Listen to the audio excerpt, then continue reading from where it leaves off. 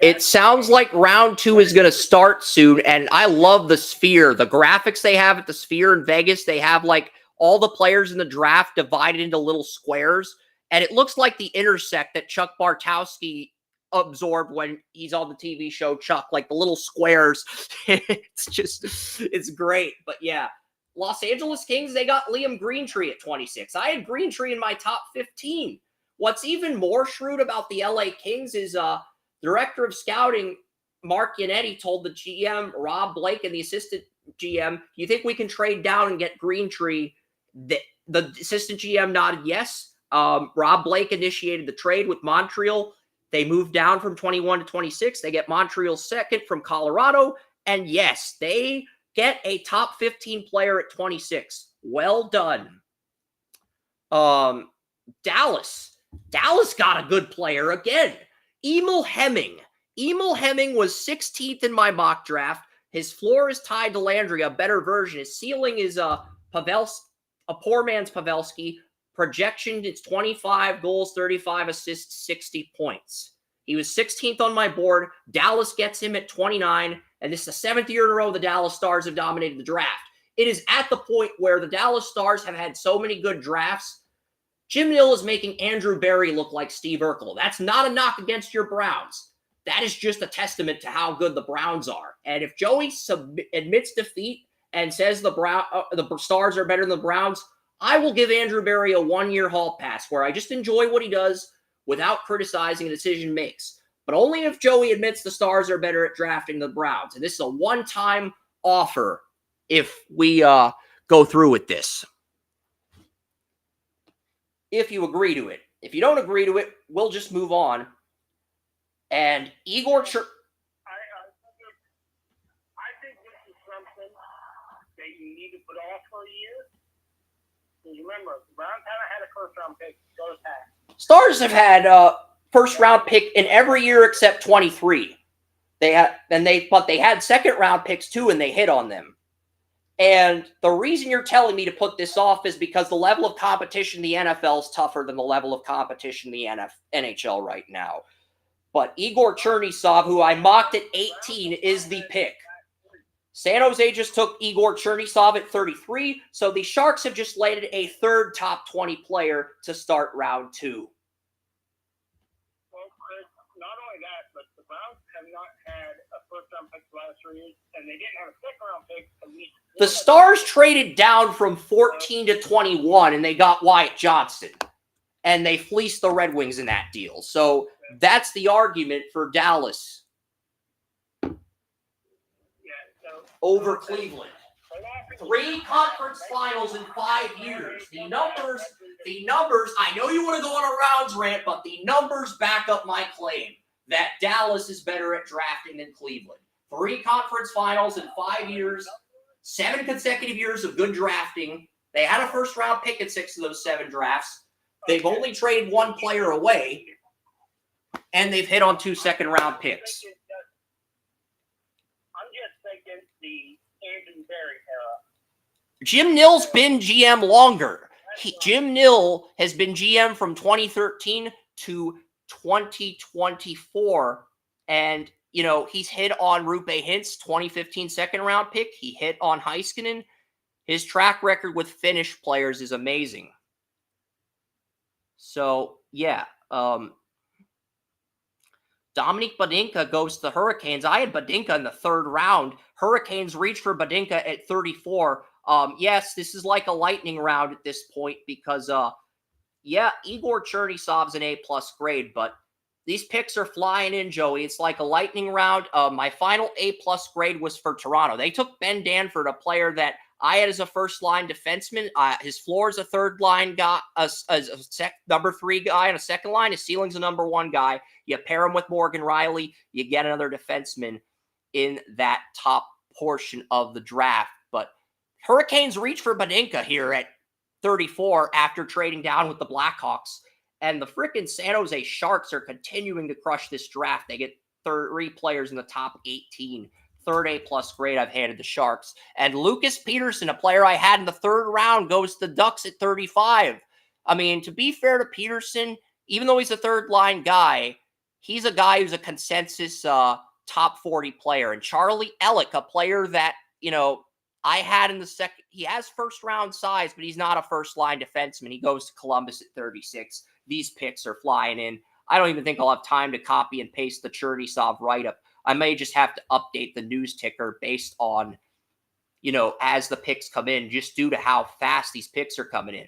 You think the NFL draft is fast on day 3. This is like the NFL draft day 3 on steroids, Joey. This is day 3 of the NFL draft on steroids. I mean, that's what this is.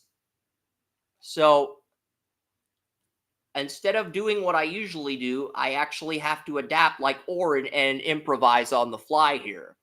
I don't enjoy improvising, but it's necessary when it's required when the NHL draft picks come in on the fly. And the analytics for Charlie Ellick are pretty good. He had a 79 or higher in pretty much every category for a defenseman. So while he's a second line defenseman, the analytics are good for Ellick. Alphonse Frage, who I had going in the late second round, goes to Winnipeg. Winnipeg needs defense. And, Alphonse Frage got a 25 in penalty killing, a 59 in physicality. He's a number 4 defenseman on the second line, but you took a player who's a 25 in penalty killing at 37. I'm sorry, Winnipeg. That's just not going to move the needle for me. That's just not a good pick for, outside of San Jose, everybody's reached in the second round. That's the most hilarious part about this year's draft.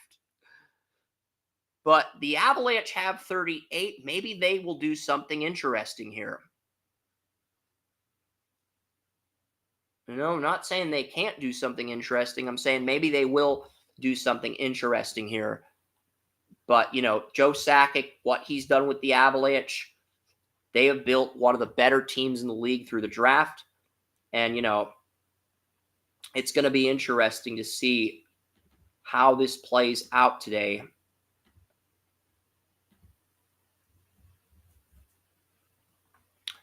And just going to save the news ticker here. We're going to go back to round 3.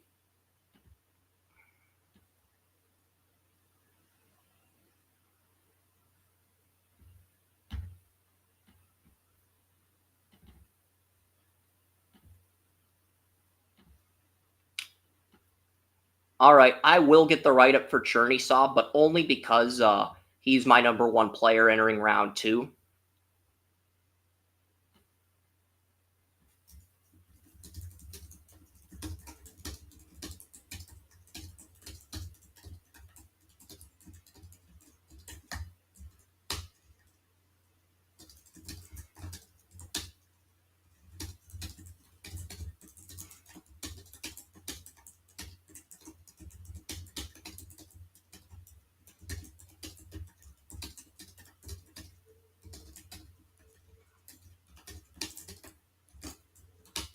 Ilya Nabokov. I had Ilya Nabokov in the 3rd round, but Ilya Nabokov is like the CJ Stroud of goalies, Joey.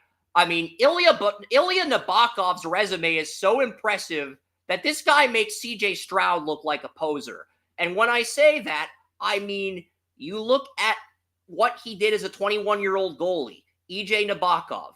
His resume is exceptional. And what's so exceptional about his resume? He basically one-upped Stroud during his rookie season, and I mocked him to the Capitals in the 3rd round, but his resume is just so fucking good. He's one of my gems in the draft. 6'1", 179. He checked off all 10 boxes. He was only 141 pounds when he began playing hockey. He's added 38 pounds of muscle to get near 180 at 179. He had a goals against average of 0 and a save percentage of 1,000 in his first year and 1 start, but he became the full-time starting goalie this year. Ilya Nabokov, 23, 13, and 3, 1,055 saves, 80 goals allowed, 7 shutouts, 215 goals against average, 930 save percentage, and 39 starts during the regular season for Metalurg Magnitogorsk in the KHL. 16-6 record in the playoffs, 41 goals allowed, 661 saves in the playoffs, a 182 goals against average, and a 942 save percentage with 11 shutouts on the year, 7 in the regular season, 4 more in the playoffs. He won the Alexei Sharapenov Rookie of the Year award, and he led his team to a KHL championship as a rookie. This is the first time in the history of the KHL that an NHL draft-eligible prospect went on to win both Rookie of the Year and KHL Playoffs MVP in their draft year. He basically did what Jacob Fowler did, except as a 21-year-old. But Fowler was a 2-year goalie on Youngstown, whereas Nabokov's a 1-year goalie. And he's playing against men in Russia. He's not playing against kids his own age. He's playing against 30, mid-20s men in Russia, and he just dominated like Stroud did with the Texans, except Nabokov won a championship unlike Stroud. So the Avalanche have just drafted Nabokov to be their future goalie at 38, Joey. And as a Dallas Stars fan, that fucking infuriates the shit out of me because Nabokov might be the guy that gets that Avalanche another cup. So that was I didn't think he'd go that early, but the Avalanche took him. That's a fantastic pick. You want to comment on the Nabokovs real quickly before I update you guys on some of the picks that came in since then?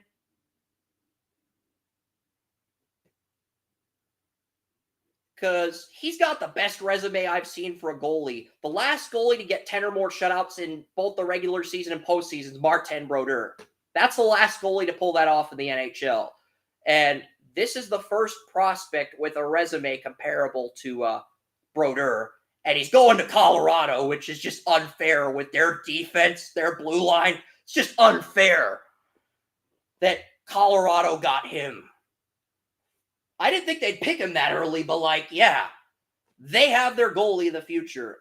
I'm kind of surprised he was the first goalie off the board, but his analytics are so good, I really can't fault the Avalanche. Gabriel Ellison goes 39th to Ottawa. Seattle reaches for Julius Meetinen. Calgary takes Andrew Basha, first-line left winger on the Medicine Hat Tigers at 41. Adam Kleber, Lincoln Stars first-line defenseman that I mocked in the second round, goes to Buffalo at 42. So Buffalo and Calgary continuing to capitalize off their draft value.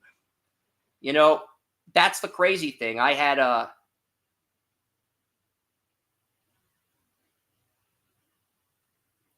looking at this draft here, I feel like Columbus reached, Seattle reached. I love what Buffalo's done so far. Buffalo has traded 43 to Washington. Yeesh, these picks are flying in. The Capitals have moved up in the draft here. Because the Sabres had 42 and 43. The Capitals have traded up. We do not know the return yet. The Pittsburgh Penguins are on deck. There's still 5 first-round players on my board. It's nuts, man. There are legitimately 5 first-round. And Cole Hudson, who I mocked to San Jose at 33, is a Washington Capital. Lane Hudson's younger brother is heading to the nation's capital. That is a fantastic pick for the Capitals. They have a defenseman who led the team in points during the playoffs. They have John Carlson. They don't have any depth behind those two. Cole Hudson, he could be the successor to John Carlson, but he could also be a guy who's your number 3 defenseman in 2 years if Washington's 2 first-line defensemen are still on the roster. So Cole Hudson, really good value pick for the Capitals here in round 2. I'd give them another A grade for that pick. But yeah, the Capitals have had a strong draft.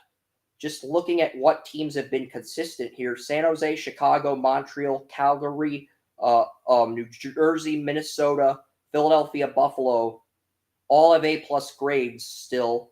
And the Penguins have 2 second-round picks coming up. The Penguins are about to make their selection here at 44. And there's still some first-round guys on the board, which is nuts. But the Ilya Nabokov, I had to bring up Nabokov because of that resume. It makes Stroud's resume look like a dog turd, and Stroud's a hell of a player. Harrison Brunicki, player I mocked to the Dallas Stars at 29, goes to the Penguins. Harrison Brunicki, I mocked him to Dallas at 29. The Penguins get him at 44. Great pickup by the Penguins here, as they are, he was one of my 5 first-round players on the board, and the Penguins get him. So the Penguins trade out of the first round, and they still get a first-round player. And that is why the Penguins, as long as they have Crosby, if they keep drafting like this, their window might not be as their rebuild might not be as bad as people think, and they just might be one of those teams that reloads at the right time. And as long as Crosby's still there, I think there is a window to be competitive. But, look at Brunicky was the line one defenseman on the worst WHL team. His lowest grade, his physicality, is 77 out of 99. His second lowest grade is puck moving, 79 out of 99. Everything else is an 80 or higher, but he does not have a 90 in any category. So when you look at that, you're probably thinking, okay, he's good, but he's not great at anything, right? Well, Minnesota just took Ryder Ritchie, a player I mocked in the late second round at 45. But yeah, Brunicky's a Penguin. You're a Penguins fan, Joey. You should be happy about Brunicky, but when I break down the analytics, you're like, he's a good player. He's not an all-star, but he's a serviceable defenseman. And he could be a first-line pairing guy with Pickering down the road when Letang and Carlson retire. Those could be the Penguins' two future first-line guys. So Brunicky at 44 is a really good value pick. I probably should like When you give me 80 something and whatever grade, I used to do the same thing. But I learned those grades don't matter. What matters is the final thought process. He's number one defenseman on his team. The worst team in the KHL, but because he's a number one defenseman, there's enough potential to say, okay, he's a first-line guy. Maybe he's not a number one defenseman, but we have Letang. We have the Norris Trophy, three-time Norris Trophy winner, Erik Karlsson. We have Owen Pickering as a successor to Letang. Brunicky's raw, but he could be a number 4, number 5 defenseman, could be a successor to Karlsson. That's the thought process. That's probably why the Penguins took him at 44. And that matters. The 89, 79, 69. He doesn't have anything below a 77, so he's not horrible in any category. He has a 77 out of 99 in every category. And that doesn't matter. What matters is what you said before that. And that's why I stopped giving grades. Because I realized after several years... Tanner Howe. He was the alternate captain to Connor McDavid on the Regina Pats last year. He gets promoted to captain. You know what he told teams in the interview process? My favorite player is Gordie Howe. We do not get Generation Z players giving old school legends like Gordie Howe the love they deserve anymore. And you know what happens? The Penguins just took Tanner Howe as a potential replacement to Jake Getzel at 46. He was a preseason first-round guy. He fell the second round. I mocked him to Ottawa at 39. Guess what? The Penguins got Brunicky and Howe. That is a pretty good start. I mean, the one category Howe has a weakness in is physicality. It's a 59 out of 99. He has a 72 or higher in everything else. He also has a 94 out of 99 in power play. And he has a 94 in offensive shifts with faceoffs. So he's exceptional with faceoffs. He's exceptional on the power play. He can win faceoffs despite being a left winger, but his physicality is not at an NHL level. It's not even at an AHL level. That's really the knock on him. But he's 5'10", 184. He skates fast. I think he's just got to put on some muscle and get up to like 196, 194, 196, 194 to 200. Get in that range. And I think he should be good to go because he's got 2 years of experience as a first-line left winger in Regina. He was Connor Bedard's line mate in his draft year, and then he took over as the captain. So, and now he's going to Pittsburgh, where he gets the opportunity to play with Crosby. So, he might. You keep going back to the numbers, and again, those only matter if you're playing Madden. I don't care about the numbers. I don't give a shit about the numbers. NHL Network is showing the numbers. I'm telling you what I see on tape. NHL Network is showing you the numbers. So I'm reading them to compare them to my tape. Well, the NHL Network is not great to begin with. So you're basically saying the NHL Network's analysis is garbage compared to mine because I actually watch YouTube tape of everyone in the draft. That's basically what you're saying. Yeah, what I'm saying is the NHL is amateurish. The numbers and stuff, that's what I was doing when I was 20 years old. These are professionals doing it. A 20-year-old who'd already realize that these little numbers, 1 through 100, don't matter. It's still being done by a professional network.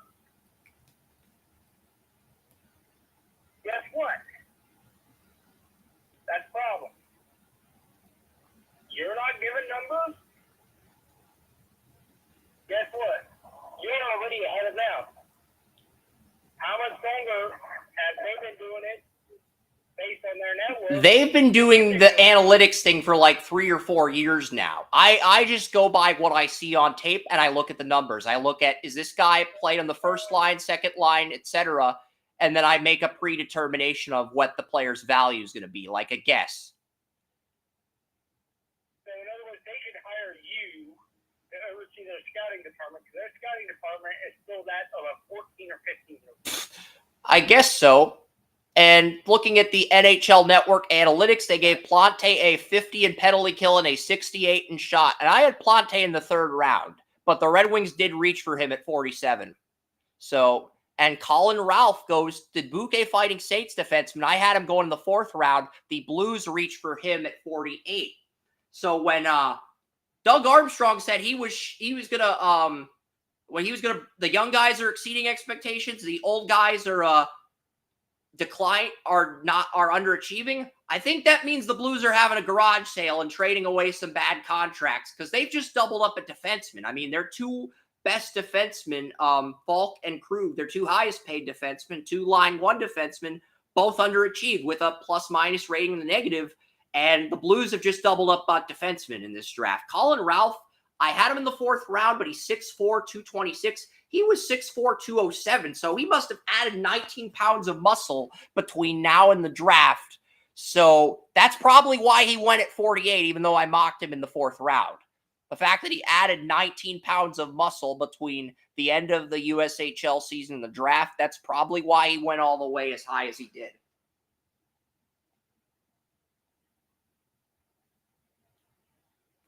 But yeah, Doug Armstrong, I get the thought process here. And there is a trade alert. The New Jersey Devils have just moved up with the Utah Hockey Club. We have Tom Fitzgerald and Bill Armstrong making the trade. Bill Armstrong, and you know what's crazy is last year when the Coyotes hosted the draft, Bill Armstrong had everybody wear purple suits to the draft. But with Arizona relocating to Utah, they go from wearing these purple maroon suits to wearing just blue suits with a light blue tie. And it's a completely different look. And look, I get it. They're the Utah Hockey Club. They don't have a logo yet. They're just wearing ties based on the team color. But the Utah Hockey Club has just acquired John Marino. John Marino's the number 6 defenseman of the Devils. The Devils traded away their number 5 defenseman to Calgary. Utah has acquired the Devils' number 6 defenseman, John Marino, who's on the trade block for this pick at 49. So we have our first player trade of the draft, Joey. John Marino, who the Devils were trying to move. And the Devils take Mikhail Yegorov, a goalie that I had a 4th-round grade on, but he got an NHL Combine invite. And, you know, even though he struggled on the Omaha Lancers, there are some scouts that think Yegorov is special. So the Devils draft him with the pick they got from Utah, hoping he's their future, because they drafted 2 goalies in the 3rd round. Well, they drafted Nico Daws in the 3rd round of 2020. They rushed him. And then they drafted Tyler Brennan, my number 1 goalie in 2022, but he was so bad, he didn't even get an opportunity to play in the AHL. He went straight to the ECHL because he regressed after his draft year.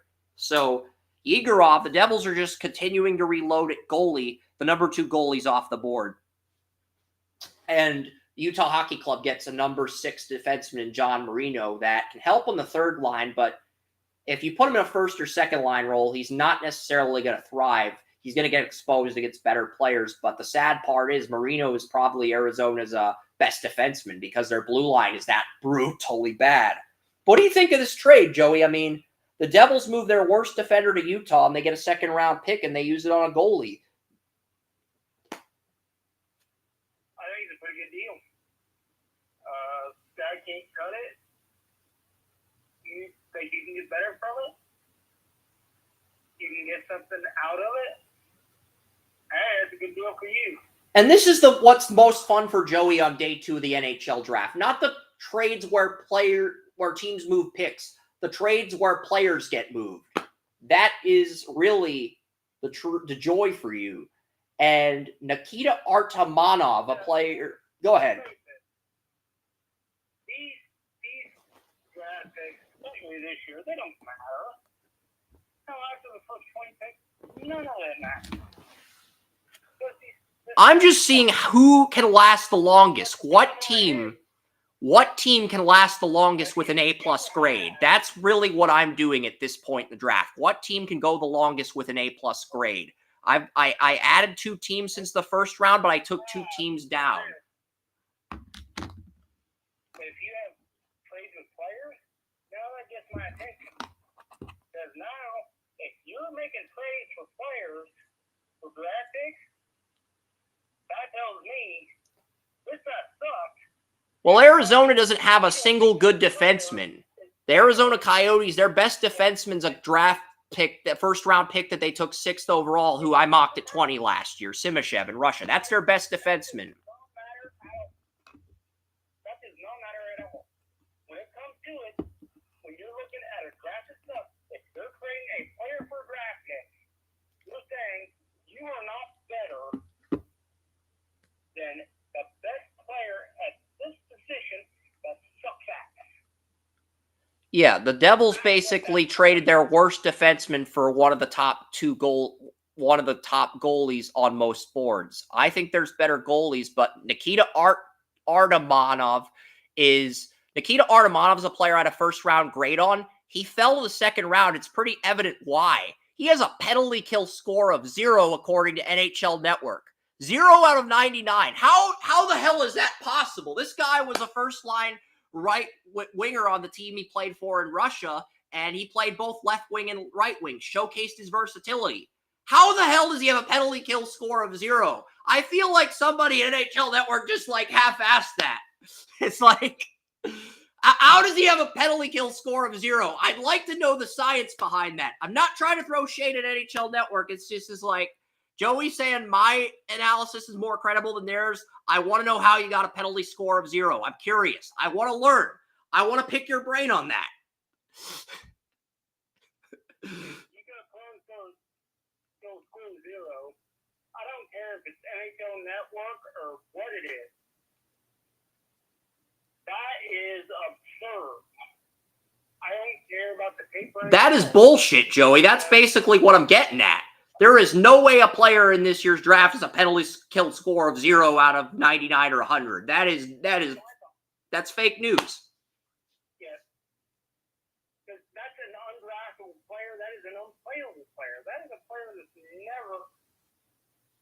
should not even be thought of in professional hockey. Well, that's probably why Artamanov fell out of the first round. I had him going in the late first round, but I didn't know he even had a penalty kill score of 0. But the Hurricanes just took him at 50, hoping he could replace Martin Nikas, the player they're going to trade away. Ugh, gosh. And the Blackhawks just fleeced Carolina because they traded up. They got Vanecker, who played through a torn labrum, and the Hurricanes reached on both their second-round picks. You are starting to see the collapse of the Hurricanes without Dom Waddell, because Waddell at least got Caden Lindstrom with that first-round pick in Columbus. Leo Solon-Wallace, he's raw, but he could be a good second-line defenseman. San Jose gets him at 53. I think I mocked him in the 50s. So, and he was my best defenseman from Sweden in the draft. This might be a 4th A+ for San Jose just because of the value. The Islanders get Jesse Pulkkinen. I had a 3rd-round grade on Pulkkinen, but, even though Pulkkinen's 19, Hockey News had Pulkkinen in their top 40. He is officially an Islander. I don't even know if I want to give Solon Wallace or Pulkkinen an A+, because I feel like Pulkkinen's 6'6", 219. He's a big, sturdy player. Plays for JYP in Finland, and, not a first-line defender just based on the tape I saw, but the traits are there. But he's 19. He's not like 18. He's an overager, but he's such a good overager. He went the second round. And that's the thing. players that are over the age of 18 usually do not get picked until the third round. But Ilya Nabokov was a player that was 21. He impressed me so much. I figured he'd go in the third round, and the Avalanche took him at 37. So that's the thing with these overagers. You just don't know. And Polkinen scored a 70 or higher out of 100 on every analytic according to NHL Network. Projection, though, is a third-line defenseman. I got the same projection based on the tape, based on what I saw, because I do think there's some areas he needs work. He was a third-line defenseman in JYP. But, yeah, that's not a bad pick, but it's also not a pick that I think commands an A-plus grade for the Islanders. I'm just looking at this situation with the zero rating, and I think I've come to the conclusion that he had a 0 in penalty killing, and the Hurricanes basically just replaced Martin Nikas with him. Teddy Stiga, he's a second-line left winger, but his analytics are good. He has a 79 or higher, and he has a 90 or higher in 5 out of 10 different categories. Hockey IQ 90, skating 95, compete level 98. He fell to the second round. I did have a late first on him initially. National just took Teddy Stiga in round 2. Chris, that's the thing. You're looking at somebody who, if the penalty killing is 0, they're unplayable in professional hockey. They are unable to stay on a team in professional hockey at that rating. Yet he was taken in round 2. And he had a consensus round 1 grade according to mainstream media. He did. The mainstream media had a first round grade on him. I think I mocked him in the late first round to Anaheim at 31 or something. But the Blues have drafted a third defenseman, Joey. It is Jiri Fisher, the son of the Blues have drafted Lucas Fisher, a defenseman of the Sarnia Sting. He is the son of Jiri Fisher, the former NHL legend. So Jiri Fisher's kid just got drafted by the Blues, and they have gone with 3 consecutive defensemen to start this draft. They are trading Falker Krug. I know those 2 are under contract till 2027, but you don't draft 3 defensemen in a row unless you have a plan. And the LA Kings have just drafted my number 1 goalie, Carter George, at 57. The Avalanche got the goalie with the best analytics in this draft.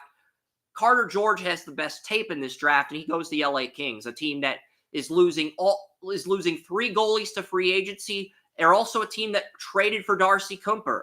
So the LA Kings, not only did they get a top 15 right winger in the first round, they got the number 1 goalie in the draft with the second round pick they got from the Canadiens. Rob Blake and his team are killing it this year. And NHL Network has compared him to Jake Ottinger. I don't necessarily agree with that comp, but, you know, his role model is Ottinger. Craig Button has been praising Carter George since the summer. I figured he'd go in the third round, but the LA Kings at 57 draft Carter George, number 1 goalie. They get a top 15 player at 26, and they get the number 1 goalie at 57. So Don't forget players that pattern their game off of their idols, because it's like Jerry Jeudy patterned his game after Amari Cooper, even went to Alabama. And Carter George, my number 1 goalie, by the way. I love Ilya Nabokov's analytics, but he's 21, only 1 year in the KHL, and he just dominated. That's why Colorado took him at 37. And Carter George is 18, but he was the consensus number 1 goalie in most mock drafts. And he goes to an LA Kings team that is pretty good environment. And Ilya Nabokov goes to Colorado. New Jersey traded their worst defenseman for a goalie, but they reached at goalie. The Kings and Avalanche drafted good goalies. So, as a Dallas Stars fan, I'm nervous. My thought is, if, you know, no matter what you think, if somebody like Jerry Jeudy patterns his game off Amari Cooper with his route running, and he's an incredible route runner, if a draft pick patterns his game after one of the best goalkeepers in the NHL, who is one of the better goalkeepers in the NHL, what's going to happen is within 5 years, Not only Carter George's goals against average is above 3, but here's the thing. He checked off all 10 boxes on tape, and he has an 88 out of 99 in all 10 categories NHL Network's using to evaluate goalies. He got an 88 of 99 in all 10 categories, and NHL Network's calling him a backup. What the fuck do your analytics mean? If this goalie's an 88 out of 99 in all 10 categories, he should have gone in the fucking first round. I'm sorry, but this doesn't make any fucking sense. You got a goalie who's an 88 out of 99 in all 10 categories NHL Network's using, and you're calling him a backup? That's a first-round goalie. This is why the analytics are bullshit. And that's why I bring up Cooper and Judy, because when you have somebody who patterns their game after one of the better receivers, or in this case, one of the better goalkeepers, you're going to have a player that wants to match up to... And not only does he check off every box on tape, he checks off the analytics. 88 out of 99 in 10 different categories. Sign me up. I would have, if I had known George's analytics were that good, I would have picked him in the first round. It's like, yeah, I know the goals against average is above 3. I know the save percentage is in the top 5 among OHL goalies, but he was the preseason #1 goalie all season and continued to remain that good throughout the draft process. So, yeah, the LA Kings, they brought in Cooper.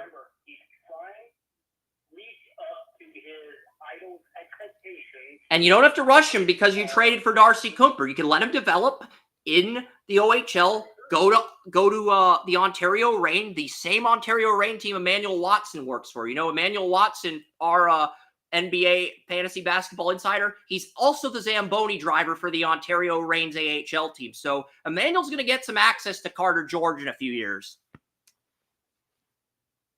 That's pretty cool right there. I did not know that. So, and from what I understand, Zamboni, pretty freaking difficult. So, hats off to him. Kudos. yeah, the LA Kings are just continuing to reload their pool. And, you know, while they may not be in a Stanley Cup window right now, they just continue to draft while they're positioning themselves for that window. And the LA Kings still have 2 A+ grades in the draft here. It's not like any of these teams. I'm just playing Survivor at this point for fun and seeing who's gonna go the longest without screwing up. That's really where we're at with this draft. I love it when a player has a big time idol. You know, it's like I go back to Alonzo Moore. I just think it's hilarious that NHL Network has George listed as a backup. He's an 88 out of 99 in every category. He checked off all 10 boxes on tape for me, despite his goals against average being above 3. And to top that off, Ottinger's is idle. And the analytics check out. If I had that data in front of me, I probably would have put the guy in the first round. I mocked him at 85 because next year's goalie draft is better. But the guy, one of the Flyers podcasters on YouTube said he's a second-round goalie. And they are correct. And the Kings got really good value here.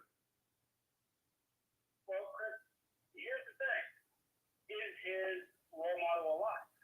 Yes. That's the thing.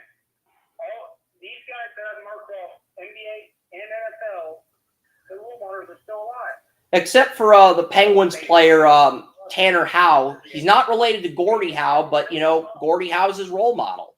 Favorite hockey player, which is rare to see from a Gen Z player. Oh, snap! The Florida Panthers have traded up with Toronto. Florida didn't have a pick until the 3rd round, but Andrew Zito, he is smiling like the frickin' Joker.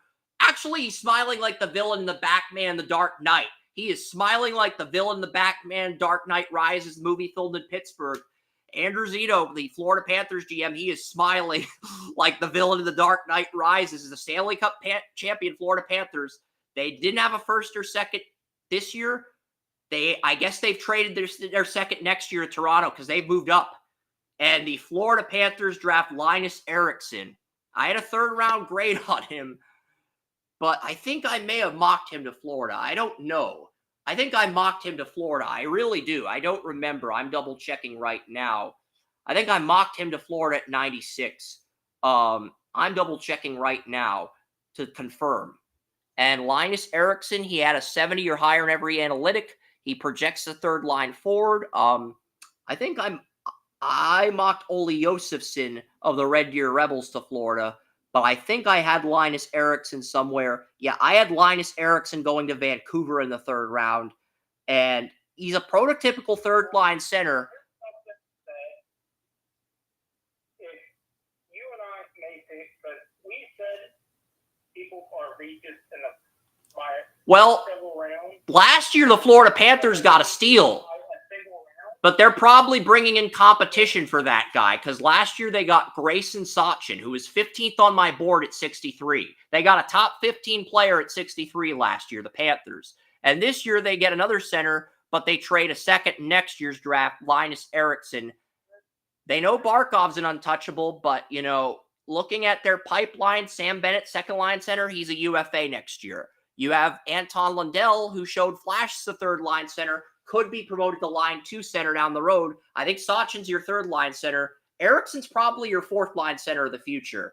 And you're able to reload. If Eriksson and Sachin both pan out, Panthers will be able to reload at center, and that might keep their Stanley Cup window open as long as Bobrovsky's still around. That's wonderful, and that's great. But one of the things that we often do, we sometimes dismiss the fact when we see these people are reaching, especially when it's only 20-25 picks for us. They didn't even give up a 2025 first. They gave up a 2025 second because they don't even own their own 2025 first. So this is what Dallas did last year. There was a player Dallas wanted, so they gave up a third and sixth in this year's draft to get the player they wanted because Brady Gardner, I believe, the Stars 2023 third round pick, he was the son of an NHL player that played 500 games. So what Dallas did is they traded a third and sixth to Nashville. And Nashville's already traded the sixth to like Utah or something. So like Jim Nill was smart in that trade because I don't know if he knew that this year's draft would be as bad, but like he at least anticipated the possibility of that and moved the pick. So yeah.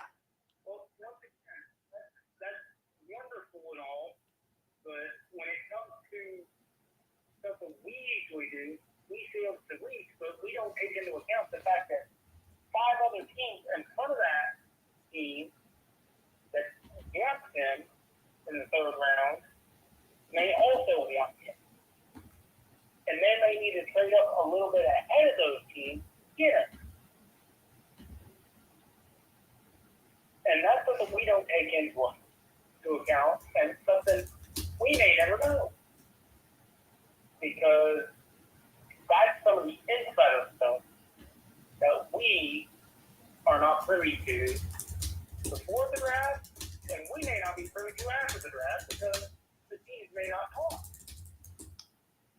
And with Chernisov, his contract runs out after this year, so he can come from the KHL straight to the NHL. So you're looking at Celebrini in the NHL this year, and you're looking at both. You're looking at Dickinson in the NHL. You're also looking at Chernisov and Quentin Musty, both NHL ready, both competing for a line 1 left winger job. And if the Sharks get Michael Misa, the top left winger in next year's draft, or Porter Martone, the top right winger in next year's draft, they could put that guy in the top line with Eklund and Celebrini, and then you have Chernisov and Musty, 2 guys with line 1 upside competing for that line 2 left winger job. And you have a third line left winger. That is going to accelerate San Jose's rebuild at such a supersonic rate, especially if they hit on both those wingers. Not saying they will hit on both wingers, but if they do hit on the wingers, that just speeds up the rebuild because not only will you have depth at center, you'll have depth at left wing. So that's the thing. Nashville, 59. Nashville at 59 has not made a pick yet. And they're stalling. They're like taking 5 minutes. I think they're trading the pick. I mean, the fact that they're taking this long tells me they're moving the pick.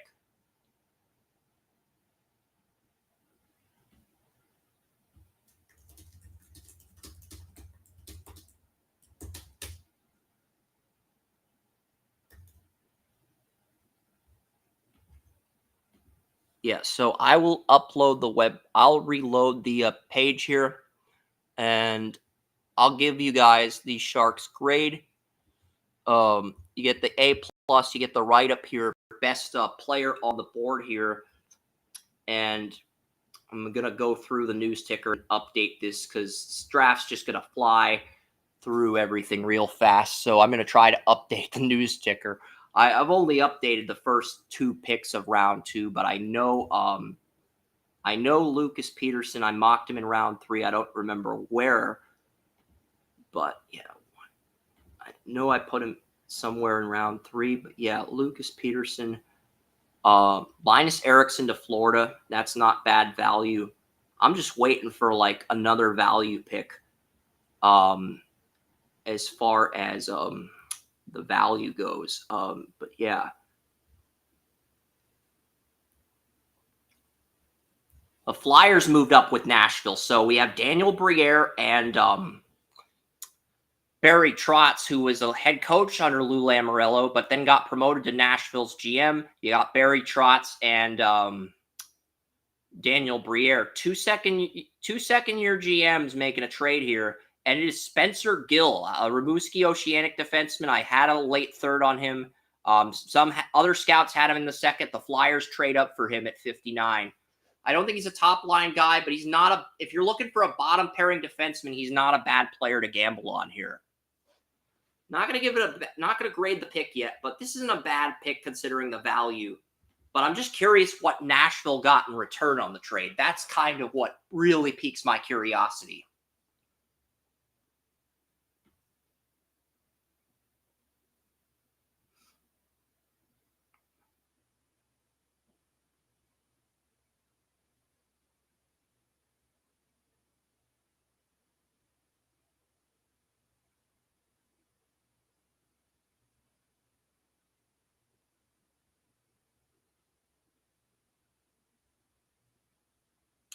Yeah, the Oilers, Sam O'Reilly's a player that I mocked in the 3rd round, but NHL Central Scouting had him at 24.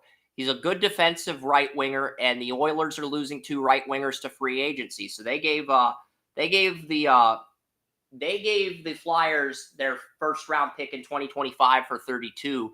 And that's the story of how the Oilers got the Panthers' 1st round pick after losing the Stanley Cup to the Panthers. But yeah, I'm looking for Lucas Peterson. I know I mocked him in the 3rd or 2nd round somewhere. I believe I had him in the 3rd round, but I can't find his write-up. Maybe I should double check the late 2nd just to make sure I have my stuff together. Let's just double check. Oh, I had Spencer Gill going to Utah at 64. So him at 59 is actually a pretty good value. Slight reach. And I had Lucas Peterson going in round 2 in the late 2nd. He with Calgary, and he ends up going at 35. So, yeah, I mean, that's not bad value by Anaheim. It's a reach, but it's still better value than what they did in the 1st round. I like Alec, but I don't think he's a top line guy. But you know, with Columbus, they have so many high. They drafted Jiricek and Denton Mateychuk in the 1st round at 6 and 12. I mean, Jiricek was a force in the Cleveland Monsters in the AHL, and Denton Mateychuk got the Moose Jaw Warriors to the Memorial Cup. Really broke out as the WHL Defender of the Year, and he's also Moose Jaw's team captain. So, you know, Columbus may end up hitting on both those picks. Only time will tell. And Columbus has like 10 defensemen under contract. So if the plan with Alec is we're going to stash him and develop him, I think he'll probably end up being an AHL player in Columbus. I do think he can develop into a 4th line defenseman on an NHL team's 2nd line down the road. But at the same token, with how many players are on Columbus, I don't even think Alec's going to make the NHL. Because most people have Alec going in the late first round, but like he's not a 1st line defenseman. He's a number 3 defender, line 2 guy, struggled on the penalty kill. All these NHL scouts said he's good on the penalty kill. I watched him on tape against Moose Jaw. He was a liability on the penalty kill. Columbus drafted him. Their prospect pool is stacked defensively. I don't even think he'll make the NHL. And the Columbus Blue Jackets have just traded up to 60 now. So that is officially official. And yeah, Columbus has moved up to 60. And the Rangers took E.J. Emery, the son of Eric Emery, at 30 in the first round. But, you know, what irritated me about E.J. Emery's interview is he basically told the host of NHL Network he never watched his dad play football. And he was also asked, would you tackle your dad if he was playing against you? And he said no, because his dad's his father and he loves his dad. I respect his admiration for his father, but A, he doesn't watch film of his old man, and B, he lacks the mean streak to be an NHL defenseman. Those are two red flags in the interview process, and I've spotted both of them. That's why I've got Emery in the late second, but the media had him in the first round, and Columbus has drafted Evan Gardner. Evan Gardner is the fourth goalie off the board. I don't even have this guy in my mock draft. I got to look up Evan Gardner, see how legit this guy is. He's the Saskatoon Blades goalie. I think I actually did have him in my mock. Saskatoon's Blades goalie, 191 goals against average, 927 save percentage this past year with the Saskatoon Blades. He was number one in goals against average. He was number one in save percentage and number one in inner slot saves in the slot, and 76 in games played. I don't know where his potential or his projection is, but Columbus, they did trade up for Evan Gardner. I kind of want to see where the analytic. Frederik Andersen's his player comp, starting goalie on Carolina. That's his player comp. That's not a superstar goalie, but that's like a high-end starter. If that's your player comp, is Frederik Andersen, Carolina's starting goalie, that's a pretty good comp. And, you know, you're developing him behind, we talked about Columbus a few weeks ago, how their goalies had 2 bad years in a row. And you're developing Gardner behind Elvis Merzkalins. I think I had Gardner in like the 5th or 6th round, but the analytics were good enough. Doesn't really check off every box on tape, but the analytics are good enough to warrant picking him in the 2nd round. So, you know, I did not have Damian Clara until like the 5th or 6th round, but he did so well at Anaheim, they've already signed the Swedish goalie to a contract. And he's only only like 19. So if you're a goalie in Sweden, you get drafted at 18, and Anaheim gives you your rookie contract at 19, a year early, you must be pretty damn good. I mean, that's the reality, Joey. That is the thought process of these teams. So that's why you can't really write off Gardner. And he's going to a good situation. And if he wasn't as good as advertised, then why in the hell is Columbus moving up for him? That's really the big takeaway here. You got anything you want to add to that?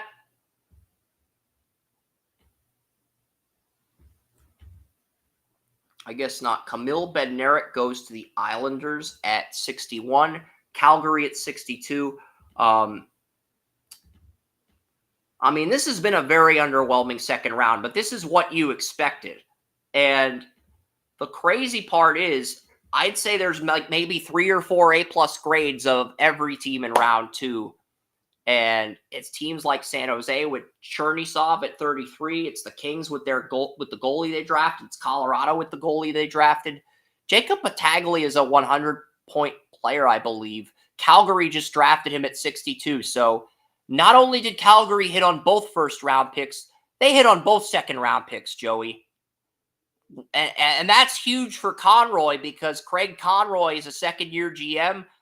Literally all the star players he had wanted to go to the United States. So to hit on every pick in the 1st and 2nd round, that is huge for the Flames. That's going to accelerate their rebuild.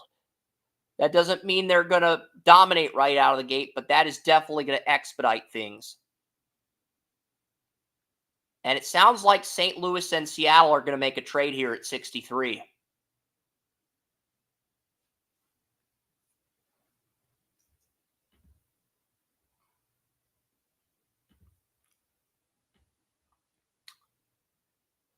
But yeah, I mean, Calgary,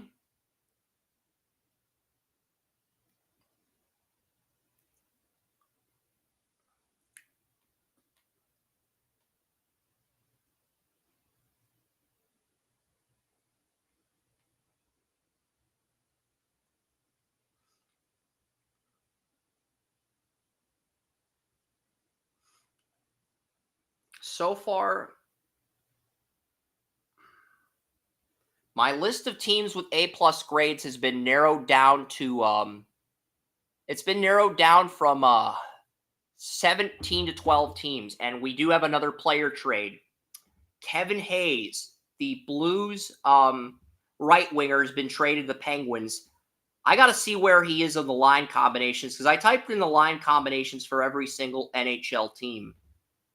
I'm looking at the line combinations here. Kevin Hayes is the third line center on the Blues. He has just been dealt to Pittsburgh. Not for a pick, but you know, what is Pittsburgh giving up to get that player? I kind of want to know because those two teams have just agreed to a trade, Joey, and it's like I kind of want to know what the Penguins are sending the Blues for Kevin Hayes because Kevin Hayes is the Blues' third line center. He's just been dealt to Pittsburgh. That is breaking news. They have sent a second round pick in next year's. So the Penguins are getting a second round pick from the Blues and Kevin Hayes. The Blues are getting future considerations. My guess is that means they are getting a. That means they're probably getting a future of. They're probably getting a second round pick in 2026, but it could be a conditional first. Because you don't trade away your third line center and a second round pick to Pittsburgh unless you're getting something big back. You know, future considerations. That's got to be like the rights to a player that the Penguins drafted recently or a first round pick. Because you just don't throw away your third line center and a second round pick in next year's draft for future considerations. That's got to be a significant return, Joey. Because it's like Kevin Hayes is your third line center on the Blues. Pittsburgh gets him. They get a second round pick from the Blues. But the Blues, we don't know what they're getting back. They're getting future considerations. It's the vaguest trade I've seen since. It doesn't matter. Future considerations is about as vague and open as, you know what? We're going to give you this guy and we'll talk about it later.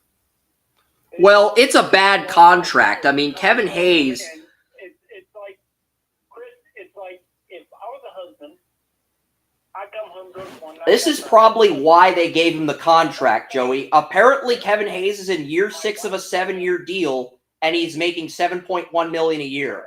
So the Blues are offloading that contract like the Texans did with Osweiler, but they are handing the Penguins a second next year to take that contract. Because future considerations mean I'm coming home to my wife, drunk after a night with the buddies, and the wife saying, I'm going to help you to bed. We're going to talk about this later. Yeah. I'm giving you this buy where you get this player. We'll talk about it later. I am guessing it's probably going to be a 26 or 27 third-round pick because the Blues offloaded a big contract. And the reason I say that is because the Blues' third-line center is making $7.1 million a year in the final year of their contract. So they want the Penguins to take on that salary. They got to throw in a draft pick. And we don't know what the future considerations are yet, but my guess is it's probably a third-round pick or it's a pick in rounds 3 through 5, and it's probably in 26, 27, or 28.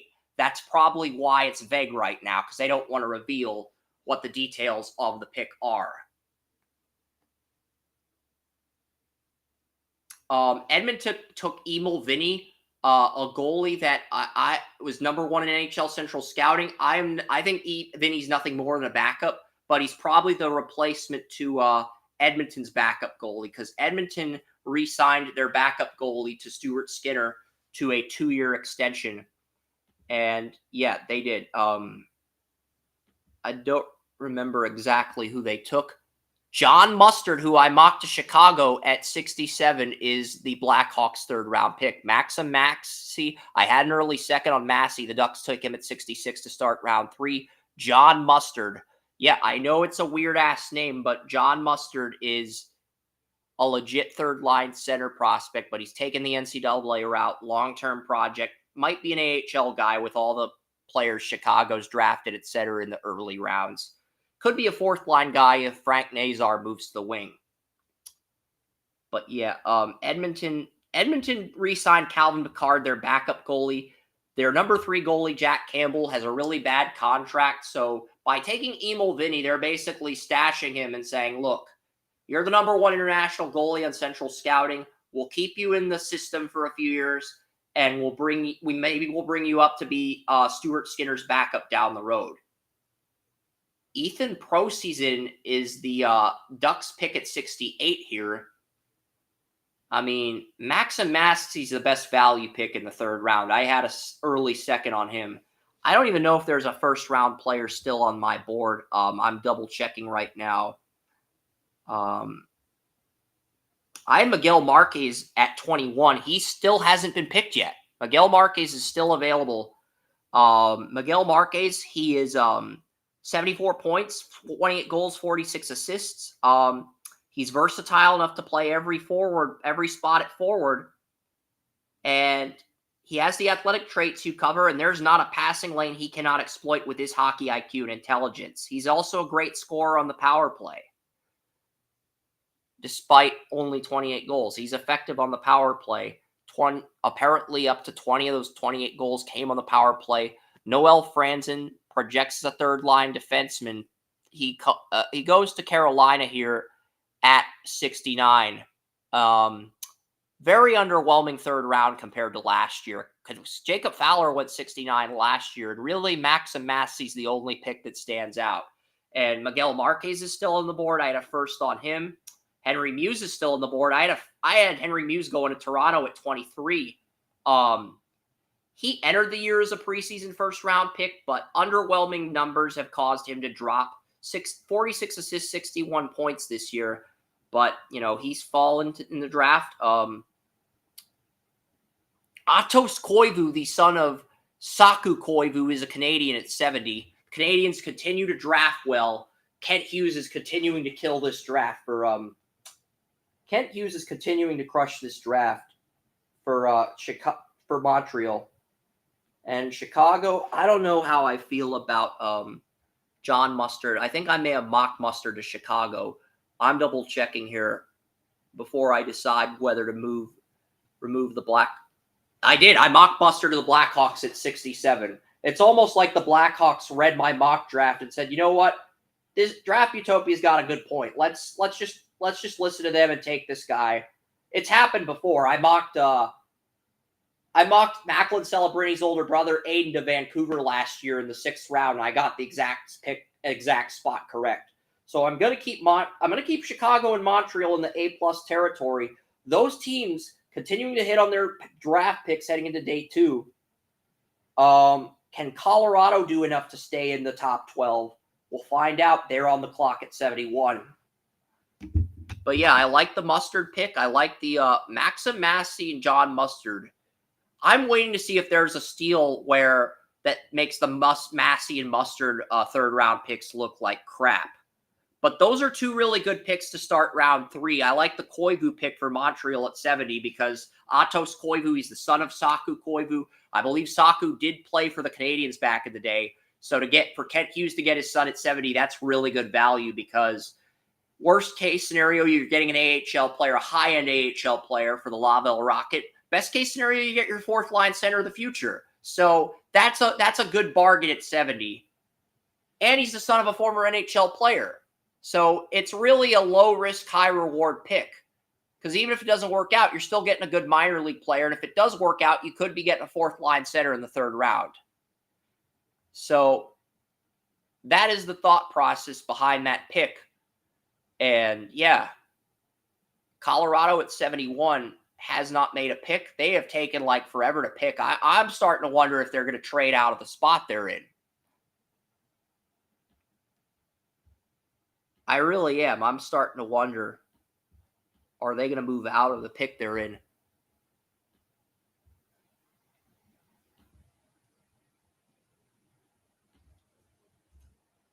And look at Chicago. Lashunov, Boyver, Vanecker, Mustard, who I mocked at 67. The Blackhawks are continuing to dominate this draft, and they do have pick 72, despite trading both seconds away.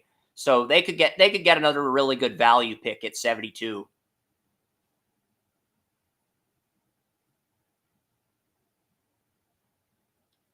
And Colorado, what does Colorado have here? Colorado, they are going to make this selection. They're announcing the player. They've got a player list, and I guess whoever's announcing the pick is waiting to just read the pick in the intercom, because I think they have like one of their scouts looking at their board trying to determine, all right, what are we going to do here for Sakic at 71? This was originally Utah's pick before they traded in the first round. And you're already seeing Kyle Davidson, the Chicago GM, whisper into a scout's ear like he's fucking Christian Gray. It's disgusting. It's good that they communicate on that level as scouts, as professionals, but it's also kind of disgusting. Colorado is up at 71. You see Davidson, maybe he's playing Angry Birds on his smartphone. He's typing really fast. He's not playing Angry Birds. I'm just joking. But like, yeah, he's typing really fast. That means they're probably in the process of finalizing their pick, or maybe he's emailing someone. We really don't know. There's a number of possibilities, but the Avalanche have taken like forever to make their pick.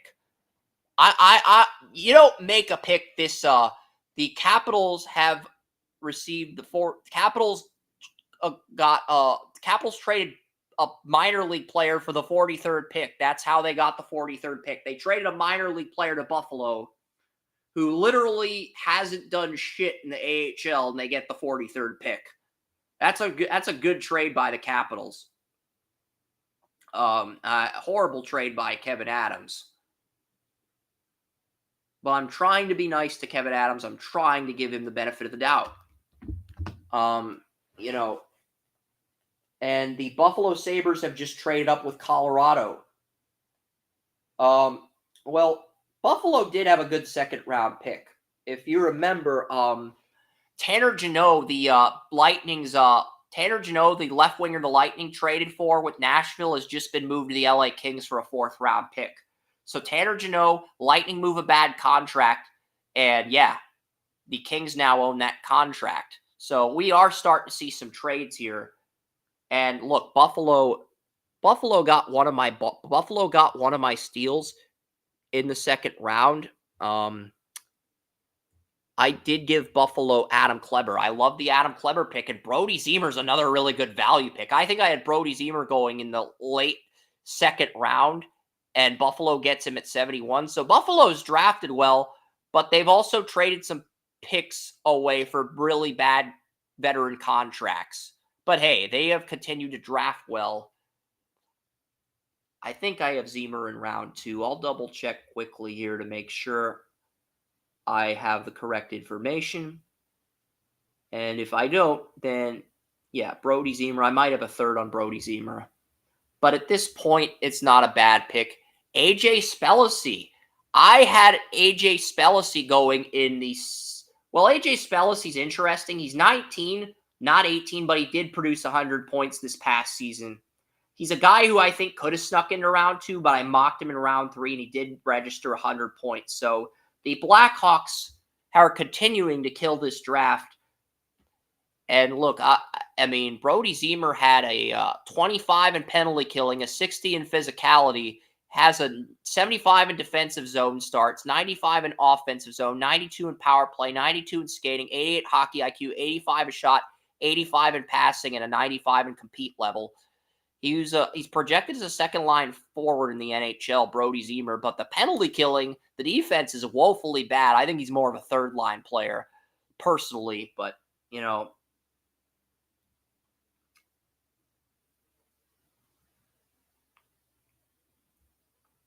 And yet, I had Anthony Romont. I had AJ Spellacy going to Pittsburgh in round 2, and the Blackhawks got him at 72. So, yeah, that's a steal. Alexis Bernier, I think I mocked him in the second round as well. And Seattle just got him with their third-round pick. Henry Muse to Calgary. I had a first on Henry Muse. Calgary and Chicago have just continued to dominate this draft in rounds 1 through 3. And for teams like that need to build that identity from the ground up, that is huge for those organizations. I cannot emphasize that enough. Especially at this point in the draft. You're Calgary, you have no identity right now. You're getting stars in the second, third round. That's huge because you literally need that to accelerate your rebuild. I mean, you need that at this point in the draft.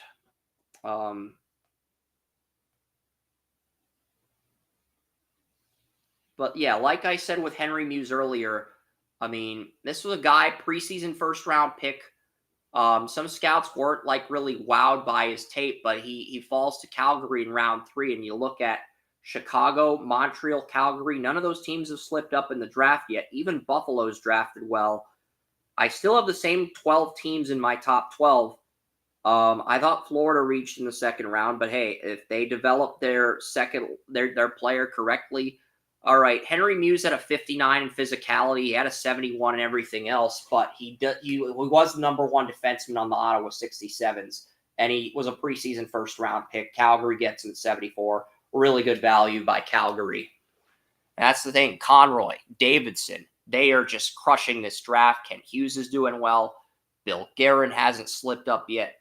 Kevin Adams is drafted well despite taking on some bad contracts and trading draft picks away. But, I mean, we'll see what happens here. New Jersey's back on the clock at 75.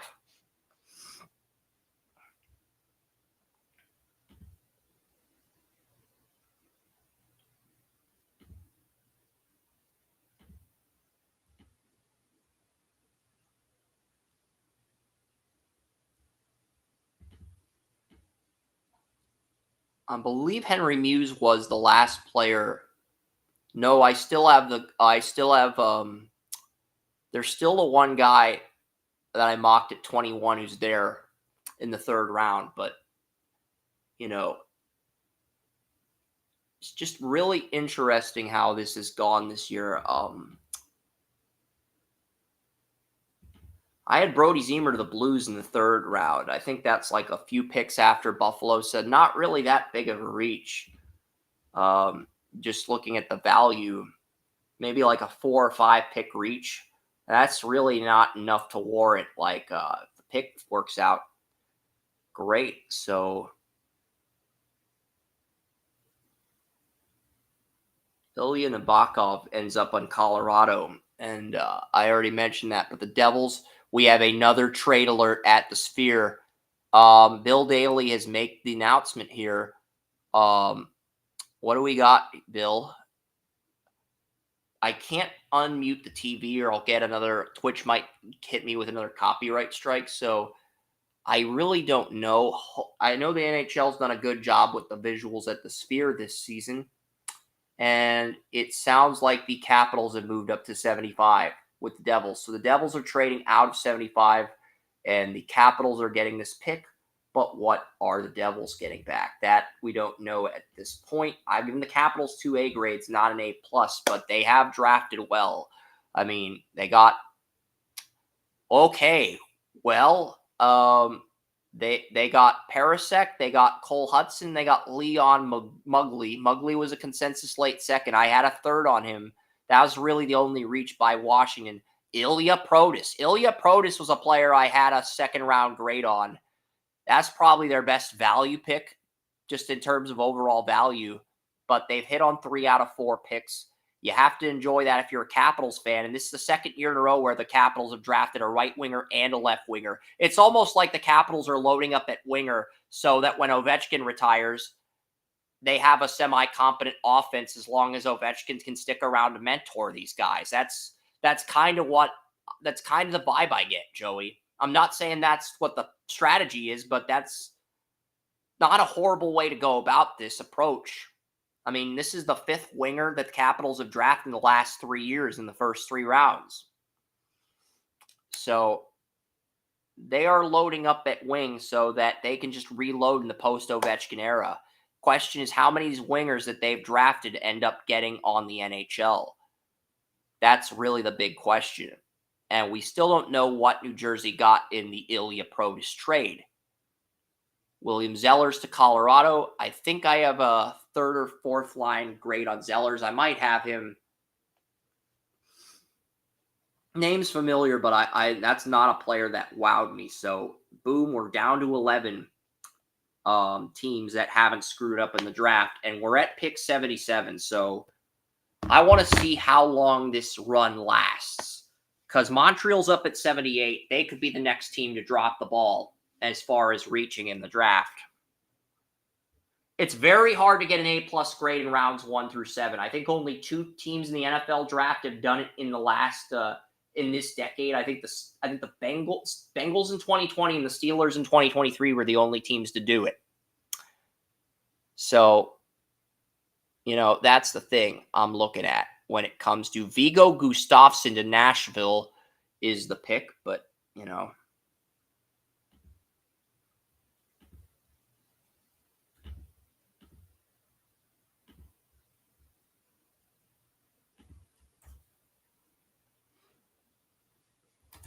Gabriel Ellison.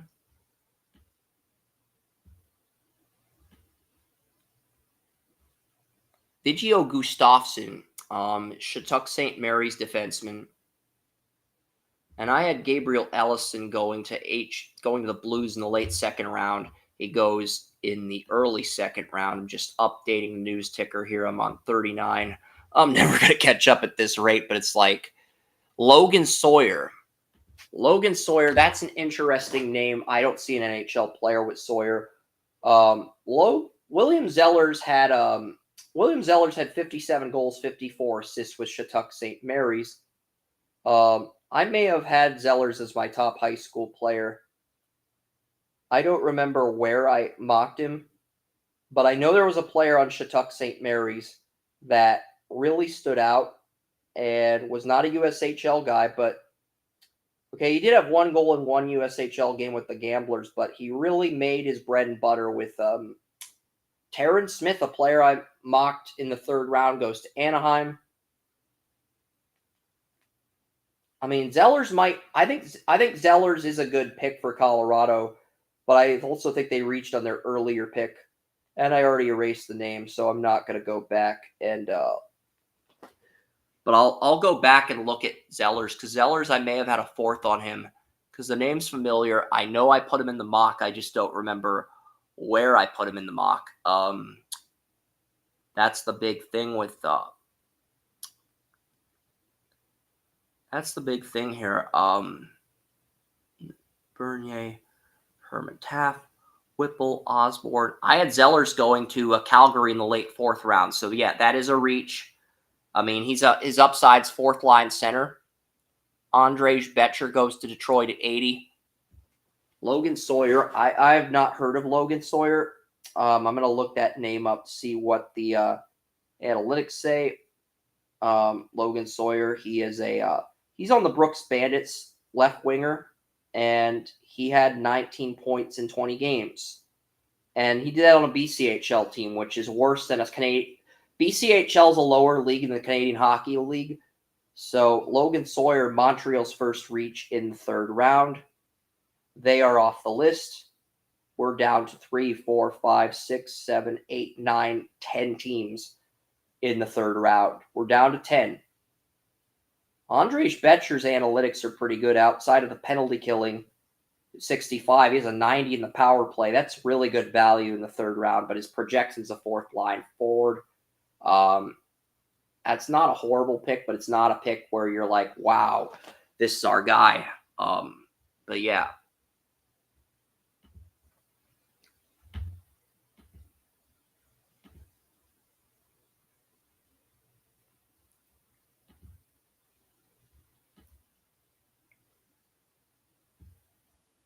I think I had Julius Meaton in the late 2nd.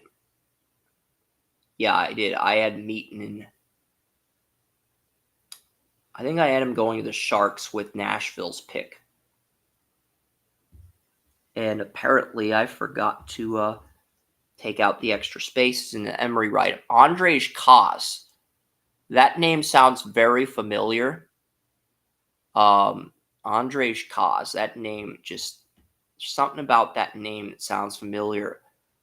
He may have been one of the first line guys I ranked, but I don't have confirmation for that. But Kaz, he's on Ilves. He's on Ilves in Sweden. I think I had him in the 6th round. He has a compete rate of 91, so he competes like an all-star caliber player.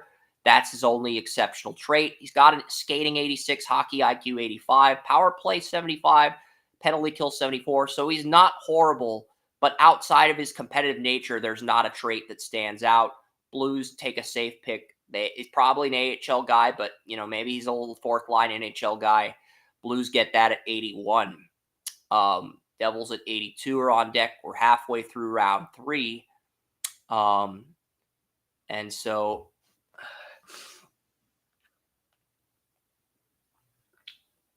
the Devils, Golden Knights are up at see what they do at Golden Knights to get another first round player with Miguel Marquez after taking the player with the swastika selfie at 17. So Trevor at 19, actually. They took him at 19. Joey said he'd take that player off his board. He still stands by that comment here. Let's see if they double up at right wing.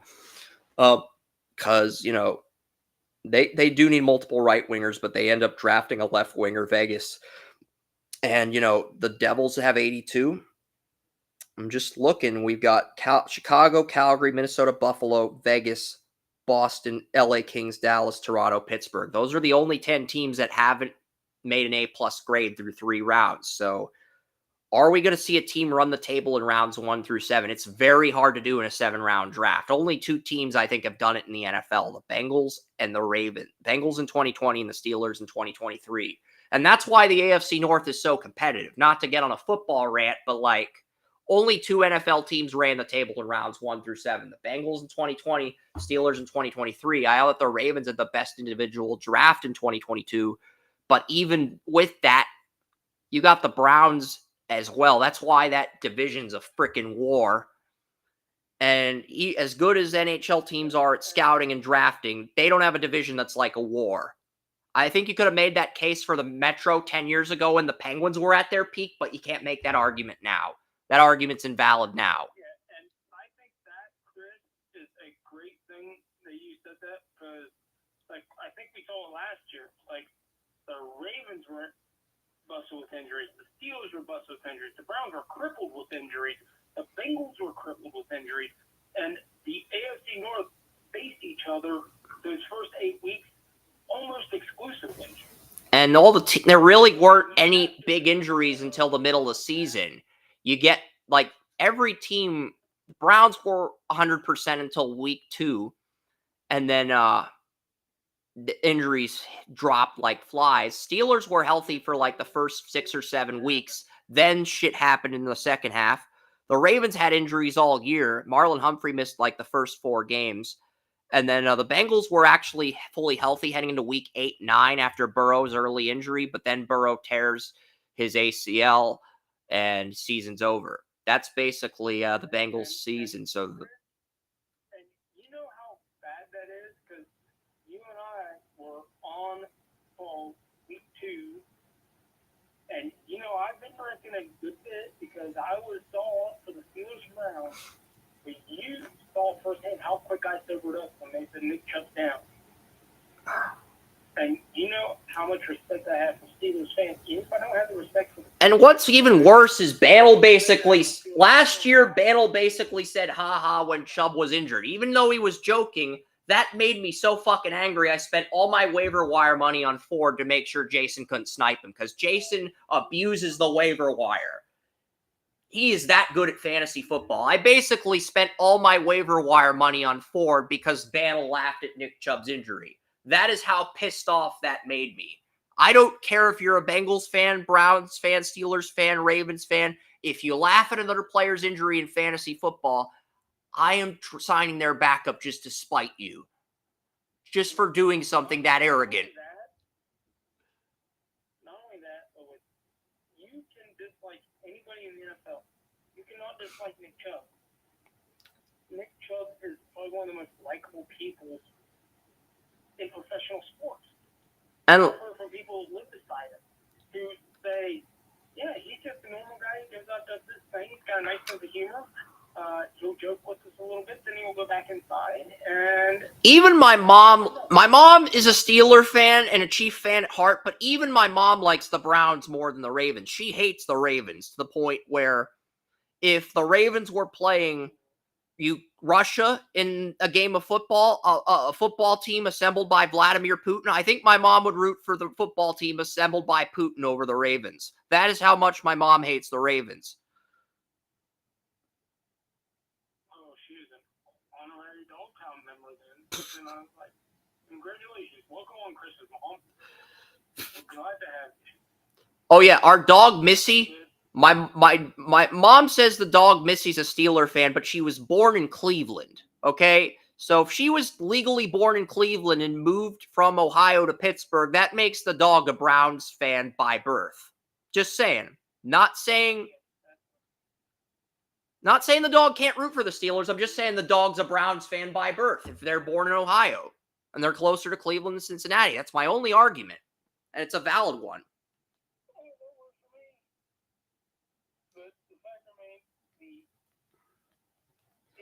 Oh yeah, my dog Missy, she had a purple Ravens collar the year Lamar Jackson beat the Titans in the playoffs, and then she chewed up the collar. She was just like, the collar fell off one day, the purple collar that looked like a Ravens collar, and you know what? She just decided to go crazy and chew the collar.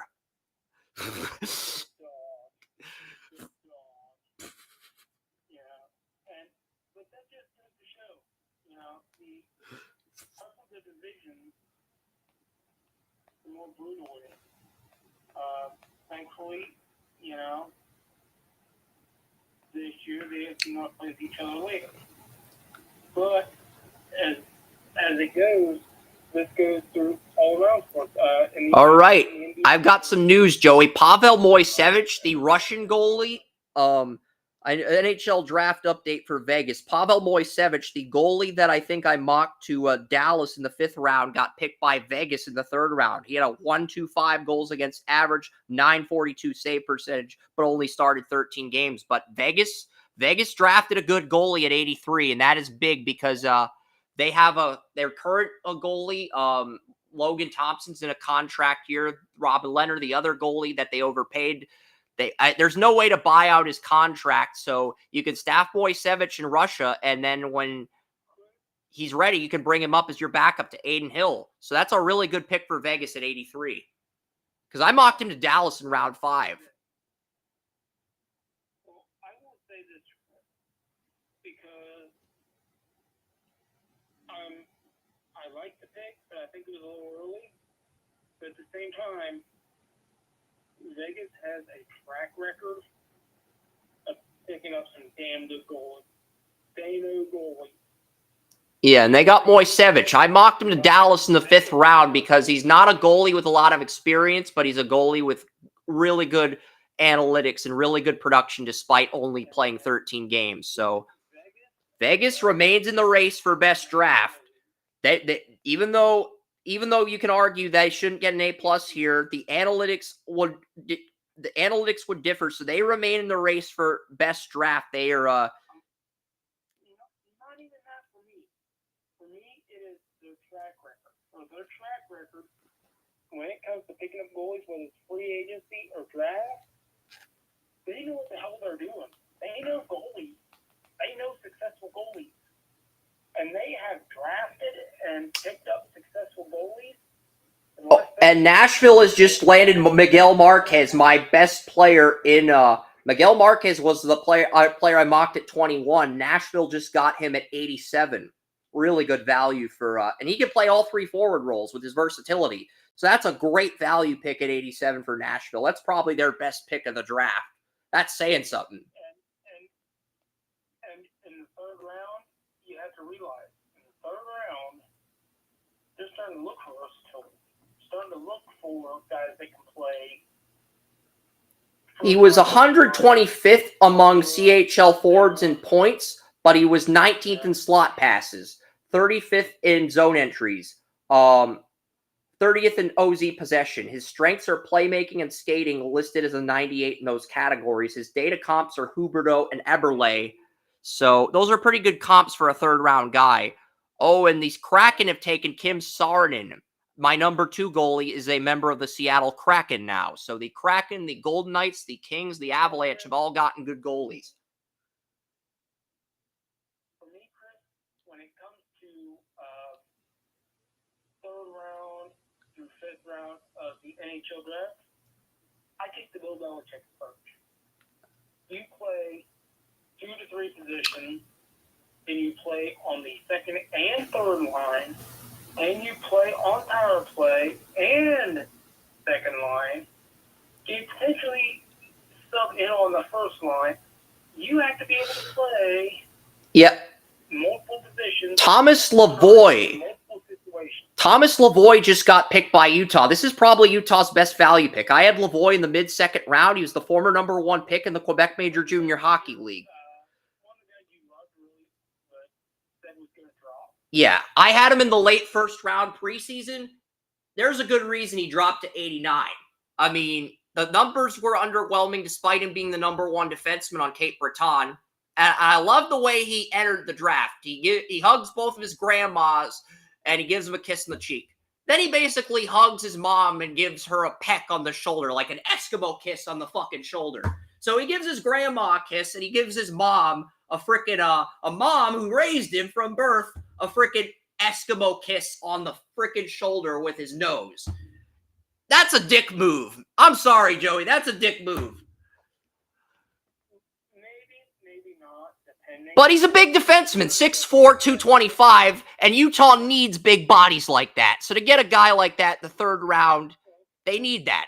They haven't drafted a defenseman yet. They need that. Some people in some cultures, whether it be locally or otherwise, they do see the crook of the shoulder as a term of endearment. Okay, I didn't know that. That's pretty cool, actually. So I don't know their background, but I know that's the thing. So maybe that's the thing. And, so we can't dismiss that until we know otherwise. Well, Calgary took a goalie in the third round, a guy I didn't have as a draftable goalie, but 6'4", 179. Yeah, go ahead. It's like my great aunt. She died here a couple months ago. It's like she was kind of my last connection to society as I knew it. She was the last of her generation. It's like maybe there's a different, and that brings up a different dynamic. So maybe he's incredibly close to his grandma. That's another thing I didn't consider. So there are multiple dynamics there, so don't underlook anything. You might miss something. Yeah, Calgary took a goalie. They traded Markstrom. Right now, their starting goalie is Daniel Vladar, a 2015 second-round pick by the Boston Bruins, who got traded to Calgary. He's in a contract year. And the backup goalie is Dustin Wolf, a 2019 seventh-round pick. He was raw coming out of the Everett Silvertips, but he took over for Carter George, who was on the Everett before being on the Flyers. And you know what? Back in 2019, I kind of got this vibe that he could be a massive steal, like the Brock Purdy of goalies. Dustin Wolf. I mean, he's dominated the Calgary Wranglers. He's going to be the backup goalie next year. Calgary drafts another goalie for insurance in the third round. This goalie has not played in the KHL yet, but in the MHL, they posted a 199 goals against average, 944 save percentage in 29 MHL games against kids his own age in Russia. Hasn't played in the VHL or KHL yet. So you're looking at a goalie with the floor to be a really good ECHL goalie. I don't know what his ceiling is, and that is what scares me. Because if the ceiling is limited, you just wasted that pick. And if it's a good ceiling, then you might have a backup goalie down the road if you're Calgary and you play your cards right. But I don't think you're going to get a starting goalie if he hasn't made the jump from the MHL to the VHL or KHL yet. There's just not enough of a sample size. Calgary's already got 2 goalies. One of those goalies is a 2019 seventh-round pick that's done a good job. So I don't think you're getting a starting goalie with that goalie for Calgary. But hey, I mean, I was considering keeping them on the list, but now I got to remove them, unfortunately. So we're down to 9. Chicago, Minnesota, Buffalo, Vegas, Boston, LA Kings, Dallas, Toronto, Pittsburgh. And a lot of these teams only have a limited amount of draft picks. And none of them have slipped up yet. That's the final 9. Also, Vancouver's about to make their first pick. They have not made a pick yet. So Vancouver could enter this conversation if they get a steal here. So very interesting way to start this draft. going to get a Miguel Marquez photo and email it to myself for round 3 because I had him at 21.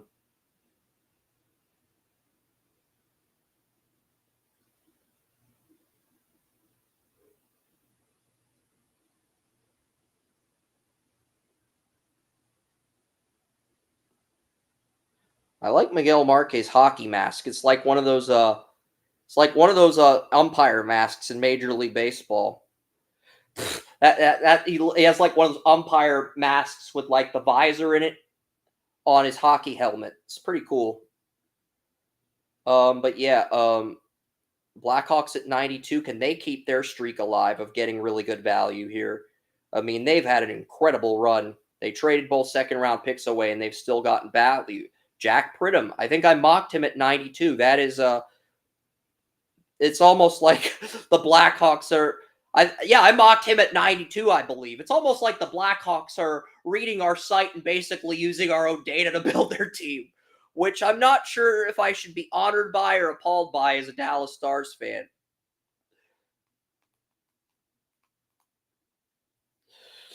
It's like that, that meme where Mr. Bean is copying off of you? That's basically what the Blackhawks are doing.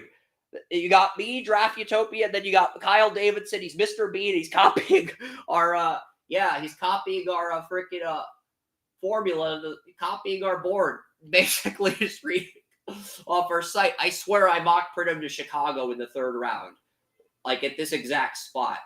I had Pridham going in the 3rd round. Maybe I had him in the 4th round, but I swear I had him going in the 2nd or 3rd round. I'm double checking to make sure my bases are covered. And no, I think I had him in the 4th round, actually. Melvin Fernstrom goes to Vancouver here at 93. And I don't know if I had Lennis Eriksson going to Vancouver. I don't know if I think I had Melvin Fernstrom in round 4. I probably had Pridham in round 4. I'm double checking here. Yeah, I had Prosison in round 4. I had Alexis Bernier, the Baie-Comeau Baie-Comeau defenseman that went in round 3. So really, the run ends for Vancouver. They don't get in this conversation, and Chicago is now out of it. They are now out of this competition to see who can go the longest without a bad draft pick. I tried to do this every year, but last year, every team was pretty much out of this competition by the 3rd round, despite last year's draft being more top-heavy. I mean, Minnesota, Buffalo, Vegas, Boston, LA Kings, Dallas, Toronto, and the Penguins are still in it. So we'll see what happens here. Dallas only has 2 more picks in the 5th and 7th round. A lot of these teams, they traded away their mid-round picks. They have limited capital left. There's no guarantee any of these teams hit on their late round picks. But I think it's interesting that's our final 8 for this year's draft. So I'm going to see if we got the picture of Miguel Marquez. Yep, and it is a JPEG, and that is going to be the round 3 cover photo. So we'll at least have that picture ready. So I guess I can drag this picture to the desktop, but not the folder. That is really lame. So A2 hosting allows me to drag photos to my desktop, but not to my folder. And A2 hosting's got really fast Wi-Fi, faster Wi-Fi than GoDaddy, but their email, it's not quite what you'd like it to be, but it's also not a liability either. Adam Jetcho goes to the Blues at 95. There are 2 picks left in the 3rd round, Utah and Florida to end the 3rd round. I'm going to see if there's a 1st round player still on the board in the 4th round. I think there is. I think Aaron Kiviharju. Yeah, Aaron Kiviharju's still on the board. Aaron Kiviharju, he was the best skater in Finland at the age of 13. And 2 years ago, he was in that same conversation with Cole Yzerman and Macklin Celebrini to be the number 1 pick in the NHL draft. But I think he had he missed a lot of time with injuries. He's still on the board. here, Florida can snag him at 97. That should scare the rest of the NHL because Aaron Kiviharju, he's once a preseason top 5 pick. He's still there at 97, but the medicals are the biggest reason he's fallen. And he hasn't just dropped to the second round. He's dropped to the end of round 3, and if Florida passes on him, you're looking at Kiviharju, a once preseason top 3 pick available for the taking in the 4th round. And at this point, if I'm Dallas, I move up for him because it's like, preseason top 5 pick, you're gambling on him in the 4th round. That's a bargain, Joey. He may not reach his ceiling, but if you're rolling the dice on him that late in the draft, it's a bargain at that point. Even if he doesn't reach his ceiling, just to roll the dice, you might get a steal that late in the draft. So, when the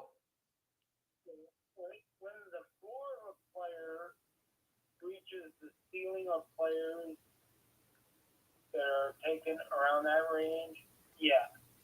Because Aaron Kiviharju is a preseason top 5 pick. I had him going in the top 3 back of the preseason.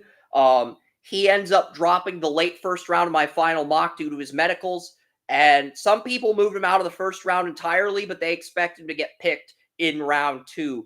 He is still on the board in round 3, and the Florida Panthers passed on him. So Aaron Kiviharju is there in round 4. And it's like, I would gamble on him at this point. It's like preseason top 5 pick, when healthy, fell to the 4th round because of his medicals, because of his injury history. At this point, I'm gambling on a player like that because the value is just too good to ignore. Even if he doesn't pan out, at the very worst, you're getting a high-end minor league player. And, if he does pan out, you're probably getting a bottom pairing defenseman. Maybe you get a guy who can be that guy, but at the same time, he can push some of your other prospects. But yeah, Aaron Kiviharju should be off the board by now. I'm not saying he'll be a success. The medicals are a clear reason he dropped from preseason top 3 pick to 4th round, but at this point in the 4th round, he's a bargain. I'm sorry, Joey. It's like, you get a player who's once a preseason top 5 pick and he's there in round 4 due to medicals. At that point, you trade up and roll the dice. Because I get passing him in the first 3 rounds, but round 4, it's like, this point you have nothing to lose by gambling on him. I think you're in agreement to a point. That doesn't mean he'll be an NHL player, but at this point in the draft, that's a bargain. It really is, because Kiviharju was once seen as the best defenseman in this entire draft class. He was even graded ahead of Lashunov back in 2022. And he's still there in round 4. So I think at this point, you have to trade up for him. Because I know it sounds crazy, but like Jacob Malata goes to Nashville at 99, probably going to develop overseas. And if Nashville moves Askarov, he could be Nashville's future backup. Because what happened with Nashville is they gave Juuse Saros an 8-year extension worth $7.5 million over 8 years. But the crazy part is Askarov's still on his rookie deal, and Nashville's GM's like, we're going to keep him in Milwaukee in the AHL. Yeah, he's had 2 good years in Milwaukee, but we have a top 10 goalie, so we're just going to keep him in the minors. And if he demands a one-way contract, he's a backup, and if he doesn't accept that, we'll trade him. So, and he basically said Askarov's not getting traded. So nobody's really moved for him. Alexander Blias, player I was pretty high on.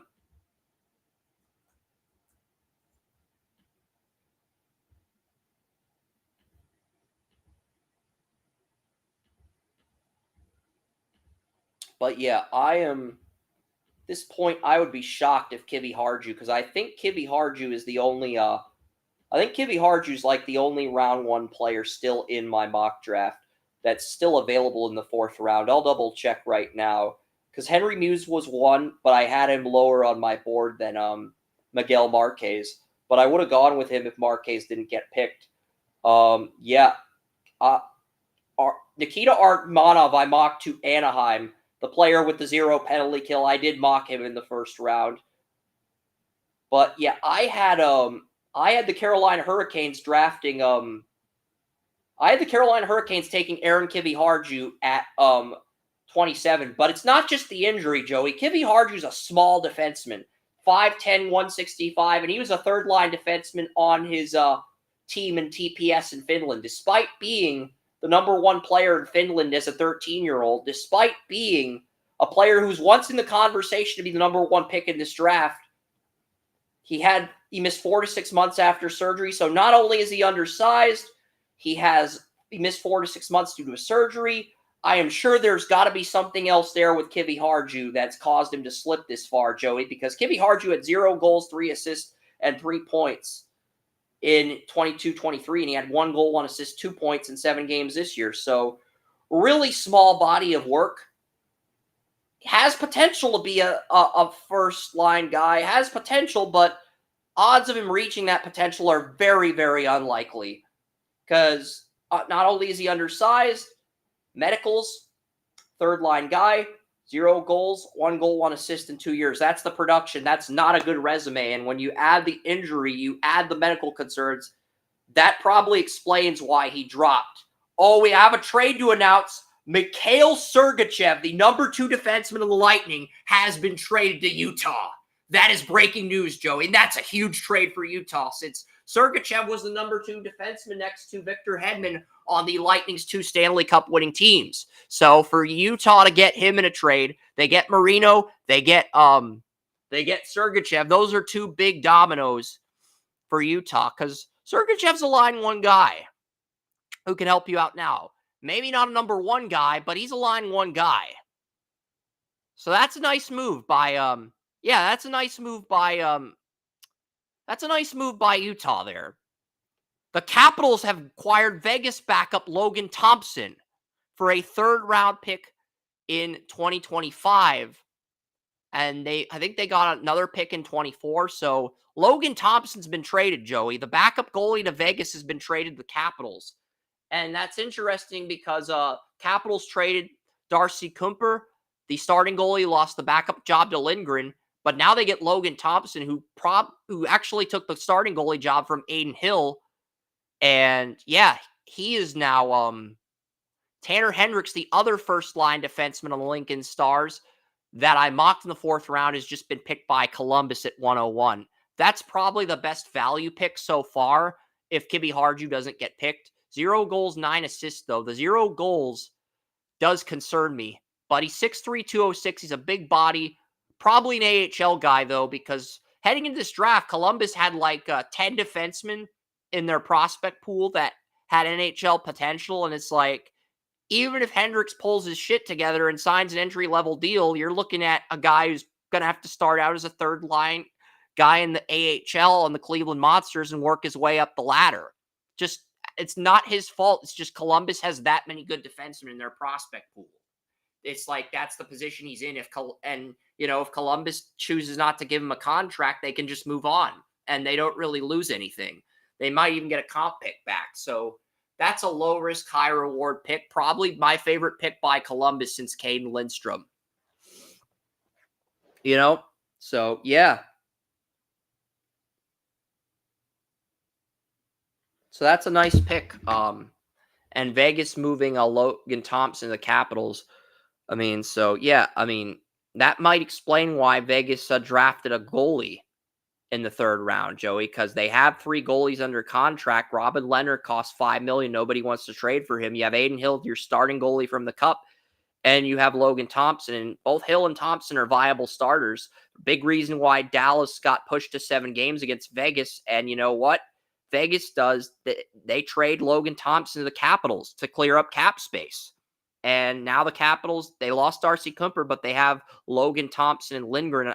And even though Lindgren's under contract till 2027, I have to think Logan Thompson's at least the starter for this year as Lindgren continues to gain that invaluable experience as a backup.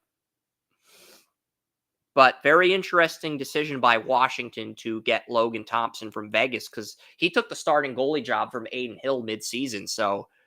And Vegas trades him away, despite starting him a majority of the games in the playoffs against Dallas. So that's very interesting. And that's probably explains why Vegas took a backup goalie as early as they did in the draft because, maybe the goalie they drafted can come in to the Henderson Silver Knights as early as next year and do something. But that definitely explains why Vegas traded up for a goalie. That definitely adds more clarity to the situation, wouldn't you think?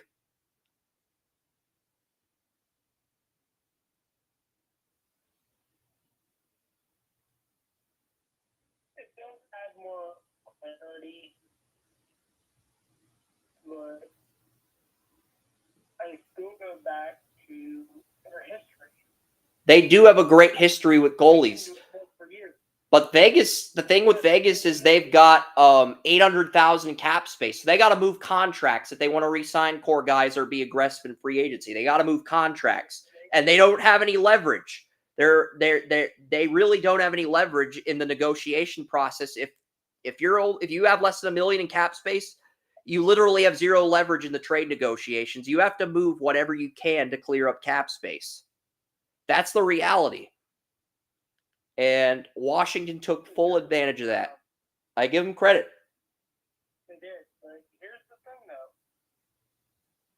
It's easier to do when you have full confidence that you can reload at that position without any. Wow. Calgary got a really decent player here. Trevor Hoskin. This guy wasn't even my board, but with Coburg in the Ontario Junior Hockey League, 42 goals, 58 assists, 100 points in 52 games. Calgary, he was the OJHL MVP, led the OJHL with 100 points. Calgary could be looking at another Johnny Gaudreau situation with Hoskin if he reaches his ceiling. So they've only had one bad pick in the entire first 3 rounds, and that was their last third-round pick, but they rebounded it at 106. Really, Calgary could be looking at their third-line right winger down the road at the very worst. And if the other wingers they drafted ahead of him don't pan out, you could be looking at a Johnny Gaudreau situation with Hoskin.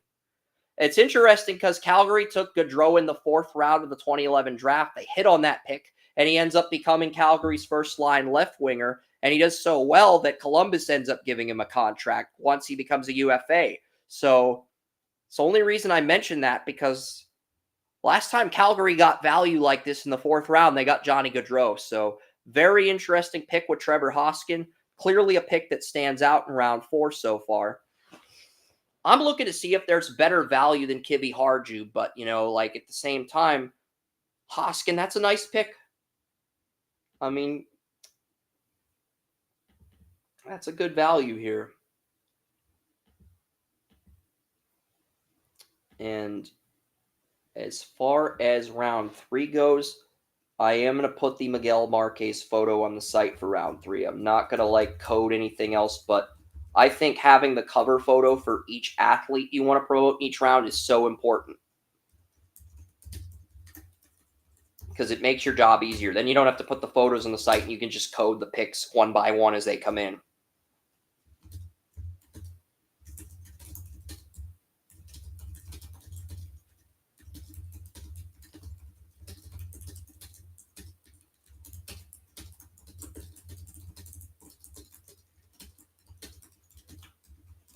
And Philadelphia has moved up to 107 in a trade with Calgary here.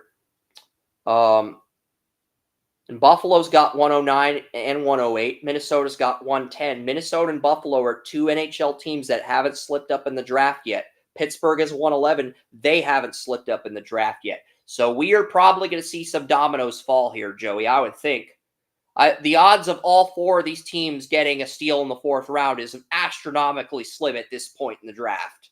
I'm not saying it can't happen, but I'd say the odds of it happening are very, very. Utah traded Connor Geekie to Tampa in the Sergachev trade. So Connor Geekie, Utah's first-round pick, Arizona's first-round pick in 22, 12th overall pick, he is officially heading to the Lightning in the Sergachev trade. So that is breaking news that Kyle Connor, who was drafted 12th overall 2 years ago, heads to Tampa now. And Kyle Connor had a big body, 6'4", 212. He's now 216. That's really good value, because Tampa Bay is just going to ease him in. They don't even have to bring him up right away. They can just ease him in to save cap space. So that's a really sneaky under-the-radar trade by the Lightning. And they haven't even made a pick yet. So if they get a good value pick, they could sneak into this conversation. But, the Lightning pissed me off because Steven Stamkos is their captain, They only have $5 million in cap space, and you know what they do? They offer him $3 million a year. He's willing to take a discount. He's willing to take $4 million. You only have $5 million in cap space, and he's worth $6-7 million. And he's willing to take $2 million less, and you lowball him with $3 million, and he's your captain. And it's just a really ugly situation in Tampa right now. Victor Hedman's not going to renegotiate his contract unless Stamkos comes back. Kucherov got pissed off at the NHL awards. He's basically saying, like, there was a Nikita Kucherov celebrity impersonating him. That annoyed him. There's also rumors that if Stamkos leaves and Kucherov's not the next captain, he's going to demand a trade. So, we could be looking at a situation, Joey, where, like, if Stamkos leaves Tampa, the Lightning implode like the Orlando Magic did when Shaq bolted to LA. We could be looking at a scenario like that with the Lightning. Because the fact that both Hedman and Kucherov's morale plummeted that much without Stamkos, that says something about Stamkos, not only as a captain, but as a leader. That says something. I mean, fact that they're both responding in that fashion over the thought of Stamkos leaving. And I think Stamkos is going to the Red Wings. Reunion with Steve Yzerman. Yzerman was the Lightning GM from 2011 to 2020, and he knows Stamkos from his time as his GM with the Lightning. And, the Red Wings need both a second-line left winger and a second-line right winger. They need both of those positions. Stamkos fills a void there, and it's like he's Yzerman's longtime captain. You could potentially put him on the first line and move Alex DeBrincat down to the second line. That's really good value for That is really good value for Tampa if they can pull that off, Joe. That's really good value for Yzerman. And, if you put Stamkos on the Red Wings, I think that's a playoff team because they already have a really good first line with Alex DeBrincat, Dylan Larkin, their team captain, 2014 first-round pick.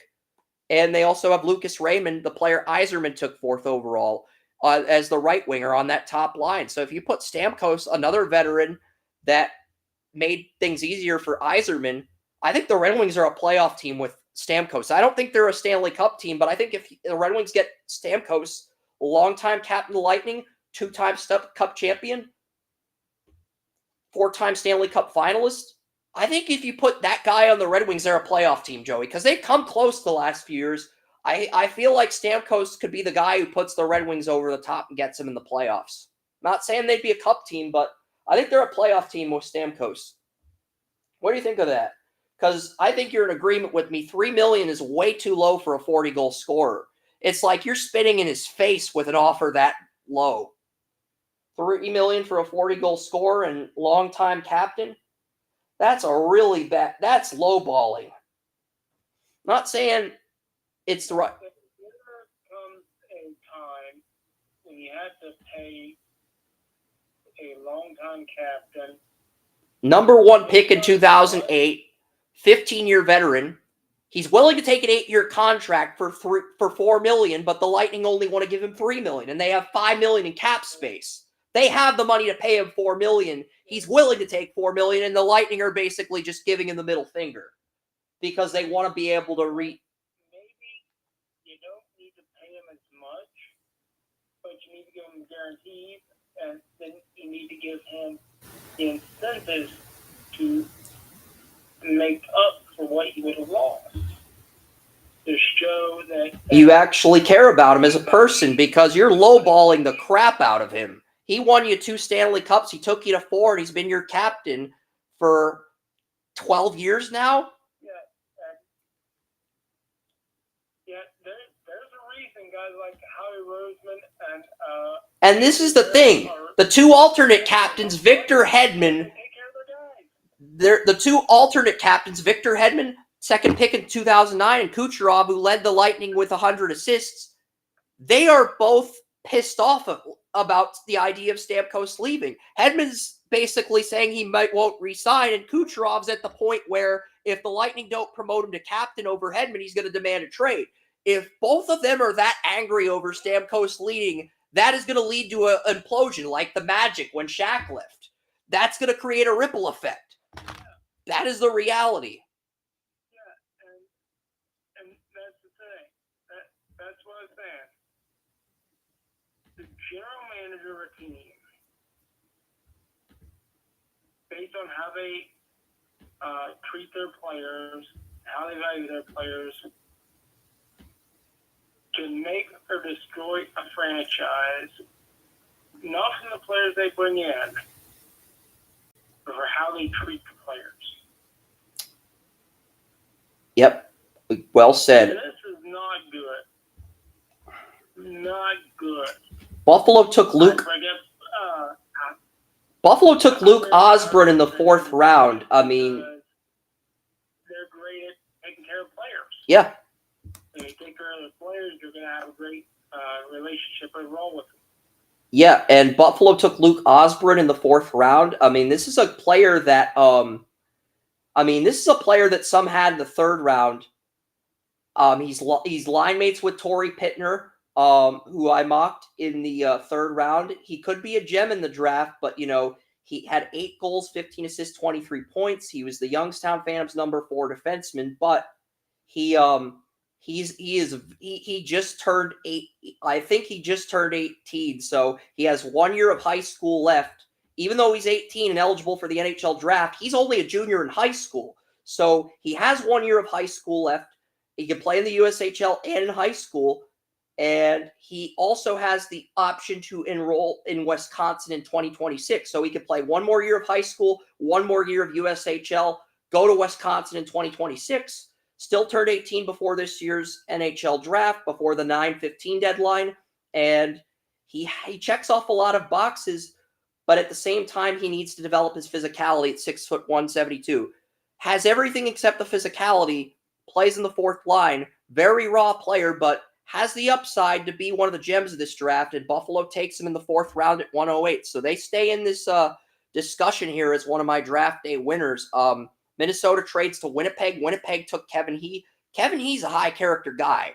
I mean, his dad owns he went overseas with his mom to the OHL, but his dad owns a car dealership in Winnipeg. Or dad owns a car dealership in Quebec. Winnipeg, I believe, is in Quebec. And, I think they're I think Winnipeg's in Quebec. Maybe Winnipeg's in Manitoba. I think I'll be getting my provinces mixed up. But Kevin, he had a great attitude. He likes to walk dogs in his free time. I mean, there's a really high character guy. And I think his dad's in the Quebec area. His mom's in the Ontario area. And he went to Ontario where the Niagara Ice Dogs. High character player. I mocked him in the 3rd round. He was a top 100 player, and Winnipeg got him in the 4th round. That's a nice value pick. And the Penguins just took Chase Patella. I'm going to keep Buffalo in the conversation to dominate the draft because Osborne, even though he's raw, he's he is not even eligible for college till 2026 because he just graduated his junior year in high school, and he's also got a USHL option to play in the USHL and wait until he's 19 to enroll in Wisconsin if the team that drafts him doesn't want to rush his development. So because of that flexibility, Chase Patella, this guy was 20 years old. He was Chase Patella. He was on the Youngstown Phantoms last year. 7 goals, 29 assists, 36 points as an alternate captain on the Youngstown Phantoms championship team. And he had 22 points in 40 games as a freshman at Michigan State. And he was a defenseman on the Youngstown team that won the Clark Cup, 6'1", 185. Penguins get a steal. Javon Moore, I mocked him in the 4th round. Ottawa gets him in the 4th round at 112. Really good value. But yeah, Buffalo, Pittsburgh have done enough to remain in the top 8. Minnesota traded out of the 4th round. They remain in the top 8. So does Boston. So do the LA Kings. I mean, these same 8 teams, none of them have made a bad pick yet. There's only 3 rounds left. And I think part of that's due to the fact that they traded their draft capital for assets that'll help them win now, so they don't have to worry about drafting the wrong players. But yeah, really good job by these 8 teams. And we'll see if it holds up. I don't think it will, but what's surprising is we had the Bruins, Wild, Sabres with back-to-back picks, Wild, and Penguins, and I said I expect one of those 3 to slip up. None of those 3 slip up. It's 4th round. that should say a lot about those teams and the work they did scouting for players this year. Doesn't mean they're going to hit on their picks, but that should be very encouraging to the point where if you see this kind of consistency in next year's draft, you might have to start looking at scouts on these teams for promotions within your organization. If you got an area scout on one of these 8 teams, maybe you promote them to assistant GM for your NHL team, or you promote them to director of scouting. Try to tap into that pool because, one thing the Browns do a great job is not just their coaches, but their positional coaches, and same principles apply with scouting. So you got a really good area scout on a playoff team like a Pittsburgh, a Dallas, or a really consistent team. Maybe you take a flyer on that guy and try him out as a director of regional scouting or an assistant director of scouting, see where his limit is as far as the potential goes. Because that's how NFL teams poach talent off each other. We don't really see that in the NHL. We see a lot of teams recycle coaches and scouts. But, only way to find out a coach or scout's potential is to poach off of the best of the best. And we got 8 teams that have really done a nice job in terms of reloading with their draft. And the Lightning have won 18. So,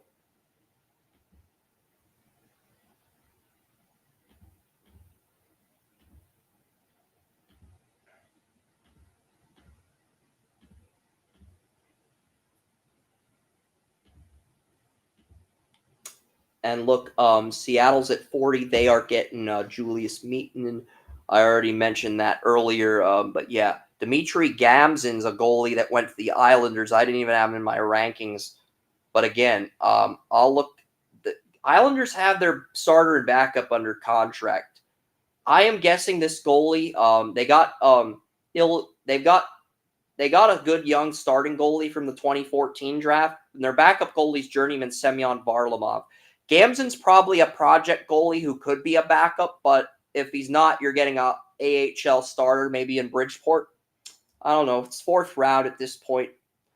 There's not a lot of interest, but, it's a low-risk, high-reward pick. I don't love it, but I can't really say I hate it either because you got it at late in the draft. So the Islanders had to have had something on this guy. So we'll see what happens here. San Jose. I'm just seeing if anybody's going to take Kivi Harju. That's really, because, he was but I think it's a number of things that caused him to drop. It is the medicals. San Jose takes a goalie. They needed both a starter and a backup, and they take Christian Kirsch. I think this is one of the goalies that had really bad production. But right now, Devin Cooley, a long-term backup for many years. Journeyman goalie is the starting goalie. He's a UFA next year. But Christian Kirsch, he is the Christian Kirsch. He was born in Basel, Switzerland. He moved to Germany at a young age. And then he went from Germany to the Green Bay Gamblers. Well, he had a .881 save percentage on the Switzerland team at the internationals. .872 on the Switzerland under-18 team. .232 save percentage with EV Zug. I think I mocked Kirsch in like the 6th round. He's going to Gamblers next year, and then he's going to UMass in 2025, where he'll be a backup to Michael Hrabal, who will be a junior at that point if Arizona doesn't sign him before then. So that's a great opportunity for Kirsch because he'll get to learn from a second-round goalie for a year, 3-year starter, and then he'll be the goalie. And that's a great job by UMass reloading at goalie on the collegiate landscape. We talk about how NHL teams reload at goalie, but, it's appropriate time to acknowledge UMass and their ability to reload at goalie. Really is. Because they get a goalie in this year's draft that they can groom for the future. And, he'll start in 2026 when Michael Hrabal gets his entry-level contract. So, nice job by UMass with reloading at goalie. I don't think I would have taken Kirsch here. I think there's one more goalie on my board that's still And Jan Golchich is the Lightning's pick. Jan Golchich. I don't even think I had this guy in my mock. I want to read the write-up before I write him off because this is the Tampa Bay Lightning. Jan Golchich, he is from Slovakia, 6'6", 198. Played for the Gatineau Olympics, 3 goals, 26 assists, 29 points in his first year in the QMJHL. Kind of raw. I really don't know much about Jan Golchich. There's not Elite Prospects doesn't even have a profile, and well, they do. Yeah, I just looked at the profile. I think the Gatineau got him in the CHL import draft. That's kind of why he's a no-name. I think this was a reach by Tampa, though. But yeah, not only did Tampa reach on their 4th round pick, getting a 7th to UDFA, you got all the friction with Stamkos, with Hedman. Just feels like I told Tony Mario a few days ago, if the Lightning fuck this up with Stamkos, they could be in a rebuild in 2 or 3 years. Yeah, they'll still have Vasilevsky at goalie until 2028, but Vasilevsky will really be the only thing delaying them from being in a complete rebuild, where you're looking at them as like a team in purgatory, where their goaltending is good enough to keep them in the playoff hunt, but like the lack of identity is what ends up keeping them from making the playoffs, you know? That's kind of where the Lightning could be heading with Stamkos leaving if Hedman and Kucherov won out. Because I figured one of them would step up and take the captaincy. I didn't think we'd have a ripple effect for the Lightning, but here we go. We have a ripple effect. And I heard a lot of rumors with the Florida Panthers. Not only do they want to pay Sam Reinhart $9.5 million over 8 years to remain the line one right winger, they're looking at paying Carter Verhaeghe too, the first line left winger. You've already got Barkov and Tkachuk locked up, so your top 4 forwards would all be locked up. You'd have your second line center for 1 more year. You'd have your second line right winger for another year, and you'd have Lundell as your third line. You have a 2017 second round pick doing well enough to get promoted to the back 6. So you'd have hit that guy on the third line, and you'd have 8 of your 9 players from the Stanley Cup team, with your left winger moving over to right wing to replace Tarasenko.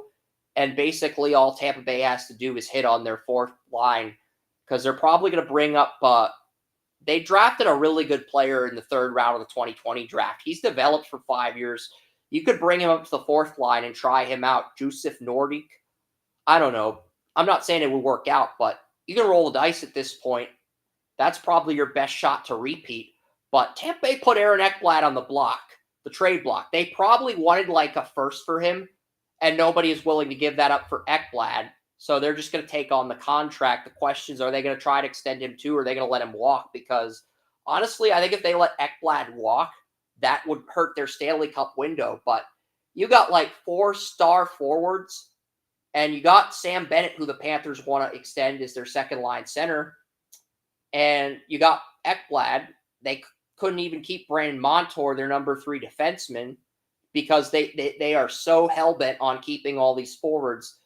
Because I think the Panthers' thought process is, Joey, if we keep all the forwards that scored us goals and we have Bobrovsky, doesn't matter who's on our blue line, we're going to get another cup.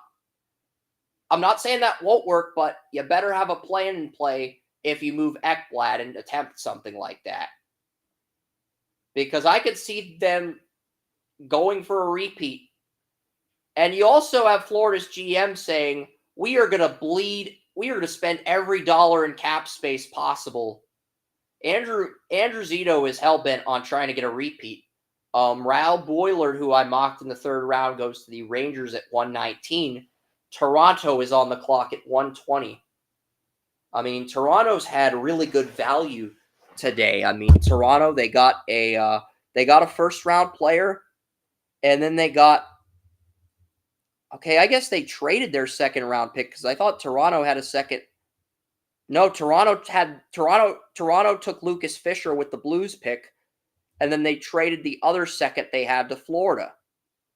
No, St. Louis took Lucas Fisher. So Toronto traded their second to Florida for a 2025 second, and they still haven't drafted anybody outside of Ben Danford in the 1st round.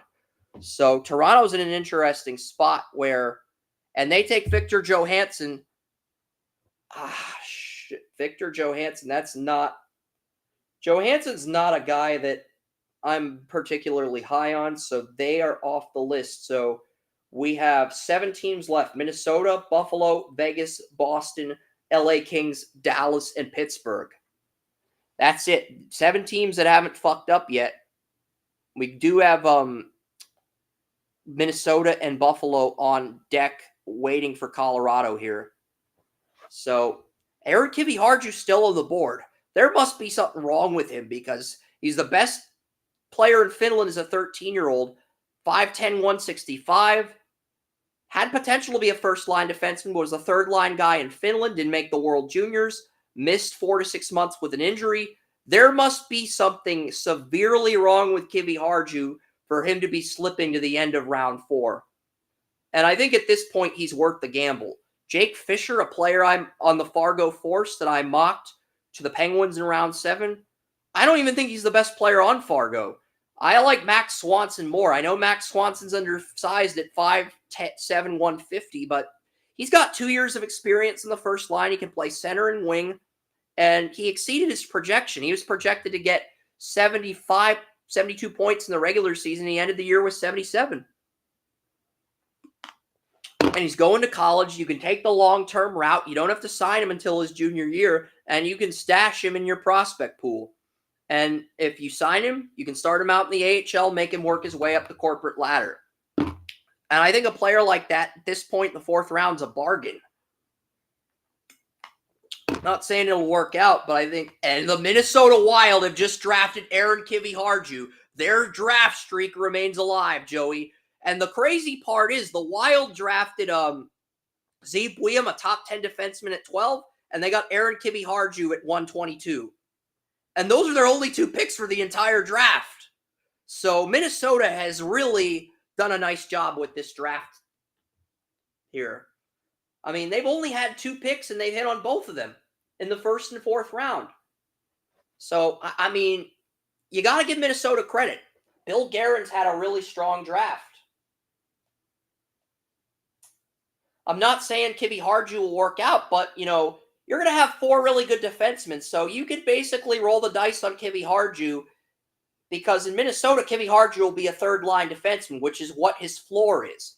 And, you know, if it doesn't work out, you get a really good AHL player, and if it does work out, you get a third-line defenseman in the 4th round, and that's really good value, especially for a preseason top 5 pick, Joey. That is really good value at this point in the late 4th round. So you got anything you want to add to the Kiviharju pick? Because I think that's the perfect fit for Minnesota. It's not just the value, it's the fit. Because you're looking at a third line a player with the ceiling of a first line guy, but the floor of a number 5, number 6 defenseman on a third line.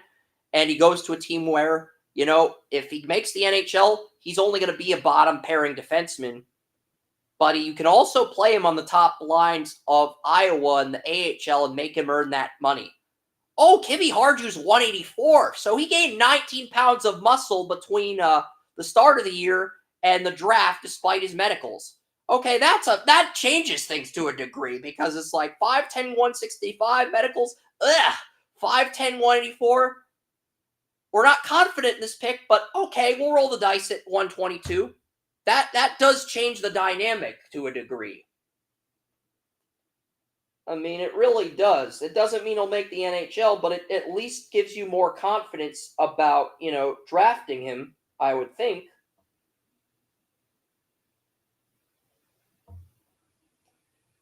That gives you a little more confidence about preseason top 5 picks. So we'll see what happens here. My phone is about to die, but my iPad's at 100%, so I can unplug the iPad and recharge the phone here. But yeah, I am going to take this Kiviharju photo and email it to myself because that's a really good bargain. Riley Patterson, I think a player I had Vancouver taking in round 3. No, I had Florida taking him in round 3. Vancouver gets him in round 4.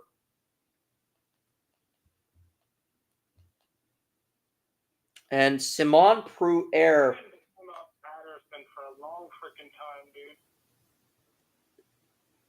Yeah, Riley Patterson, I think I mocked him to Florida at 96. He goes to Vancouver at 125.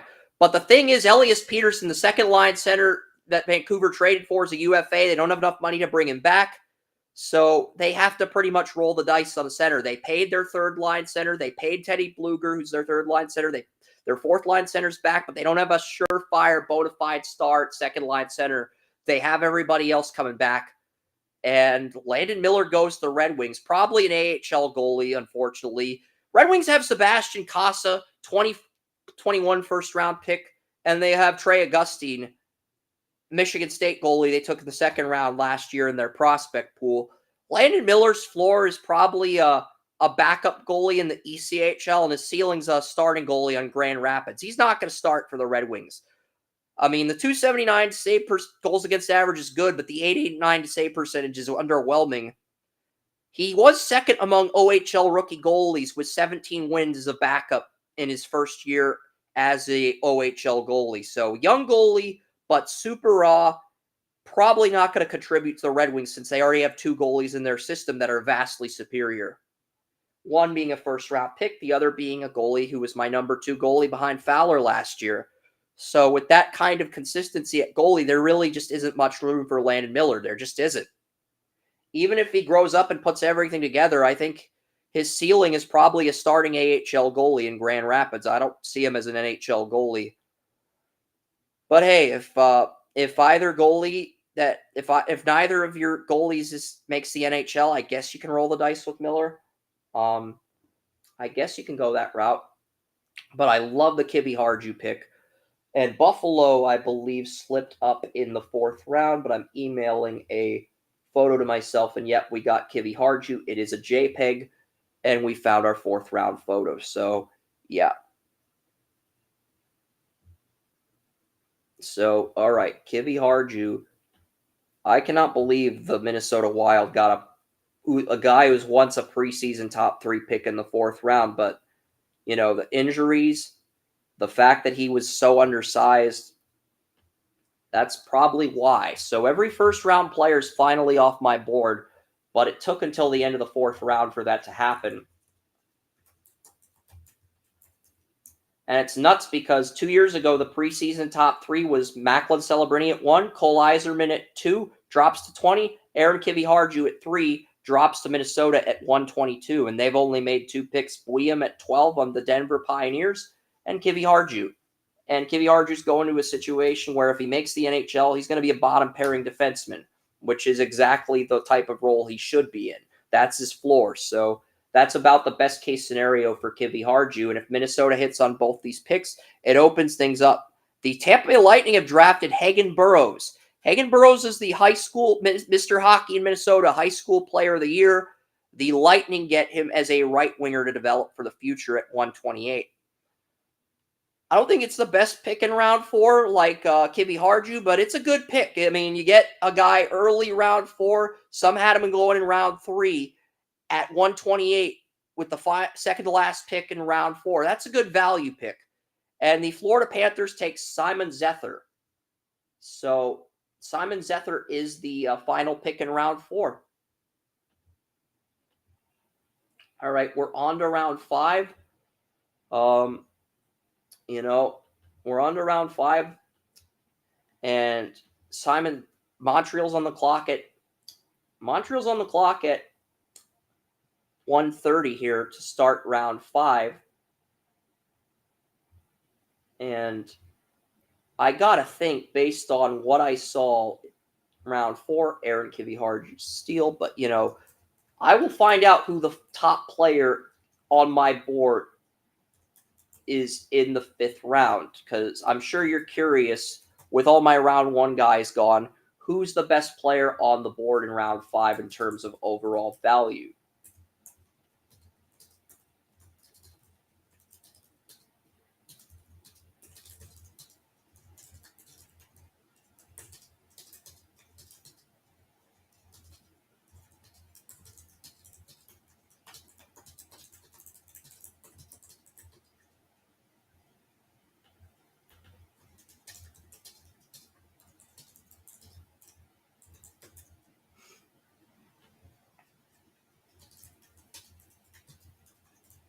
So Tyler Thorpe goes to Montreal to begin round 5.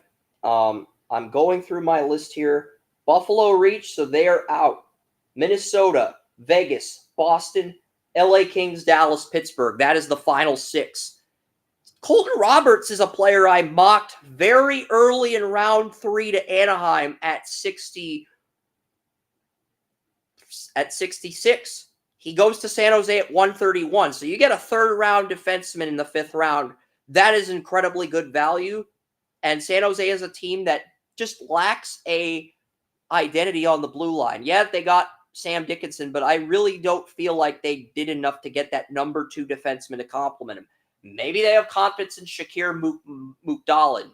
New Jersey Devils 20th pick, traded to San Jose in the Timo Meier trade. If the plan is Samir Mukdalin and Sam Dickinson on the first line, I guess you can roll with Roberts in the second line, but he's going to be somewhat of a long-term project. He's also got the floor of a bottom pairing defenseman, but it's the 5th round. San Jose is just desperate for defensemen, and they get my top third-round defenseman at 131. Really good value and really low risk when you talk about a player who's an early third rounder in the early 5th round. There's really low risk because if the guy reaches a ceiling, gets the NHL, that's great. But if he doesn't, all right, you still got a really good AHL player, and there's literally no risk at this point. Colorado takes a second goalie, Luca Cloutier. So that's interesting that Colorado didn't just draft one goalie, they drafted 2. We saw Philadelphia and Montreal do the same thing last year, Joey, so that is definitely noteworthy. But yeah, you got a bunch of teams with a surplus with not a lot of draft capital left, and none of them have screwed up yet. Minnesota, Vegas, Boston, LA Kings, Dallas, Pittsburgh. But you kind of expect this from these 6 teams because these 6, they consistently bring in talent to the point where you're like, I expect to see a good gem on these teams. And these teams also trade mid-round picks for players that help the franchise win now, and they're very calculated in their approaches. And here we are in round 5, and none of these 6 have slipped up yet. So that really does say a lot about their scouting departments this year. Because I remember last year's draft was a very top-heavy draft, and everybody made at least one reach by the 3rd round, whereas this year, it's not as top-heavy as last year, and I kind of feel like there is a drop-off after the first 4 rounds like the NFL draft, but, teams are still getting value. That's the crazy part. That is the kicker. And Montreal just drafted a goalie, Vec Vangs. And Montreal drafted Fowler, and I think they drafted another goalie in the 3rd or 4th round, maybe the 5th round of last year's draft. So they're basically getting another backup to compete with Montreal's other backup. Fowler's still a goalie of the future. I think the 2 goalies Montreal drafted out of Fowler last year and this year, probably both AHL goalies on Laval, maybe ECHL goalies, but I don't see an NHL goalie. There's just with Caden Lindstrom. There's 2017 7th round pick. I view him as the backup, and I view Fowler as the future starter. I really don't see any other room for other players. I mean, Oscar Voulet, I had him in round 3. But yeah, it's like I'll go in here and I'll find out who was the top 2nd round player on my board that still hasn't been picked yet. Max and Massey got picked. Adam Kleber, Hudson got picked. Lavoie got picked. Parasak got picked. Massey got picked. Kleber got picked. Taryn Smith got picked. Tanner Howe. Clark Caswell is the top player on my board. I had Clark Caswell going to Seattle. Clark Caswell is a left winger on the Swift Current Broncos. And the thing that stands out with Clark Caswell is he led the Swift Current Broncos in points. 26 goals, 51 assists, 77 points, plus 17 plus-minus ratio. He even outperformed Owen Pickering, the Pittsburgh Penguins 2022 first-round pick, in points. So, yeah, he's still on the board in round 5. That's a bargain in round 5, in my opinion. And he checks off every box, and he's a legit first-line left winger on Swift Current. So I think, and he had a consensus 5th-round grade, but he did have experience in the first line. He led his team in points. Caswell's one of these gems I found, and I have not seen Caswell off the board yet. I'll double check to see if he hasn't been picked on Google, but I don't see Clark Caswell off the board yet. And he led his team in points. He's still there in the 5th round. You got to take a chance on a player like that. Worst case scenario, you get an AHL player. Best case scenario, you get a Jamie Benn type value, because I think Dallas took Jamie Benn in the 5th round of the 2007 NHL draft, and 6 years later, he became the captain when Jim Nill took over as GM. You could be getting a Jamie Benn type player with Caswell this late in the draft, and I think at this point you have to swing for the fences. You might be getting an AHL player, but if the ceiling is team leader in points and future NHL captain, that's the ceiling for Caswell. You're looking at a Jamie Benn trajectory if he reaches his ceiling, and I think that's too good to neglect at this point in round 5 if he's still there. So I do think that's interesting, because how rare is it to find a player that leads his team in points who's draft eligible in the 5th round? You would think a player like that would be long gone by now, Joey. And he has not been picked yet. 76 on consolidated ranking, 72 on Elite Prospects, 38 on the Hockey News, 93 on the Hockey News, Ryan Kennedy, 98 on McKean's Hockey, 103 on FC Hockey, 76 on Daily Faceoff, 77 on Central Scouting, 55 on Draft Prospects Hockey, 71 on Recruit Scouting, 56 on Dober Prospects, 67 on Smash Scouting. I believe Tony Ferrari and I have him both at 38. I think I might have him at 40. I'm double checking where I mocked him. Yeah, I mocked him at 40. So the only draft analyst in the country that had him higher than me is Tony Ferrari. And Ferrari used to work for Elite Prospects, and then hockey writers offered him more money. So he pivoted. So, yeah, I mean, yeah, you're probably getting an AHL player, but you also could be getting a Jamie Benn. And I think at this point in the 5th round, you have to swing for the fences. You owe yourself that. I'm not saying it'll work out for you, but you also owe it to yourself to find out if you're getting that type of impact player. It doesn't mean it'll work out, but it's pretty rare to find a team leader in points in the 5th round. I know I'm repeating myself, but it's that's our number 1 player on the board in round 2. I had him at 40. Other players still available include Marcus Kiersey. He's a defenseman in Charlottetown, 5'10", 173, 2 years of experience as a first-line defenseman. He was the Quebec Major Junior Hockey League Rookie of the Year. He was also the Humanitarian of the Year for community service off the field in the Quebec Major Junior Hockey League. He had 29 points, 24 penalty minutes as a rookie. He had 1 assist during the Quebec Major Junior Hockey League playoffs. And after getting promoted to alternate captain, he had 7 goals, 42 assists, 49 points, and he cut back on his penalty minutes from 24 to 20. And, he did go from a -6 to a -12 plus-minus ratio. He still won Humanitarian of the Year. The offensive efficiency you want is there. And, Marcus Kiersey, I think, is a really good value pick this late in the draft. I'm surprised he's still available. He might have been picked already, but I had him at 41. He's still off on the board. So there's a chance Dallas could get a really good player here with their 5th round pick. And Sebastian Cioni goes to Minnesota. I think I had Cioni going to Carolina in round 3. It's not as good a value as Colton Roberts, but it's still good value here. I had Cioni to Carolina in the 3rd round, and my thought process was, let's just load up with a defenseman. I may have mocked Cioni in round 2. I'm double checking. I think I did have Cioni in round 2. I thought I had Stolberg in round 2, but I think I also had Cioni coming off the board. Maybe I had him in round 4. That's probably why he hasn't been picked yet.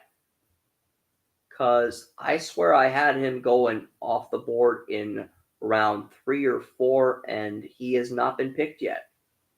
But I'm double checking my intel to make sure my intel is accurate,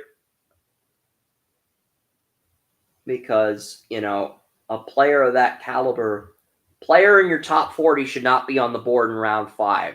Like, at this point, that's a player I would move up for, because what are you giving up? You're giving up a fifth. You're giving up a fifth rounder in next year's draft for a player in the top 40. That's a bargain. That's like when the Ravens traded a sixth rounder to the Browns to move up for Voorhees in the 7th round. It's the value. Yeah, there's medicals, but it's the value that really stands out. And Tanner Jeannot went to the Kings to clear up cap space for the Lightning. That's probably to bring back Stamkos, but Jan Golic goes. They get 118. They draft Jan Golicic there, reach in that pick, and then they get a 2025 second from the Kings.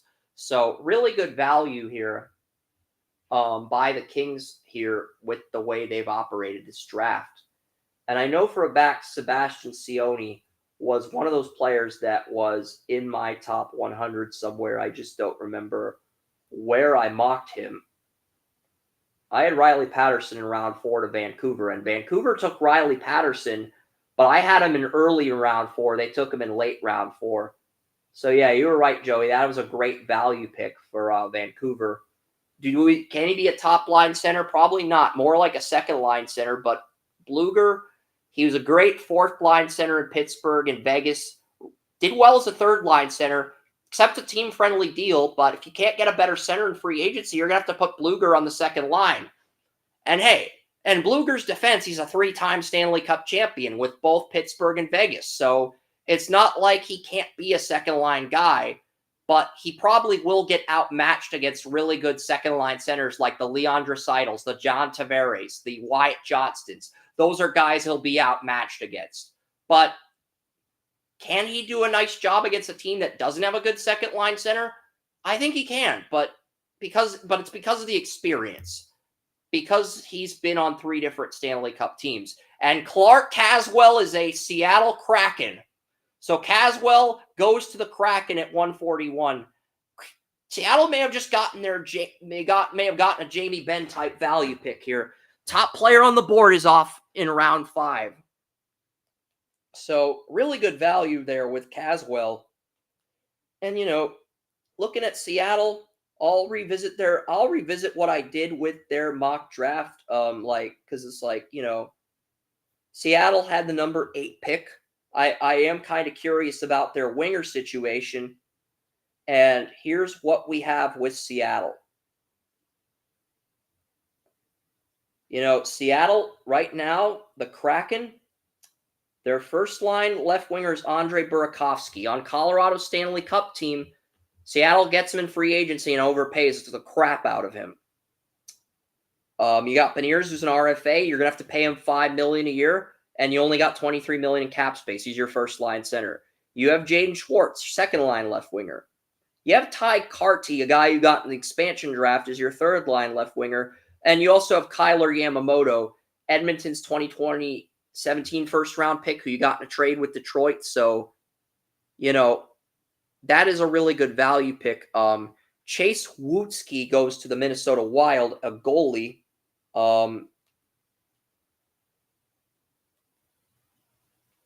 I can't say for certain if Minnesota slipped up yet, because Sioni's good value in round 5, but I don't think he's the best player on the board. And Chase Wutzke was the Red Deer goalie. I actually had this guy in the 5th round. Yeah, so Minnesota, I can't definitively say Minnesota slipped up yet. So Minnesota's still in this thing for best draft. We're in round 5, and they hit on both 5th round picks. That is huge for the scouting department there. And, you know, it's really hard to run a draft perfectly in rounds 1 through 7. But 6 teams haven't fucked up yet. John Whipple, a preseason first-round pick, who I dropped the 3rd round, gets picked by the Red Wings in round 5. That is a really intriguing pick because, you know what? Yzerman can take the long-term approach with him. He's probably getting a guy on Grand Rapids, but if he ends up panning out, you get a bottom-pairing defenseman in the 5th round. That's really good value. That's worth the gamble at this point. But yeah, with Yamamoto, Burakovsky, those are serviceable left wingers, Joey. Burakovsky, Schwartz, Ty Carty, Yamamoto, those are serviceable left wingers. There's not a star among that group. Caswell is raw. Caswell, at the very worst, is a high-end AHL player, and he's got the upside to be a Jamie Benn type value pick in round 5. So he may end up being Seattle's best left winger 5 years from now. So that's just looking at Seattle's situation. Yeah, it's a great pick in round 5.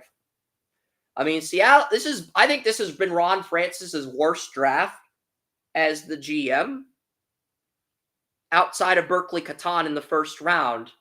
But I also think that Caswell's been the best value pick that Seattle's gotten in rounds 4 through 7. I also, I theorize the possibility of the NHL going to 3 days since the NBA drafts at 2, but the draft's gone by pretty fast today because, with this draft, it's gone by fast because usually the draft takes like 4 hours to get through the first 2 rounds. It hasn't taken that long, and we're moving pretty quickly today compared to the last 2 drafts you covered with me, the COVID draft and the 2021 draft. You covered both of those with me on the podcast, and, Joey, this draft has moved a lot quicker, And that's kind of a relief. That's kind of a good thing, but at the same time, it's like, yeah, this draft has moved quicker than those drafts. So I do think that's fascinating to a degree.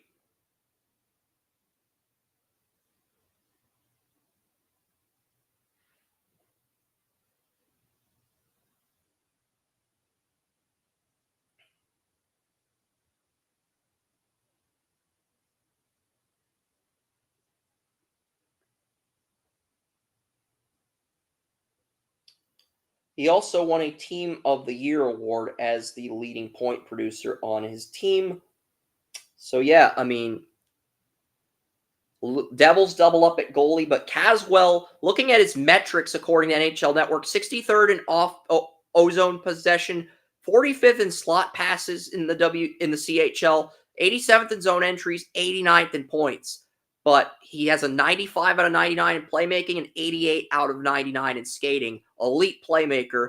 His player comps are Tomas Tatar and Jonathan Drouin.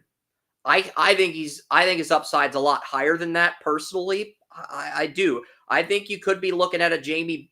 You might be looking at a player with Tatar or Drouin's floor as like a really good third line winger. But I also see a guy with the ceiling of Jamie Benn, the captain of Dallas, the 2015-2016 Art Ross Trophy winner at his peak, the first captain appointed by Jim Nill.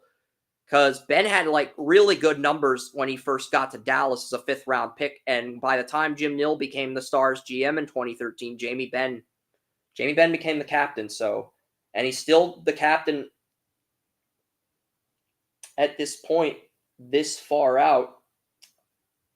And, Clark Caswell, not only was he the leading point scorer on his WHL team, he was the captain of his Bantam Hockey League team, so he has a ton of accolades. So that's why I say the Ben potential is there. I don't think he'll necessarily reach it, but captain of his Bantam Hockey team, leading point scorer on the WHL team, player I had at 40. I mocked him to Seattle at 40, and Seattle ends up getting him 3 rounds later. That tells me the Kraken have someone on their scouting department in this live stream, and now that Scout has exited the live stream because they don't want to give us any credit. But yeah, good work by Ron Francis and his team. I'm just trying to find a picture of Caswell. I like this Swift Current blue uniforms better than the white ones, but the only photos of Caswell I can find are in the white uniforms. It sucks. It sucks so hard. I like using the color uniforms more than the white. But, I can't really find a picture. Only picture I can find with Caswell with the puck is this Dober Prospects photo. And he does have some cool goal celebrations. I guess we'll roll with this. We'll pick up this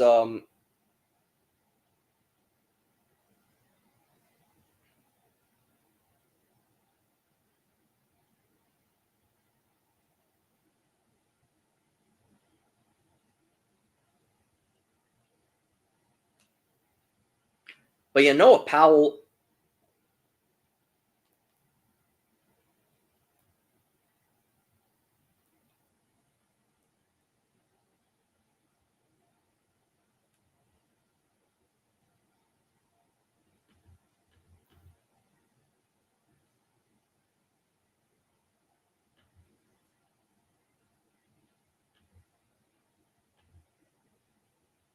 and that is a JPEG, so we can use that for Clark Caswell. But man, I had him going to Seattle at 40, and they got him 3 rounds later. I love that pick. I mean, you might be looking at a Tatar or Huberdeau on the back 6, but Huberdeau played on the first line at left winger because he was teammates with Nate McKinnon Jr., and he filled in for Landeskog, who was injured on the first line this year. I'm not saying that's permanent, but him and McKinnon were best friends in junior hockey. They were teammates in Halifax, and I think that chemistry is what allowed such a smooth transition for Clark Caswell. For not Caswell, but Drouin, who filled in for Landeskog, and now you get Caswell, a player with Drouin's floor, Tatar, maybe Tatar's floor, Ben's ceiling, and a Jonathan Drouin type player as the middle ground. So really good value there in round 5. And if you hit on the pick, it's a massive steal. We're talking but yeah, outside of that pick, there really haven't been a lot of value picks. And I think part of that's because I'm focused on just trying to find the best value picks in my mock and getting the photos up on the server more so than looking at who's the best player still on my board. But yeah, I mean, you get a top 40 player in round 5. I'll take that value all day. Calgary's on the clock at 150. They take Luke Misa. Luke Misa is the older brother of Michael Misa. So Calgary hits on one of their 2 4th-rounders. They hit on their 5th-rounder. I mean, Calgary is continuing to actually draft well, even though they're like 7 for 9. They're continuing to draft well. They kind of remind me of Columbus last year. They're not hitting on every pick, but they're hitting on a vast majority of them. And I don't think you can complain about that if you're a Calgary fan, knowing that your team lacks an identity in certain areas. I mean, you really can't if you're a fan of the Flames. To get like 7 top 100 players and with 9 picks in the top 150, that's a win for Calgary. It's not a perfect draft, but that's a winning draft. Because you look at what the Browns did in 2023, Joey. They didn't have a pick until the 3rd round, and they essentially had to have a perfect draft for the Browns to make the playoffs last year. DeJuan Jones. They got Cedric Tillman, DeJuan Jones. They got the UCLA quarterback I loved, Dorian Thompson-Robinson. They literally had to have a perfect draft for Barry to save his job, and they did. But even with all the injuries at QB and running back, it didn't matter. They still made the playoffs. So Toronto has reached. They are out of this contest. So we're down to 6. Minnesota, Vegas, Boston, LA Kings, Dallas, Pittsburgh. So it's nuts. Well, Chris, the only thing that shows is that if you have a great draft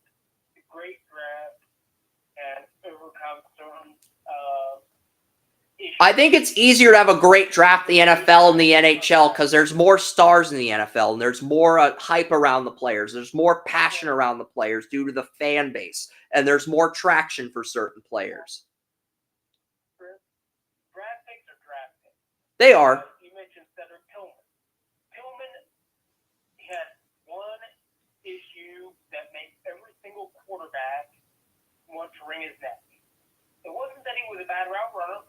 He didn't complete his route. He wouldn't make a cut. He knew every route on the route tree, but the execution of the route, the cuts, the breaks. Yeah, it wasn't there. That's a rookie issue, especially when you're coming in from a school that doesn't run anything close to a professional. Tennessee ran a pro-style offense back in the day with Peyton Manning, but ever since Heupel arrived, they've been air raid like Texas A&M, Texas Tech. That's the thing. And I think they described it as they put one receiver because the hashes are further out than the NFL. they put one receiver right at the hash, which is like 2 feet from out of bounds, or something like that, and then said, just do your thing. And look, Calgary, I'll say this much. You've had a top 10 draft, but not a top 5 draft. You got 7 top 100 players in the top 150. You missed on 2 picks in rounds 3 and 4, but you dominated the first 2 rounds of the draft. And you have no identity on your team right now. You traded all your stars away at right wing, left wing, center, goalie. So to have a draft like that, that's gonna set the foundation for your future. So I would put Calgary at 7 as an honorable mention, even though they're outside my top 6. Because that's really hard to do. You have no identity. You get 7 top 100 players in the top 150. That's a good draft. Period. Like, they're in the top 10 for this year.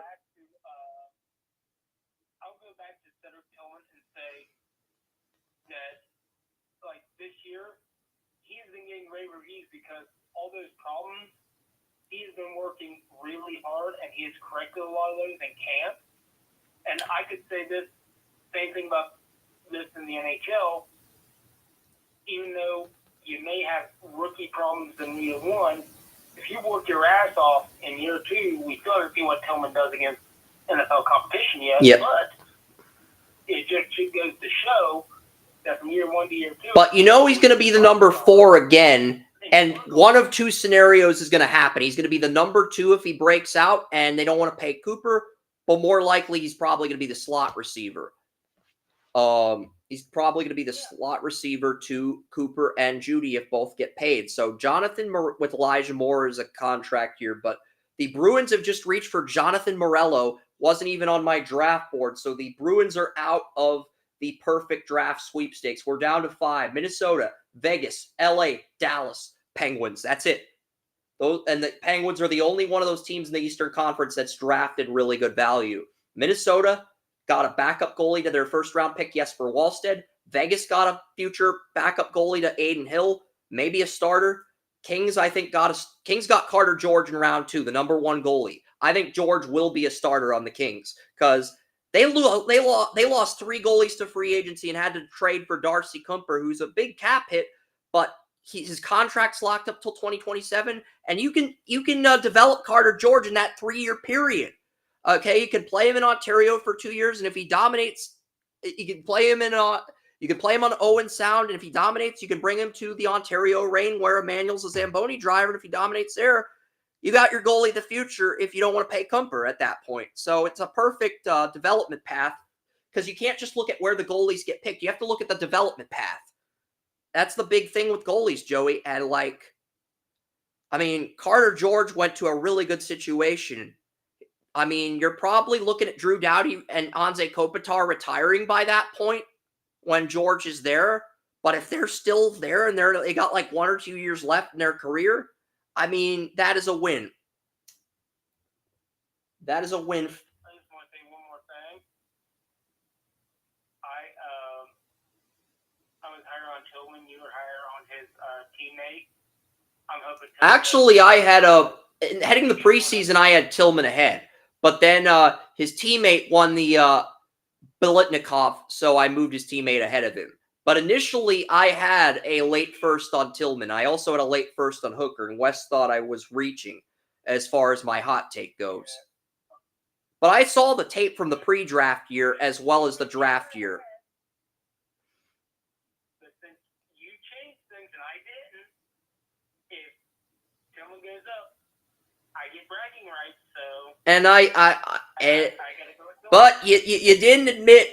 I gave you a one-time pass where I wouldn't roast Andrew Barry if you admitted that Nil was better, and you didn't. So, I mean, you didn't take my Andrew Barry hall pass. I respect your competitiveness as a podcaster, but Andrew Barry is not safe if the Browns fuck up this year because I gave you an out, and you didn't take it. But the Dallas Stars, you got Max Swanson still on the board.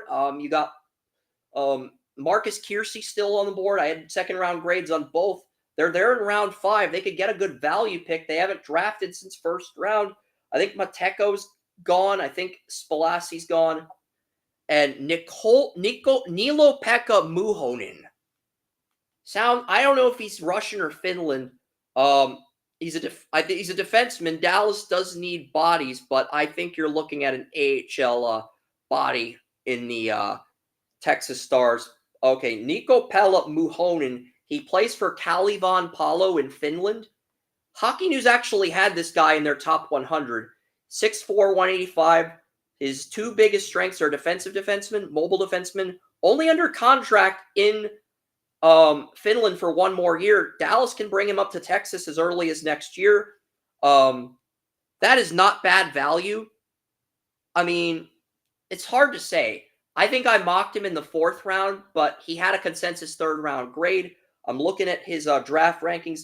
Craig Button, former Dallas Stars GM, has him at 45.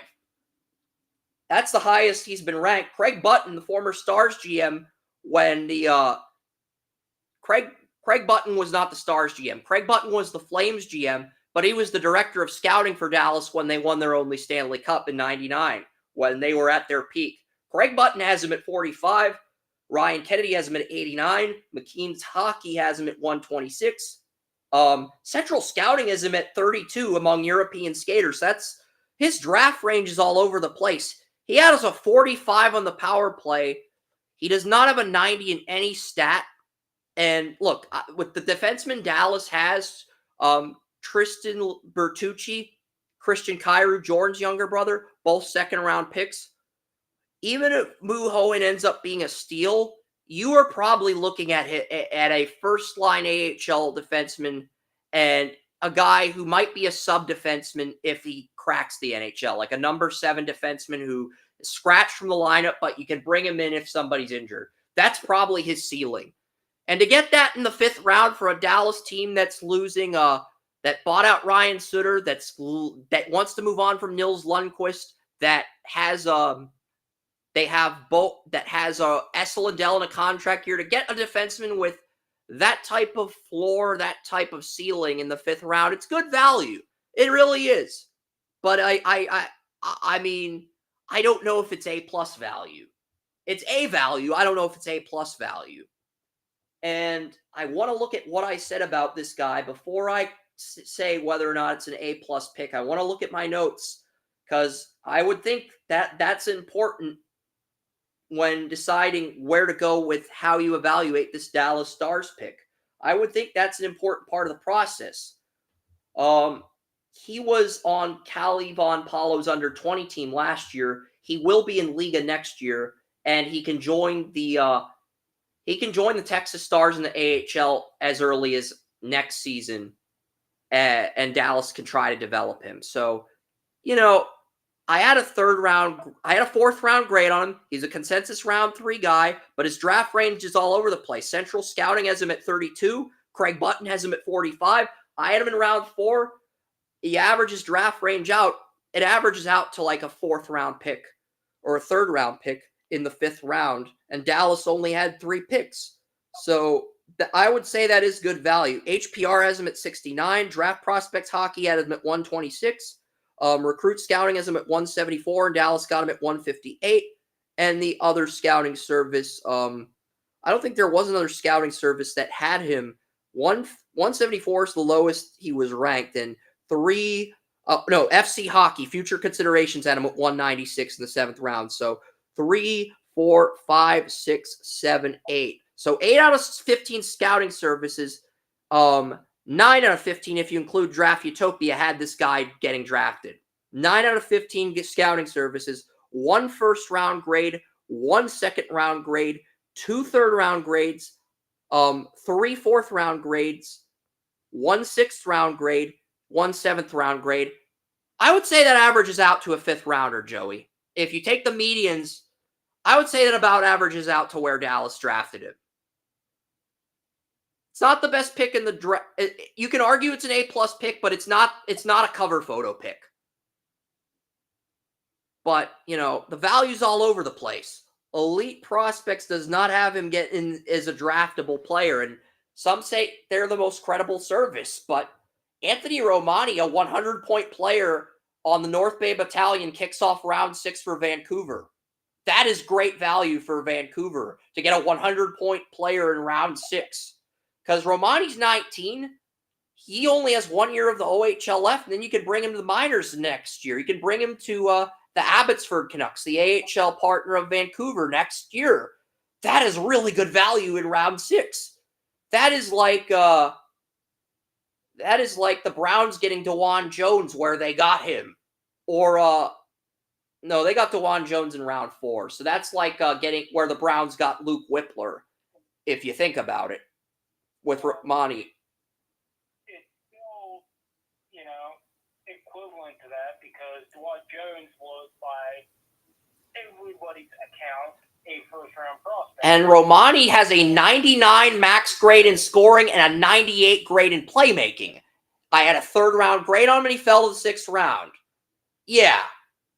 A player that has a 98 in playmaking and a 99 in scoring, a 100-point season, should not fall that far in the draft. We both know that's horseshit, even if the analytics back it up. And here's the thing, Chris. Now, what would really make this comparable? This year, as of right now, there is talk that DeJuan Jones is ahead of Jack Conklin, a $20 million contract on the Browns depth chart. I'm going to leave Dallas in the top 5, Joey, but if he is number 1 on the depth chart, then that makes it very equivalent. yeah. Because, just saying. I'm going to read the Hockey News write-up. I have a PDF of the Hockey News Draft magazine on my phone.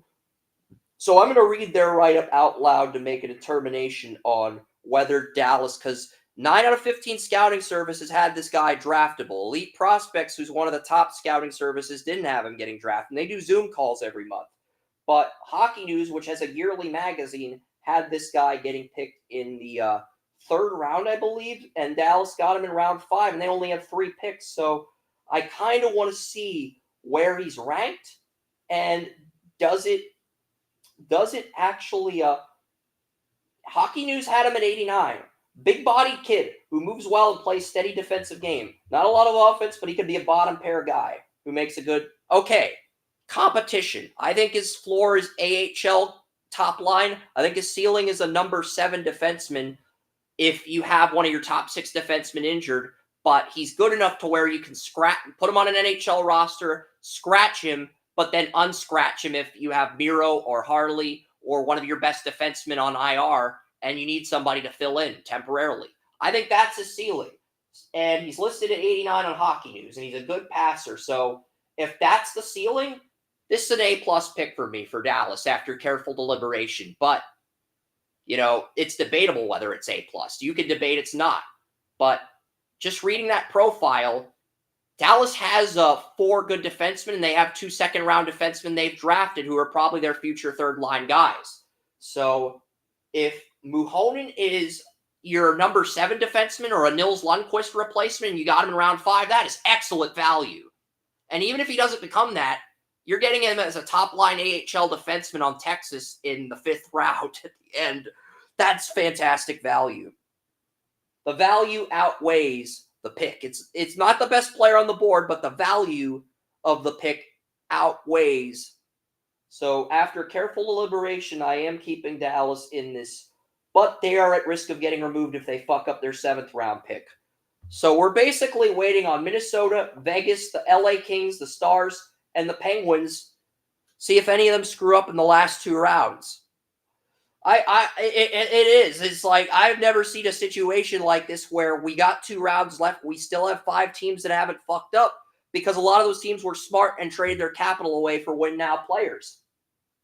And that's the thing. That's really the big takeaway here. Vegas does well getting stars in free agency, but they're actually drafting as well. Kings are drafting well.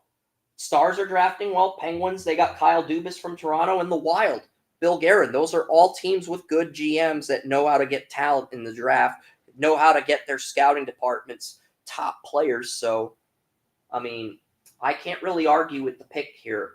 I'm not going to move Dallas out, but I'm not going to give them a cover photo either for round 5. So, looking at because I think Caswell's probably the best value pick. I'm just looking for where I mocked him and how to spell his last name, because I think I'm not sure if it's Clark with an E or but Kiersey of Charlottetown and Max Swanson. I had a preseason round 1 grade on Max Swanson. I was telling you this guy could be a sleeper in the draft. I mocked him to Pittsburgh at 44. That's how, and this was a guy that I had a first round grade on in October. He was on the Fargo Force team that went to back-to-back Clark Cups in the USHL. And, this is a player that he was a player who, Max Swanson, he's the son of Brian Swanson, Sharks 5th round pick in 94. And Swanson was projected to have 72 points, 10 goals, 62 assists. He ended up with 26 goals, 51 assists, and 77 points, exceeding his preseason projection from October. So even though he's undersized, 5'7", 145, he exceeded his projection. And he was also the Clark Cup playoffs MVP like Jacob Fowler. And that's what I mean when you look at these USHL gems. Jared Woolley, a player that was a top 100 pick, London Knights defenseman, 6'5", 207, goes to the Kings at 164. The Kings are continuing to have a strong draft despite limited draft capital. Jared Woolley's a great fit for the Kings. He's a big body defender, and his first OHL game came during the teddy bear toss game in December of 2023. I don't know the history about the teddy bear toss game in the OHL, but I know Woolley was a top 100 guy in a lot of mock drafts, and he fell the 6th round probably because of the lack of offensive production, I would think, Joey, and that is a big reason why he's off the board here for the Kings. So not a cover photo guy for round 6, but this is a good value pick to where I can't really take the Kings out of the perfect draft sweepstakes yet. So, and they needed another defenseman in their pool. So they get Woolley here, and you look at their draft, they went OHL with all their picks. They went Liam Greentree, top 15 player, Windsor Spitfires OHL in round 1. They went Carter George, top goalie in round 2. They traded a 4th round pick to get Tanner Jeannot, the Lightning player that the Lightning gave up a King's ransom for with Nashville. And then they get Woolley in round 6, a top 100 defenseman who is in the 90 to 100 range at 164. I mean, that's a really strong draft for this LA Kings team. For a team that's only had 3 draft picks in rounds 1, 2, and 6, that's a strong draft. And they got Tanner Jeannot, a veteran, with the 4th round pick because the Lightning had to trade him to clear cap space. And they traded Sergachev too. That probably tells me they're going to bring back Stamkos and give him the money he wants.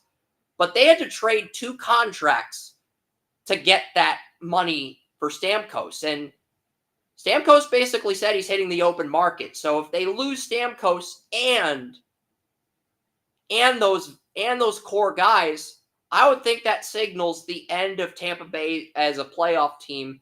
They're not a bottom 10 team yet, but they're holding on to. They're basically in purgatory until Vasilevsky's contract runs out in 2028. So that's the thing. But they did create more cap space. I'll give the Lightning credit for creating more cap space, but is that going to be enough to keep Stamkos around after only offering him $3 million? That's the $1 million question. And it's a $1 million question I don't have a definitive answer to, as surprising as that sounds, Joey. I don't have a definitive answer to that. I wish I did. I wish I could help you, man. I really do. I really wish I could help you answer that question. And Clark Caswell as an E. So, yeah, I mean, Caswell could be a Jamie Benn type player in round 5. Let us.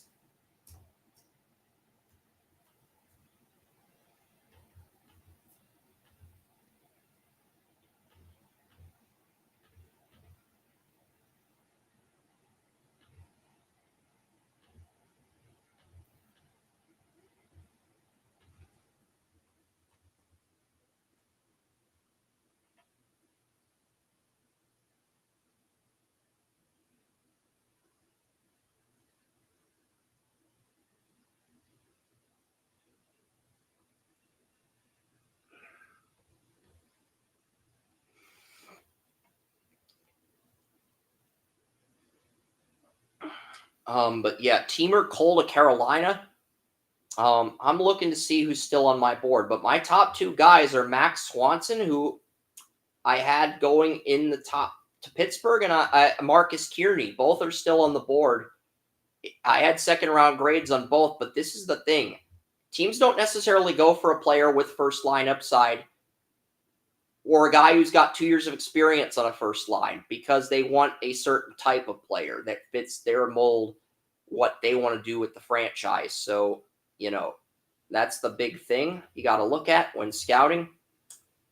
And I'm going to try to get this Caswell photo. Okay, I got the Caswell photo up. I'm going to get on the servers, so I'm going to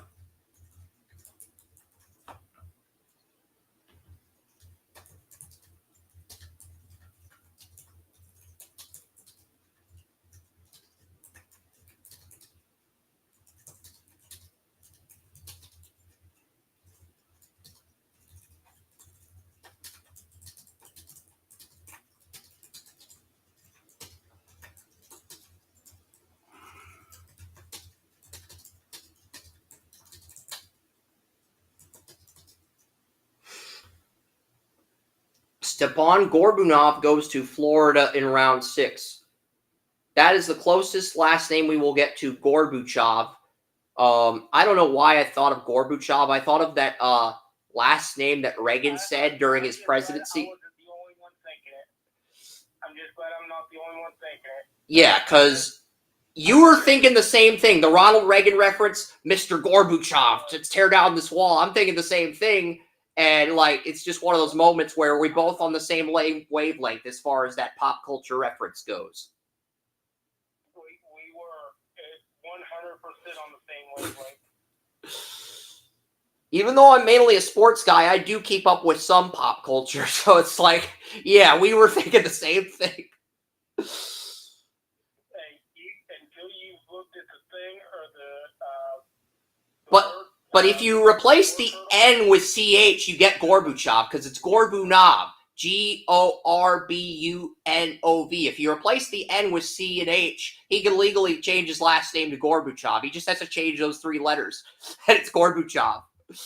I'm joking, but I'm also not joking if he wants to change his last name. So I do think that is funny. We got the Penguins at 175 and the Wild at 174. You got the Stars and Kings still with perfect drafts in round 6, and I gotta think the Wild or Penguins are gonna make a bad pick. It's 174, 175. I mean, Joey's cool with the Penguins having a perfect draft because they were his favorite team as a kid. Now, if the Steelers have a perfect draft, that's going to piss him off as a Browns fan. But he's all right with the Penguins doing that. But Penguins and Vegas, 2 of your teams, haven't screwed up yet. Stars haven't screwed up yet. The Minnesota Wild, the team that replaced the North Stars, hasn't screwed up yet. And the Kings haven't screwed up yet. So somebody's got to screw up. I mean, we're too far into this draft to have 5 teams that have not made a horrible pick yet. Somebody's got to screw up at this point. We both know it's true, but you got to be amazed that the draft's 225 picks, we're at 174, and 5 teams haven't fucked up yet. It's just really weird. And I think part of that's due to teams being smart, trading the right picks, and calculating everything. And Steve Leskovar ends up going to Minnesota at 174. I'm going to look that name up. I don't think I have him on my board. I think Minnesota just made their first screw up. But hey, they got 2 first-round players in rounds 1 and 4, and they got a good goalie. So you can't shit on their draft because they didn't have a second or third-round pick. They still got 2 guys, and they got a good goalie to develop in case Wallstead doesn't pan out. But Evie Lexosar is a defenseman on Mississauga, 19 years old, 6'4", 198, 2 goals, 10 assists, 12 points. So Minnesota's out, and I think the Penguins might be out as well. Juna Vasanen is the pick for the Penguins.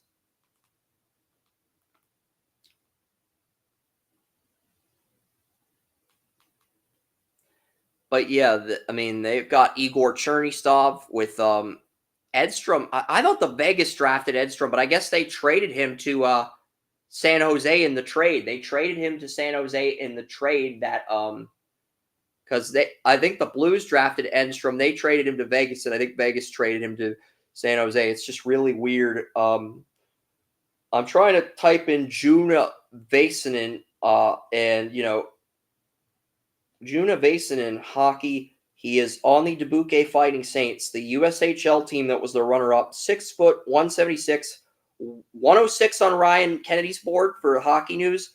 He was 234 on McKean's Hockey. I think this draft guide I have has. I think this draft guide that I bought from the Hockey News has a write-up on Vasanen here. He is listed as a. I'm looking here. I'm looking at the write-ups here. I'm looking at see if there is a sleeper here. So no. Top 100 alphabetically, top 10 undrafted. And Ilya Nabokov entered the draft as an undrafted player, but Colorado took him. He was the first goalie off the board, according to Hockey News. And yeah, there really isn't. So I don't see base. It's weird because Dubuque, I swear Dubuque had a player. Well, I don't know if it was a defenseman or a forward, but they had a player that Dubuque had a player that I thought had really high potential, and I'm looking. I'll try to find Dubuque, but I don't see Dubuque. I'll go through the top 100, but I'm at the point where I'm ready to give up on the Penguins. But I will try harder. I will try harder than I have been trying with skimming through this because I want to make sure the result is conclusive. Because that's the thing. It's not necessarily about whether the player is draftable or not. It's about whether the result is legitimate and whether the result is conclusive. So that's the big thing I'm looking at. I know for a fact there's a player on Dubuque that I mocked. Xavier Valou to the Islanders. I'm going to say no here, but it's a really tough verdict. Because this is a guy that was on Dubuque, 19, undrafted last year, and he's 106 on Ryan Kennedy's board, but, he had 40 points in his rookie season. He came in from Finland. He had 40 points as a rookie in the USHL. It's pretty good for a rookie to come in from Finland and do that. That's actually pretty good. But I don't see a write-up on him, I swear. He should be in the sleeper section. If they're listing players outside the top 100, he should be in the sleeper section, but he's not in the sleeper section. I'm going to check round 4 because I think I did mock a player on Dubuque in round 4. Trent Swick to Vegas. I did not have Swick in my Trent Swick. Swick sounds like a horrible last name. It sounds like a dumbed down version of Wick. I mean, if the guy's name was John Wick, that would be awesome if Vegas drafted him. I wouldn't even care if his point total sucked. But Trent Swick's just such a bland name. And I didn't even have this guy in my draft rankings. So I think I have to take Vegas out. But I will review Pittsburgh, look for the top player on Dubuque in my mock draft. Because I know that I mocked a player on Dubuque in the 4th round. I think I mocked a player on Dubuque. Jack Pridham, I had him on West Kelowna. I know he's off the board. Plante's off the board. Patterson, Eric Olson, Ryderson Leaders, Javon Moore, Colin Ralph, Alexis Bernier, John Whipple. I don't see a player on Dubuque. I'll check round 5 here. Caden Petier's actually good value at 181. Jacob Battaglia I had in round 5. Frankie Morelli. I know there's a player on Dubuque. I don't know if it's round 5. James Reeder. I had James Reeder of Dubuque as my top 60 points. So yeah, Penguins didn't get my top Dubuque player.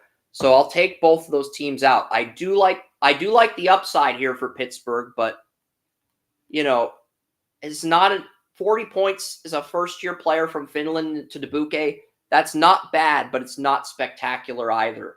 So if I leave Pittsburgh in, we have 3. We have LA, we have Dallas, we have Pittsburgh. If I take Pittsburgh out, and it's not conclusive, but I also think 40 points for a rookie first-year player transitioning from Finland to the USHL for the runner-up is pretty good. Is this guy a first-line player on the team? I'll look up the line combinations for him. I'll look up Dubuque's line combinations. That'll be a good tiebreaker because this may have been a guy I completely overlooked. So I'm gonna look up Dubuque right now and get to the bottom of this. I think that's the only fair way to break the tie. And I've tried. I went through my draft guide that I bought. I couldn't find a tiebreaker. And I feel like we got to go through the line combinations of Dubuque from their final regular season game, see where he's ranked on the line. Because 40 points is good. We're not saying 40 points is bad. It's actually pretty good. But, like, at the same token, it's like, it is somewhat underwhelming. Roman Shorkerin goes to Carolina. And, I do think, let's take a look here. Clark Cup final. Jonas Väisänen, Western Michigan commit, is the number 1 defenseman on Dubuque. I found a screenshot, so the Penguins remain in the race. So the Penguins got our number 1 defenseman on the USHL runner-up in the 6th round. That's pretty good value. That doesn't mean he'll be a number 1 defenseman in the NHL, but he's a guy you can develop. Maybe he becomes a bottom pairing guy in the league. Maybe he becomes a high-end AHL guy in Wilkes-Barre. But either way, you don't have to sign him. You can let him go to college for 3 years at Western Michigan and then make a verdict on whether you want to give him a contract or whether you want to let him walk. And he's a first-line defenseman on his junior team. So at this point in the 6th round, that's good value. Because it's basically an audition. It's like, if it works out, great, you got a steal in the draft. And if it doesn't work out, you let him walk and you really don't lose anything because it's the freaking 6th round.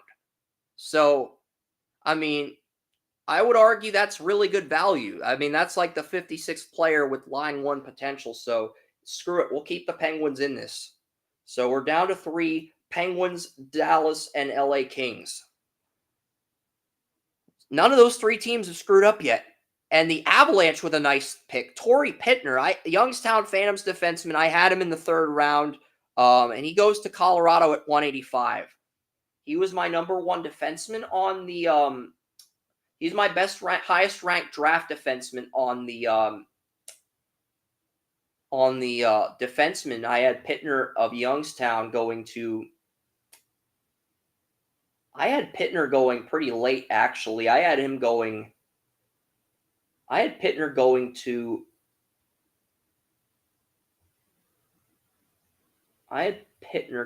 the Kraken in the 3rd round.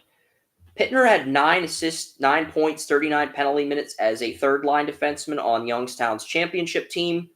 He also had 24 points plus 10 plus-minus ratio this year on the 2nd line after being promoted. And he goes to Colorado, where probably going to get an AHL guy in the Colorado Eagles, but maybe if he puts everything together, he is he's an NHL guy. But the thing that's frustrating is the player comp is Matt Roy.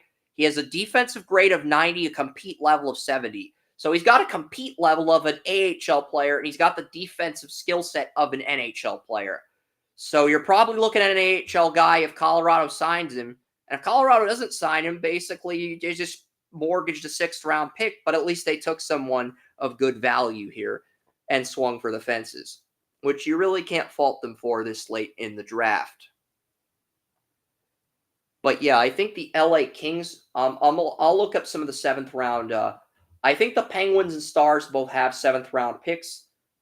Oh, the LA Kings have Montreal's 7th round pick because the LA Kings got Montreal's 7th rounder trade with the trade where they moved down from 21 to 26. That was the final pick they got. So yeah, it's going to come down to round 7. 3 teams have an opportunity to come away with a perfect draft here. LA, Dallas, and Pittsburgh, and all of them are going to have an opportunity to screw up in the 7th round as well. But at that point, do most people care? Probably not. Xavier Valou, he's a defenseman on Muskegon. I'm sure he led USHL rookie defenseman with 32 points.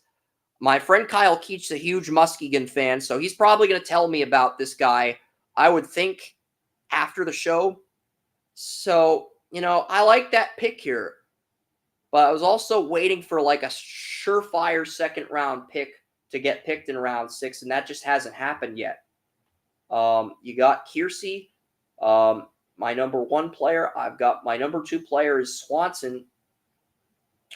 I think Ilya Protas got picked this round. I could be wrong on that, but I'm going to double check that because he's a 2nd round guy on my board. I think he got picked before this round, but I'm going to double check to make sure I have my correct information here. And Ilya Protas, he got picked by the Capitals in the 3rd round. So yeah, he's long gone at this point. Luca Morelli, maybe he's there. It's like, I'm just seeing what players, believe me, last year that I had a lot more picks that went undrafted. And it got to the point where, Luca Morelli of Parker Alcos goes to Vancouver. Luca Morelli, he ends up on Columbus at 86. So he's gone. Alex gone. Ryder Ritchie's gone. Lil Wallace is gone. Julius Meetning gone. Igor Surin gone. Gabriel Ellison gone. Teddy Stiga gone. Vanecker gone. Emery gone. Luke Misa gone. I think Luke Misa may have went in the 6th round. I'll double check. Because I remember that name because it's Michael Misa's older brother, and Michael Misa's a top 5 pick next year. It's the same thing that happened with Aiden and Macklin Celebrini last year. I'm double checking to make sure we have the correct information. Luke Misa, he went to Calgary in round 5. That's right. That was 150. That was the 7th pick in the top 150 that Calgary got right. Jakub Figbeer, I feel like this guy got picked because I know a defenseman on Muskegon got picked, and he led the Kieran Walton, Winnipeg 6th round pick on Sudbury. He led the CHL prospects game in shots on goal with 5 in one game. Figbeer has not been drafted yet. 6 foot 172. Craig Button had him in round 2. Ryan Kennedy had him in round 2. Mobile defenseman, 2-way defenseman. He only had 43 points, 7 goals, 36 assists. The lack of goals is probably why he's still on the board. And the scary thing is he showed the ability to come to Canada and improve all his traits. But, no goals in the OHL playoffs. That probably scared some teams. And Spencer spent. So basically, there's 3 players in the 2nd round still on the board here, and they're all available in round 6. So I have to pick a best player in round 6. We're going to go to round 6 and determine the cover photo. Because we got Rico Grieg, Dallin Walkie, Hunter St. Martin, and that is round 6. So we're going to go into round 6, and we're going to try to determine the best value pick here. I think Romani and Woolley are both strong choices. Ilya Pautov, SKA St. Petersburg, Caden Petir on Flint, Pittner. So there's like 3 third-round picks. I don't see a second-round pick I don't see a second-round player who got picked. So, yeah. Let's find out who we had ranked the highest among this group that made it to round 6. Christian Humphreys is still there. I mean, he's a preseason 1st-round pick. Badinkas went very early in round 2. don't agree with how early he went, but he is long gone. So Kim Sarnin's still there. Romani. My number 3 goalie is actually Jackson Parsons, the Kitchener Rangers. Jackson Parsons, a goalie that I heard about on a podcast, and he had a .299 goals against average, .897 save percentage this past year, 4 shutouts, checked off every box on tape, kind of a sleeper, didn't get invited to the Combine. He's still on the board in round 7. He's my number 3 goalie. He's still there. My number 3 goalie's still there in round 7, so that could be a gem to keep an eye on. But that's not the highest player on the board. I think we had Pittner ahead of Romani, and Pittner I think went to Colorado in the 6th round. Yeah, Romani went to Vancouver to start the round. Joe Connor goes to Tampa in round 7. Yeah, Pittner went to Colorado. That is probably the best value pick in round 6. So Pittner is the pick for Pittner wins the cover photo. And the LA Kings have 198. That is their final pick. They might have another pick in round 7, but, wouldn't that be weird if I mentioned a goalie with a starter upside, number 3 goalie in round 7. The Lightning have 199, the same spot where Tom Brady got drafted, and he finished his career in Tampa, which is pretty ironic. Be pretty crazy if the Lightning got a steal at 199. I'm not saying it'll happen. It probably won't. Odds say it won't happen. But, Torrey Pittner. I like Pittner at this point in round 7. And, Pittner, he's a USHL player. I think he was one of the members of the championship team that came back. William Nickel goes to Edmonton. And basically what I'm doing is the hard part. I'm getting the cover photos up. And I'll show our audience the cover photos. I still got to code a lot of picks. I will not, I won't code the picks on the live stream because it's just so much freaking work. And I said I'm going to be here for the entirety of the draft. Lucas Van Vliet, that's not bad value. I think I had him in round 6 or 7. Vegas gets him in round 7. That's like their best. I mean, just drafting rounds 1 to 7. This has probably been Vegas's best draft in history because in previous years, they've had the luxury of trading prospects for draft capital. This year, with only $800,000, they don't have that luxury, and they just have to draft out of their minds. They want to keep their Stanley Cup window alive. And they're going to struggle for a few years until some of these guys come up. But, they're still going to be a playoff team, but I just don't know if they're going to be a cup team. And James Reeder is the pick for the LA Kings at 198. So that is a name I'm familiar with. I swear I read off that name when looking through the rankings. But I will double check before I assume anything. James Reeder, he is a right winger on Dubuque. That is the player I mocked to Philadelphia in round 5. 20 goals, 40 assists, 60 points, alternate captain. That is the exact player I mocked. And I mocked him in round 5.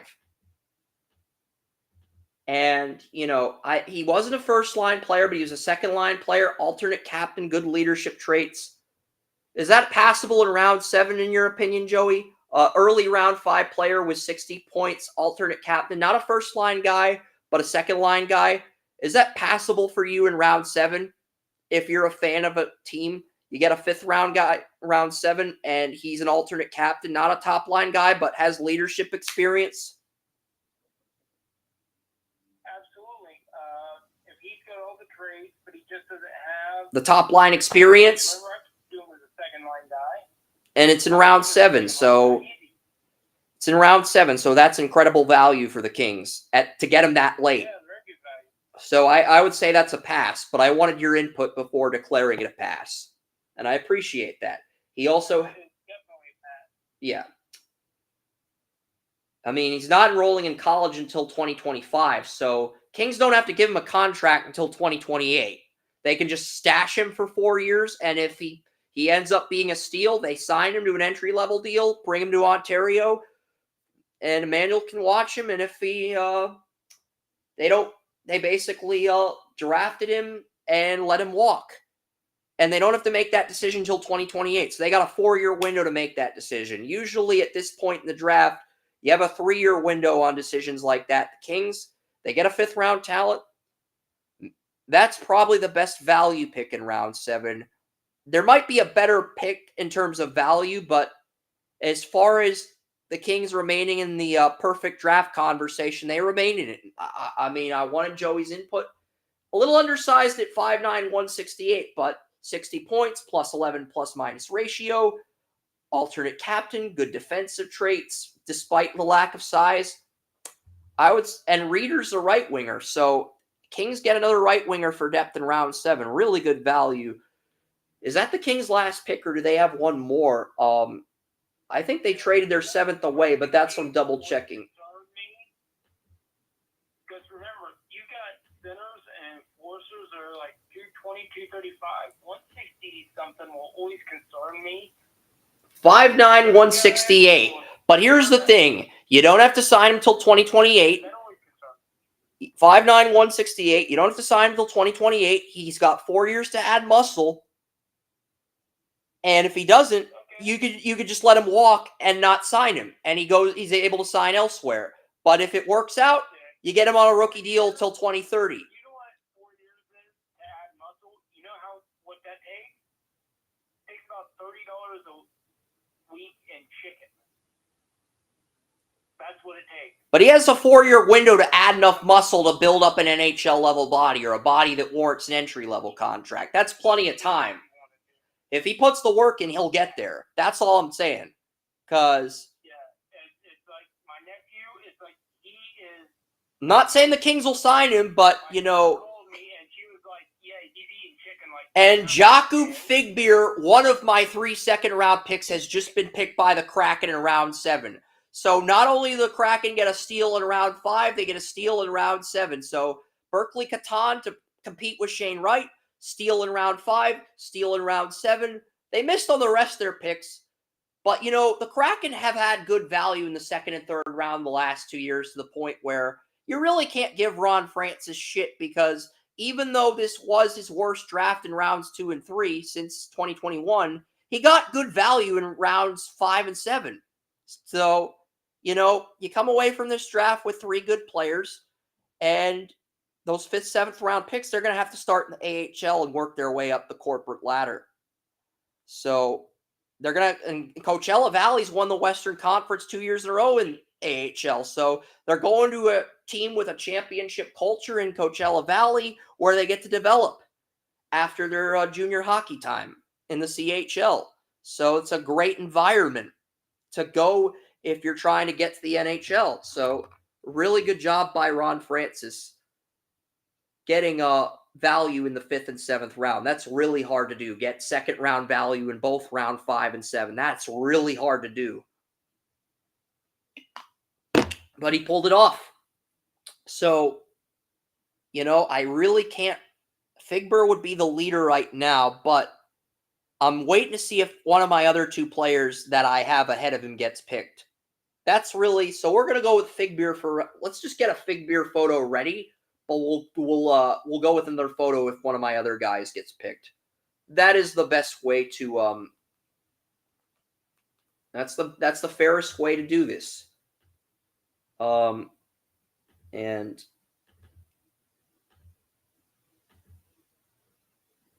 there we go. That's a JPEG. The Torrey Pittner photo, that is officially a JPEG. Austin Moline to the Philadelphia Flyers.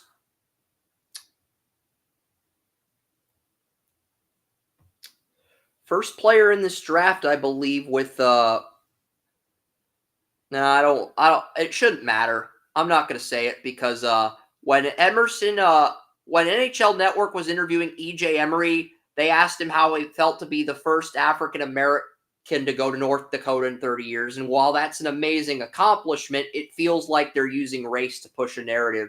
And I don't want to do that. I'm better than that. So I'm not going to do that at all. So, I'm just not.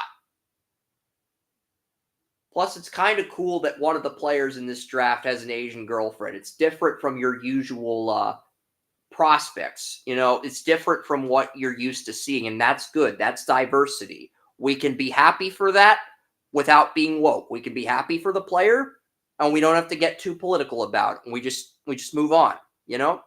That's how it should be handled. Unless I'm wrong on that. If I'm wrong, please interrupt me.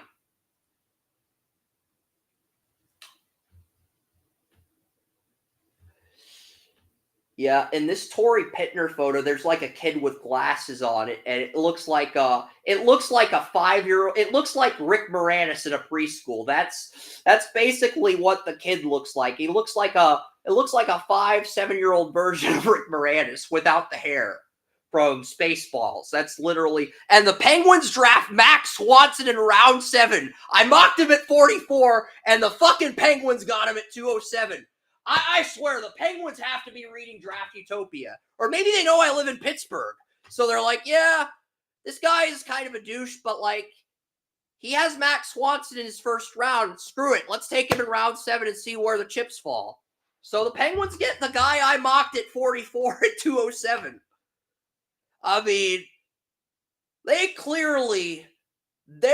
have scouts reading our site, even if they deny it, because it's like, everyone else had Swanson in round 3 or 5. I had him in round 2, and I had him the Penguins at 44, and the freaking Penguins take him at 207, which is just a crazy-ass coincidence, Joey, because Swanson was my number 2 player on the board, and he led the USHL in assists. Not only was he the Clark Cup MVP, he led the USHL in assists with 51. And he was born in Anchorage, Alaska. First player I have ever scouted to be born in Alaska and get drafted by an NHL team.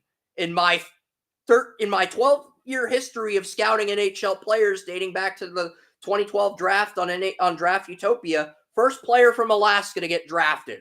I didn't even know he was born in Alaska, but that makes me like Swanson even more, you know? Good for Alaska getting someone on the freaking map. It is. It's a good story. It's like, we don't talk about hockey players in Alaska enough, but it's freaking cold there. So that tells me Swanson will be able to adapt to the altitude regardless of the temperature because he's born in Alaska. It's like, if you got a winter classic and it's 10 degrees below zero like the Dolphins-Chiefs playoff game, and this guy was born in Alaska, he's going to be able to adapt to the altitude. And I think that's a big thing with Pittsburgh, especially with the weather in this city. So that is easily the best pick of round 7. So the Penguins' perfect draft remains alive. The Kings' perfect draft remains alive.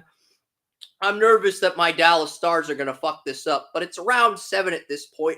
I really shouldn't care. My team had only 3 draft picks, and we got really good value with both picks in rounds 1 and 5. So at this point, I really shouldn't care. But it's like, you know, that's the thing.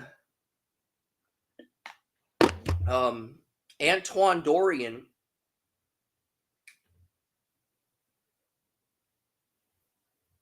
I swear we had Pittner in the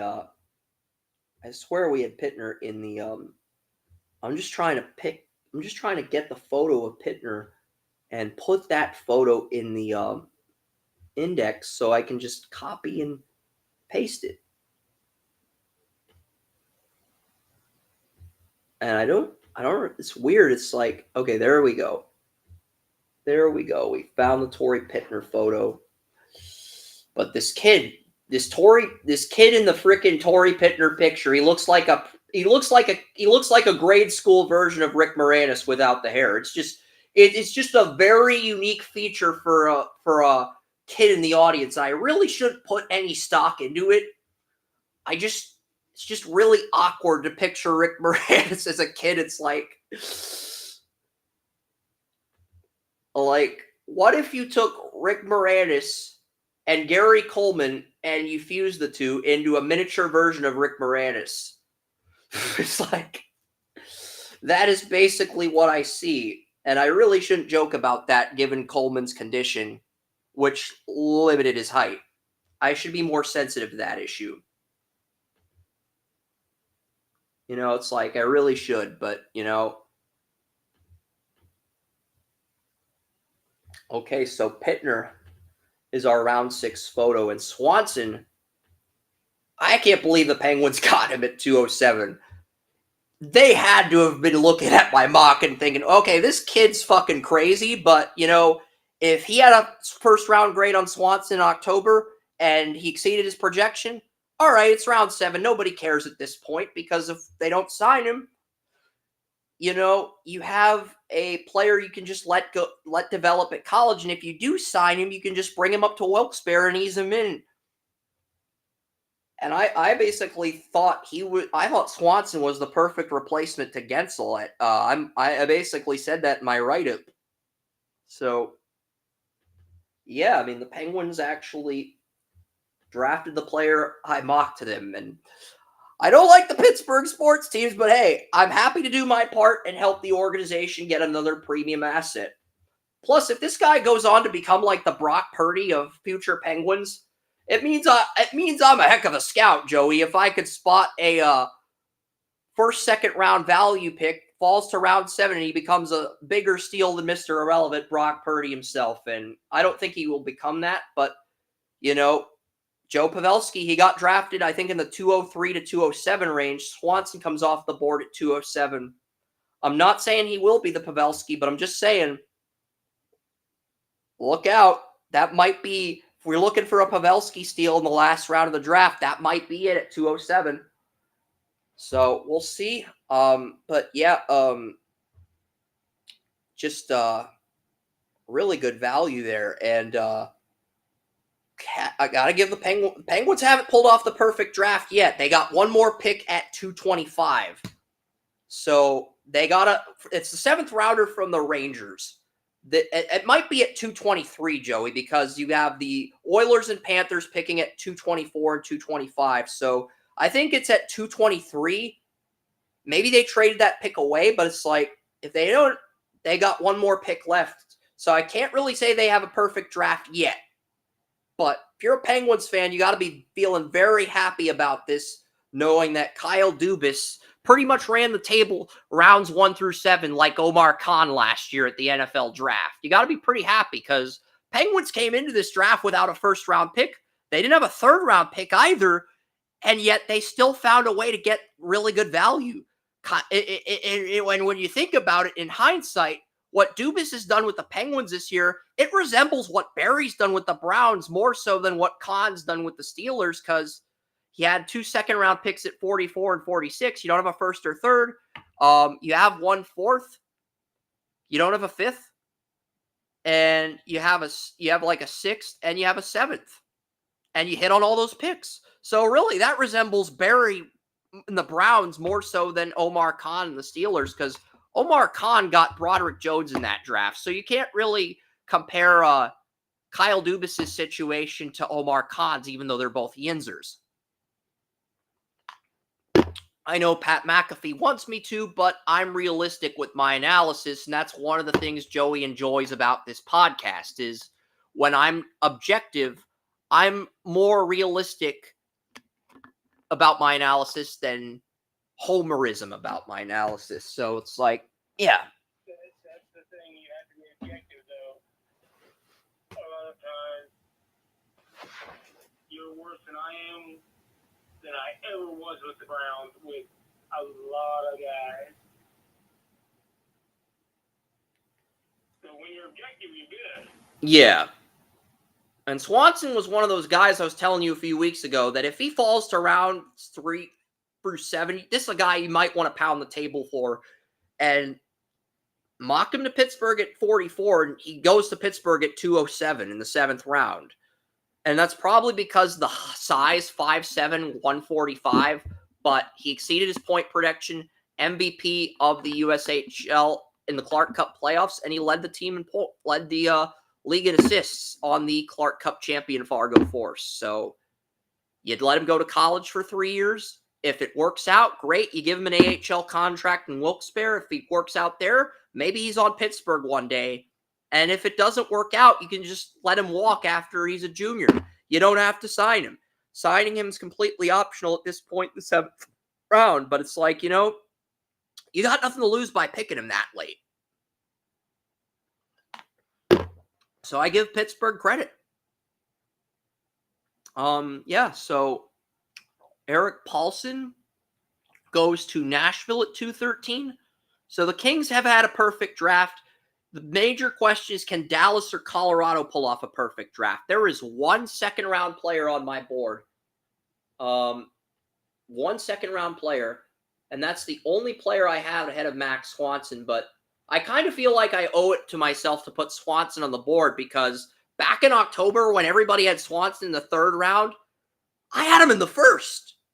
And even though he's undersized as shit, 5'7", 145, I mean, he did exceed his point projection. His defense, his point projection was 72, 10 goals, 62 assists. He had 26 goals, 51 assists, and he exceeded his point projection from October. And he was a line 1 guy 2 years on a team that made 2 consecutive Clark Cups. 1 year as a center, 1 year as a left winger. And I think that versatility is what appeals to teams. And look, I when I say I like this guy, I'm thinking you're getting a Kyler Yamamoto or maybe a Alex DeBrincat in the 7th round. And the floor is Yamamoto, undersized 4th line winger, speedy player. The ceiling is probably DeBrincat, who was I think he was like 5'8" or 5'9", maybe 5'10". And you know what? He ends up going to Pittsburgh in round 7. And Miroslav Satan, I think Miroslav Satan got picked by the Capitals. There used to be an NHL player the same name. I wonder if it's his kid. I really do, because there was a Miroslav Satan back in the 90s, and I'm guessing it is his kid. Miroslav Satan Jr., it is his kid. So Miroslav Satan's son just got drafted by the Capitals in round 7. That's a really good pick by Washington. Because, I mean, it's his 7th round. His kid's like 6'7", 190 from Slovakia. McKean's Hockey had him at 229. FC Hockey had him at 263. So he had an undrafted grade, but, you know, 51 on NHL Central Scouting European, 163 on Draft Prospect Hockey. That's not a bad pick in round 7. And Christian Humphreys, another preseason 1st-round pick along with Max Swanson. I moved him down to the 3rd round. But Colorado gets Humphrey in round 7. That is a great value pick for Colorado. I mean, that is a really good pick for them this late in the draft. Because it's like, you know, best case scenario, you're getting a bottom 6 forward. He's versatile enough to play left wing, center, right wing. And you're getting a bottom 6 forward in the NHL. Best case scenario, you're getting a top 6 forward on the AHL. I think that's really good value at 215. So we're just waiting to see if I probably should go with Swanson for the cover photo, since this is a guy I pound the table for in October, and he ends up getting drafted despite how badly I pounded the table for him. It's a guy I bet on and he got picked, so I probably should, you know, go with that. But I'm gonna give 2nd-round pick that I had ahead of him a shot to get drafted, because there's one 2nd-round player. There's one on our board, and it's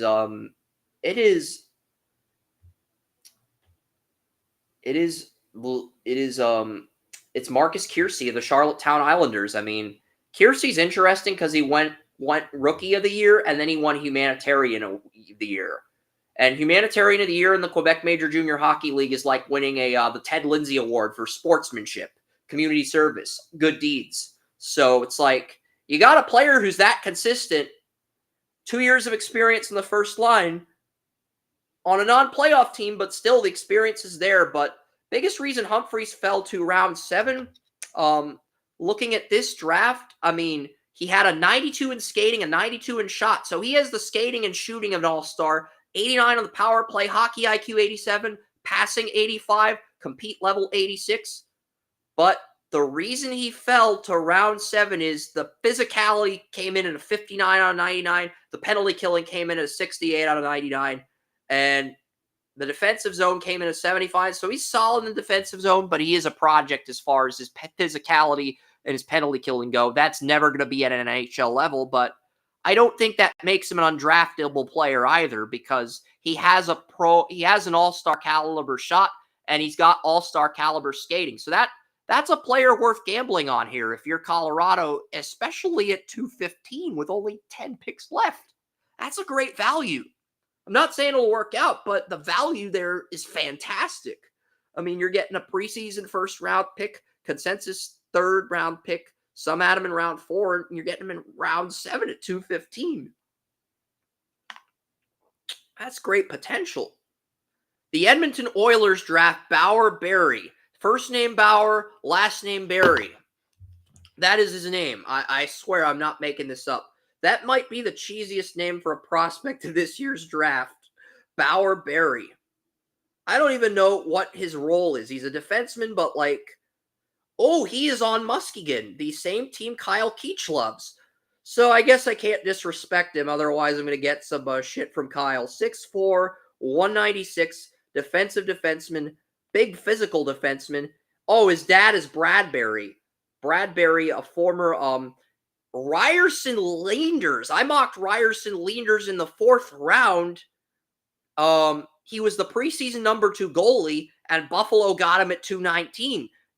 I mean, get the number 2 preseason goalie 219 with only 6 picks left in the draft. That is great value. And Buffalo already has 2. They got Ukko-Pekka Rättinen, a 2017 second-round pick, and they got Devin Levi, the Panthers' 2020 7th-round pick that was shipped to Buffalo as the backup. They already have 2 good young goalies, so you get Leanders this late, and he's like a long-term project. That's good value. It's not great value like the Jackson goalie on Kingston, but that's good value. You can argue it's great value if you're a Buffalo fan, though. And it's like one of the last picks of the draft. So we know that the LA Kings are going to finish this thing with a perfect draft. But Dallas, Pittsburgh, and, Dallas or Pittsburgh could end up trading their pick. Because Montreal's got 224, Toronto's got 225. But I think Marcus Kiersey of Charlotte's the only defenseman with a second-round grade. That's literally the only... who's my number 2 player? Probably outside of Kiersey. Let's look here. Colton Roberts is gone. O'Reilly is gone. Kevin He is gone. Walton's gone. Casper Pikkarainen of TPS is gone. Christian Humphreys is gone. Sony of Ilves is gone. That's a player Colorado... I think... Sione went to Dallas. Sione didn't go to Dallas. I think Sione went to Pittsburgh or one of the other teams I mentioned, maybe the Kings, but that was a 3rd-round guy. William Samuelson goes to Dallas here. I am going to look this guy up because, we might find a first-line guy on a team. I really don't know much about this guy. He is William Samuelson, Södertälje SK under-20 team. That is Allsvenskan in Sweden. 6 foot, 176. Elite Prospects lists his 3 descriptions as defensive center, playmaker, two-way center. Only 2 teams had a draftable grade on this guy. Future Considerations had him at 149, and NHL Central Scouting had him at 79 among Europeans. And, oh boy, the Maple Leafs have acquired Tanev from the Stars. There has got to be a return for that. So that's a big trade because Tanev was like one of the top 5 UFAs, and Toronto has acquired him. So there's got to be a big return for Dallas if they traded Tanev away, because there were talks about Chris Tanev getting re-signed in Dallas. So I am guessing this is a 1st or 2nd round pick in next year's draft, Joey. That has got to be there's got to be a but to be fair to Dallas, that clears up even more cap space. And if the Stars think Tanev is peaked, then, you move him and you get a return here. We do not know what the return is.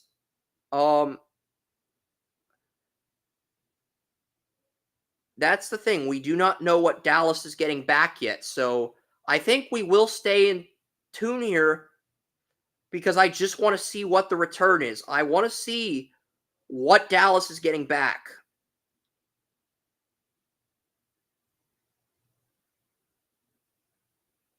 And look, Tanev's a good stopgap while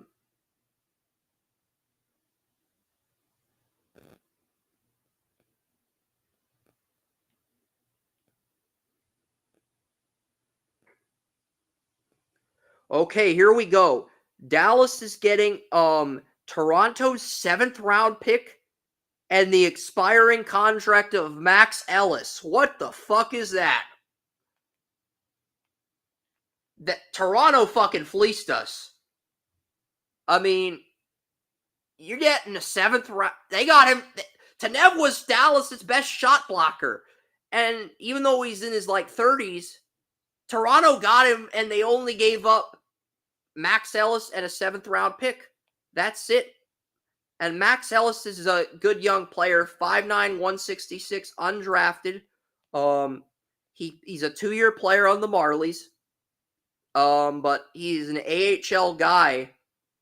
And you get a 2026 7th and an AHL guy for, yeah, that's a fleece, Joey. If I've ever seen a fleece, that's a fleece. Toronto got Tanev, Dallas's best shot blocking defenseman, and they only gave up a 7th round pick in 2026 and Max Ellis, a minor league player who's 24, to get Tanev. That may go down as the biggest fleece of this draft. And if you're a Dallas Stars fan, you should be pissed about that. But here's the thing. Look at Dallas Stars. I am going to look up the Dallas Stars cap space right now following the Tanev trade. Because looking at Dallas, that probably tells me that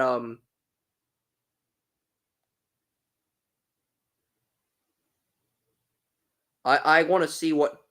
So Dallas has opened up. Dallas has opened up with $19 million now. So we have $19 million to spend this year, $49 million in 2025. So we have $19 million to spend, but we are going to have to get a defenseman in free agency. I mean, we cut Ryan Suter, we traded Tanev away, and we got nothing back for him. A 7th round pick and a minor league prospect. We got fleeced by Toronto. I wish the return was something a little bit greater, but if Jim Nill knows he's not going to be able to re-sign Tanev or the asking price is too high, he's probably moving him now and going to use free agency to reload. And I think Brandon Montour could be headed to Dallas. Montour's the number 3 defenseman on Florida. Stanley Cup winning team. He's 30. He is younger than Tanev. Montour, Panthers couldn't afford Montour. And Brandon Montour is only making $832,500. And he's 30. He's younger than Tanev. It's like, that was his entry-level deal. But, like, yeah, Tanev, that was his rookie deal. And then, this is Brandon Montour. So Montour, just looking at the contract. Okay, so Montour's only making $3.5 million over the $3.5 million over his contract with Florida. That's a ridiculously low amount of money to pay for a number 3 defenseman. I mean, it's like, and there are people on Florida that think Montour is Montour did better in the playoffs than Ekblad, despite being the second-line defenseman. He's only 30, and he only costs $3.5 million. So it's like, I'm wondering what his market value is in free agency. I have to think that's a guy Dallas is going to pursue because they have $19 million. He's a player they can afford, and it's like, I think Jim Nill wants a player with a Stanley Cup pedigree in free agency so that he can go all in and try to get the cup. I have to believe that's what Jim Nill's master plan is. I mean, why else would you get rid of an aging Tanev, an underperforming Suter, and blow the team up with $19 million to spend? There's no other reason to move him. I mean, it's like there's legitimately no other reason to move him. And Spotrac does not have market value for the NHL players. They have market value for the NFL guys, but they don't have market value for the NHL guys. Montour had a minimum rookie deal, and then he went up to $900,000, and then he went up to $3.5 million, and he's only 30. He doesn't turn 31 until April. I would think that is a 4 or 5. That's a 3 or 4 year deal worth, I don't know, 4, maybe $5 million. And that's probably what Nil is looking for as far as his price range. Because Dallas, they got rid of their number 3 and number 5 defensemen. They got $19 million in cap space. I mean, there has got to be a market value of there's a good reason to hesitate that Montour is a $7 million defenseman. $7 million is what he wants. And he's a number 2 defenseman on a Stanley Cup team. So, he was projected to make $4 million, and he only wanted, so Montour is going to get a 6-7 year deal in the $7.5-8 million range. I do not think he will get that. I think Dallas will probably end up giving him, they will try to do maybe they do a 1 or 2 year deal or $6 million. I do not think anybody's going to pay $7.5-8 million for a 30-year-old second line defenseman on Stanley Cup champions. But his projected is $7.15 million. Dallas does have the money to afford him. I could see him as a player that Dallas would pay their weight in gold to get. Because if that's the market value for him, he's from California. He played on the Waterloo Blackhawks. I'm just trying to figure out, he was drafted by Anaheim in the second round, and he played for Buffalo and Florida. He was born in Ontario. He played for the Waterloo Blackhawks. And Waterloo, they are located in Iowa. So, and he went to UMass. So, I would think, if the Bruins are losing a free agent, I would think that's a team that would shill up a lot of money. But, Dallas traded their best shot blocking defenseman, and they cut Ryan Suter. Jim Nill would not do that unless he had a plan up his sleeve. As good as he is at drafting, he has to have a target in mind, Joey. That's the only reason I'm still on the call. It's the only reason I'm still podcasting. It's there has to be a target for Dallas. You get rid of your number 3 defenseman, who's a UFA, best shot blocker in the playoffs, and you get rid of your number 5 defenseman. There is a clear freaking reason for that. You don't just... Jerry Jones must be performing voodoo on him. That's probably what's happening. Jerry Jones is performing voodoo on Jim Nill because he's sick of everybody praising Jim Nill, everybody praising the Mavericks. Jerry Jones wants all the attention, so he's performing voodoo on Jim Nill like Emperor Palpatine. That's got to be it. That's got to be the angle here. Brandon Montour only made $3.5 million, but again, he's projected to make up to $7.5 million. Forsling signed an 8-year deal worth $5.75 million, and Montour's going to ask for more. And look, Forsling beat out Montour for a line 1 job. So credit to and Barry Zito, Florida GM, for handling Forsling's contract. So Florida's going to have one of their top 2 defensemen. If you let Montour walk, you might be able to bring back Ekblad. Could also trade for you also could trade for Ekblad. I would trade a first round pick for Ekblad. He's former number 1 pick, contract year, and you have $19 million, so you have the money to pay him. And you can have him and Heiskanen on your top line. You can move Harley down to line 2 as number 3, and then you'd have Essa Lindell as your number 4. Honestly, I would trade for Ekblad. I don't think Jim Nill's going to come to that conclusion. And I know he cost a lot, but you got $19 million. You got $19 million in cap space. And right now, the top defenseman on the market is Montour. Montour wants $7.5 million, which is what Ekblad's making. And he's not worth that. Number 3 defenseman on a Stanley Cup champion is not worth that. That's an overpay. I think Nill knows that. So right now, the best play for Dallas is probably to trade for Ekblad, even if it means giving Florida a premium. And I'm guessing that would include a first-round pick and the rights to either Tristan Bertucci or Christian Kyrou, Jordan Kyrou's younger brother. Two defensemen Dallas took in round 2. I'm guessing the rights to one of those two would go to Florida, and I'm guessing it would be a first-round pick.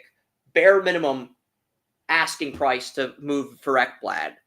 And I think that's the bare minimum. I think you're in agreement with me, Joey, because Ekblad's not just another defenseman. This is a defenseman that's Florida's best defender, and he's a number 1 draft pick, like a player who was drafted first overall. So I would think the bare minimum's 1 first-round pick plus a prospect. You might have to trade an NHL-ready player. You might have to throw an Esa Lindell in there, too. Because Esa Lindell is a top 4 NHL defenseman, but he's on a much cheaper contract. I think he has a no-movement clause, too. But I think he'd waive that for Florida since they're the defending Cup champions. I mean, who's not going to waive their no-trade clause for Florida, right? I mean, you had them winning the Cup at the beginning of the year. I could see Nil and Zito hammering this shit out. And that's the thing, because Florida wants to give Carter Verhaeghe and Sam Reinhart 8-year contracts. They want to extend Reinhart, too.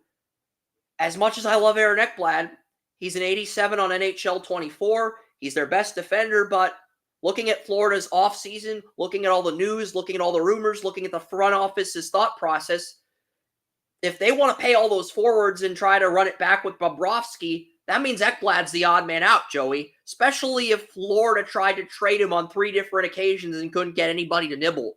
I mean, Ekblad's the odd man out. You can keep him and try to repeat, but if you don't repeat, he's walking like Peter Angelo. If you trade him now, you'll get something back for him, and you'll save cap space in the process. So, if I'm Dallas and I don't like this free agency class, I don't like the fact that Tanev's gone, Ekblad's 28. Former number 1 pick. That's your best play. Looking at this, and Victor Hedman's also a UFA in next year's class. So trade for Hedman or Ekblad.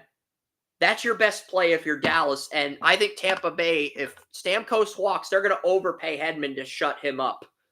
Because they'll have more cap space for 2025 to overpay Hedman. But a very interesting offseason on that note alone. Because you look at Jonathan Marchessault, the Conn Smythe winner in last year's Stanley Cup, led Vegas in points during the regular season. I'm sure Vegas wants to bring him back, but he's 33. He only made $5 million, $2 million less than Pavelski. And I think Nil's going to try to either get Marchessault or Stamkos with the $19 million he has. I think he's also going to either try to get that and Montour, because Jim Nill has a lot of core guys that can win the Cup, but he doesn't have a guy who's won the Cup that can get Dallas over the hump. And I think that is Nil's goal in free agency, Joey, because you got all these guys you drafted who have stayed in Dallas for the bulk of their career, but they're UFAs next year. You got to pay Wyatt Johnson, your playoff point leader. You got to pay Otter next year. So I think Nil's going to go all in free agency. That's why he let Tanev walk. That's why he let Sutter walk. He's got to have a plan. And I'm thinking you're looking at Stamkos. You're looking at Marchessault from Vegas. You're looking at Montour. And you're looking at Ekblad if Stamkos and Marchessault don't want to come to Dallas. I think Ekblad would be the third choice. The plan for continually successful teams is always going to be draft. It is. And that's what Dallas is great at. Whatever you want. But they lost their number 3 and number 5 defensemen. And as good as Dallas's second-round picks are, they're not going to be ready for another 2 years. So if you're trying to win now, you got to trade for Ekblad or you got to get Montour as a stopgap. And maybe you get Stamkos. Because if you can get Stamkos or Marchessault, Stamkos was willing to sign with Tampa for $5 million. They said no. Jim Nill paid Pavelski $7 million for 3 years. Stamkos is like 7 years younger than Pavelski was. 6 years actually, at the time of that contract. And he's a captain with the Lightning. So, and Texas, like Florida, has no state income tax. So I think Florida, I think Vegas, and I think Nashville and Nashville and Dallas, those are the only 5 NHL teams with no state income tax. So if Stamkos is going to take a team-friendly deal, it's going to be on one of those 4 teams if he leaves Tampa. That's a given. And right now, Dallas has the most cap space of those 5. Only team with more cap space than Dallas is Nashville. So it's going to be one of those 2. It's going to be one of those 2 if Stamkos leaves and doesn't go to Detroit. So, like, with the Stamkos sweepstakes, it's Detroit, it is Nashville, it's Dallas. 2 teams with no state income tax, and Yzerman. Stamkos is one of his first bosses in Tampa. Not the guy that drafted him, but his first, like, boss when he became the captain. It was Yzerman who promoted Stamkos to captain in Tampa. So, and it's going to be one of those 3. I think that's a given. Stamkos is going to one of those 3 teams if he leaves Tampa. Because if you were to get Stamkos to go to a really shitty team like a San Jose or a Chicago, you're going to have to pay not $9-10 million a year to get Stamkos. And if you don't want to pay him at his age at 31, 32, 33, well, you're shit out of luck. Because he's just going to go to a contender. Or he's going to go back to Tampa. It's like, that's really all that they can do. Like, and, you know, I don't think Montour's worth $7 million, but at the same time, he's going to get more than the $3.5 million he made. And he's probably going to get just as much as Gustav Forsling, who made $5.75 million. You can argue that's an overpay, but Montour's a defenseman on a Stanley Cup winning team, so he's going to get paid. That is the nature of the business. That is the nature of the business. You can't fight that. Alec Martinez, he's a first-line defenseman on Vegas. He declined significantly this year, but he's won 3 Stanley Cups. 2 with the Kings, 1 with Vegas. What is his market value? Because I'm guessing since he's older, his market value is lower than Montour.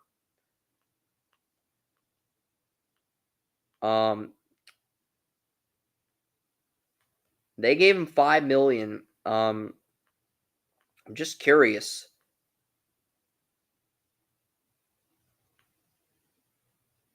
Vegas likely to move out from best teammate. And Martinez and Peter DeBoer have a lot of rapport too, because Martinez was one of Peter DeBoer's best defensemen on Vegas. And Marchessault, I think they're going to get one of those 2. They're either going to get Marchessault or Martinez because of the rapport he has with Peter DeBoer. I am not saying it's a good signing, but I think Nil's looking at this and saying, if Tanev wants too much money, we're gonna pivot. He's 36.9. He'll turn 37 soon. I don't know. They have not placed the official. They have not the market value for him in this year's free agency is not listed. The market value for him was $4 million before his overpay. I mean, it's like interesting. Benchrates.com has a market value of Alex Pietrangelo at $2,455,000, and he's getting paid $5 million. That's exactly the type of move Jim Nill would make. He's very calculated. Peter DeBoer and Martinez were hugging each other when they failed to win the cup for Vegas, and Martinez would cost under $2.5 million. He's won 3 Stanley Cups. 2-year deal.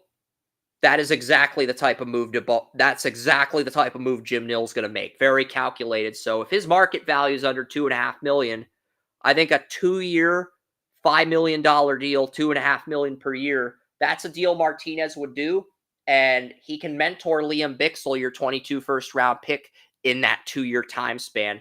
And he'd be on the second line. He wouldn't be on the top line like he was early in his career. He'd be on the second line in the same role Tanev is. It is a risky move, but, you know, it's a risky move with Martinez coming off an injury, but, you know, it is a move Dallas can make if they want to be cheap. That is a move they can make, and his rapport with DeBoer might play a role in that. So I'm almost certain we're getting Martinez. Just looking at the next best defenseman is Brady Skej. Skej isn't even a good defenseman. I mean, he was a liability in the playoffs.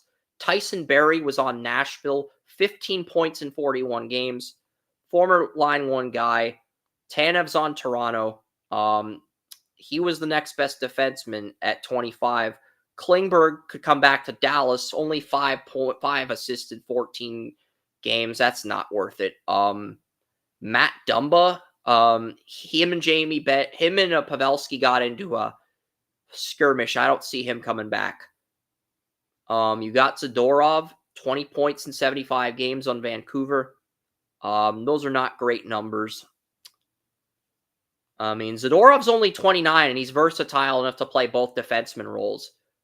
He can play left or right defenseman. His ice time is 17 minutes per game.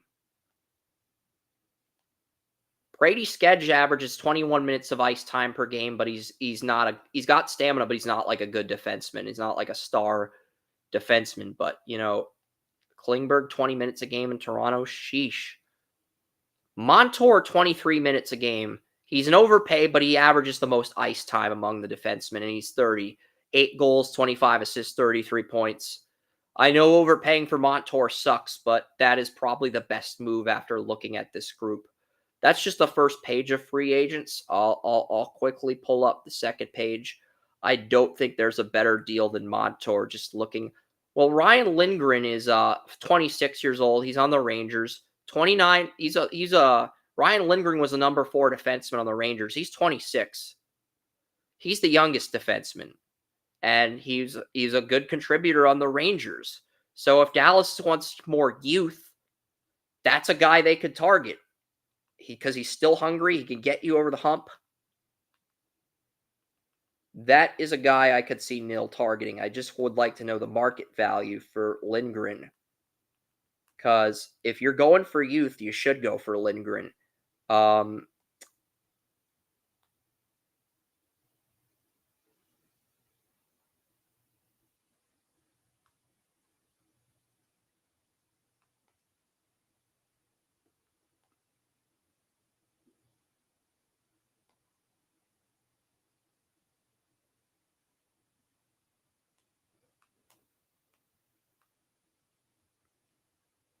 Lindgren hasn't been good this year. He turned 26 a month ago. Lindgren's not taking a 2-year deal. He's trying to get paid. So Rangers fans are saying he's expendable, even though he's a UFA. So, all right. So, getting paid in this era where the salary caps are going up exponentially. He might be an RFA. That's the thing. 1 to 2 year thing every time. Only reason I'm looking at Lindgren is because he's the youngest defenseman at 26, and he might be an RFA, meaning the Rangers could retain his rights. So it's really pointless to try to sign him if you can't even get his rights. Yeah, when it comes to this, I look at Patrick Mahomes and Deshaun Watson. Each time we said, "Oh, that's an absurd amount to pay," and but Mahomes is good. Mahomes was the top 3 prospect I hyped him up to be, and would go number 1 over Myles Garrett in a redraft. Even if the Browns want to stand by Garrett, he would go 1 or 2 in most redrafts. That doesn't matter. What matters is how we viewed the contract when it was signed. And now that contract's a bargain. You could say that doesn't matter, but I disagree. It's about the value the player brings to your team. In the NFL right now, Deshaun Watson, $230 million. That's like 6th or 8th in the NFL right now. It's 6th highest paid, but you're getting like the 14th. Contract. The problem with Watson is you're getting like you're getting 6th highest paid quarterback, but you're also getting like middle of the pack production. He's capable of being a top 10, top 5 guy, but you've been getting middle of the pack production the last 2 years. And if you get that again, they might move on. So if you've only played 11 games, that's like you're not going to see the type of production that you see from the Holmes who plays 16, 17 games, depending on the situation every year. So hopefully we'll see what happens this year with Watson. But regardless, the contracts, everybody bitches about the contract when it happens because it's a talking point. But the bottom line is, within 2 years, that contract's going to be obsolete. Because guess what? You're going to have 15 people who are gearing to get bigger contracts. And that's all sports wide. Yeah, it is. Everybody wants to get their payday as quickly as possible. That is the grim reality, whether you like it or not. So you can either pay for the best in Montour, or you can overpay for Montour, Stanley Cup champion. It's going to cost you about $7 million, even though he's worth probably only $5 million. But I think he would be open to taking $6 million if it's like a 2-year deal. It's not like a long-term thing, but it's like a 2 or 3 year deal. But what are you going to do? If you want to get the guy, you're going to have to pay the guy. Yeah, I mean, and that's the grim reality of sports. And not only that, you look at all these teams in rebuilds that have no identity on the blue line. Teams like Arizona, San Jose that are loaded with cap space. If Montour's hell-bent on getting $7 million, one of those teams will overpay him, and Dallas will lose out his rights. Yeah. That's just the reality. Just bringing it back to Deshaun Watson, he had like 5 or 6 teams willing to pay him $230 million. The difference? The Browns paid him fully guaranteed. Guess what? You had to pay because every single one of those teams, no matter who got him, was going to face the same scrutiny that the Browns had been facing. Every team. But you know what? Every single one of them would have. But the bottom line is, the Browns had to pay the premium. And in this situation, any NHL team that wants a champion who could potentially lead them, they're going to have to pay a premium. I agree. I agree. I'm just trying to find contracts for defensemen so I can look at the best value at the defensive position. Yeah, that's basically all I'm trying to do is update results, please. Really? You're going to give me a BP ad? Sheesh. Oh, that just redirected me to NFL. Okay. Really? Another freaking BP ad. This is just laughably bad. I want to get defensemen for the 2020. Any team, just defensemen. I want to compare defensemen. And it's third fucking BP ad. I mean, Cap Friendly is a piece of shit. They're basically just Cap Friendly. They're basically saying, you know what? Cap Friendly is the only company that does market value, but they're basically redirecting me to BP. It's like 5 times. It's like, who is that guy? Former BP CEO that they made fun of on South Park. That's basically who's running Cap Friendly.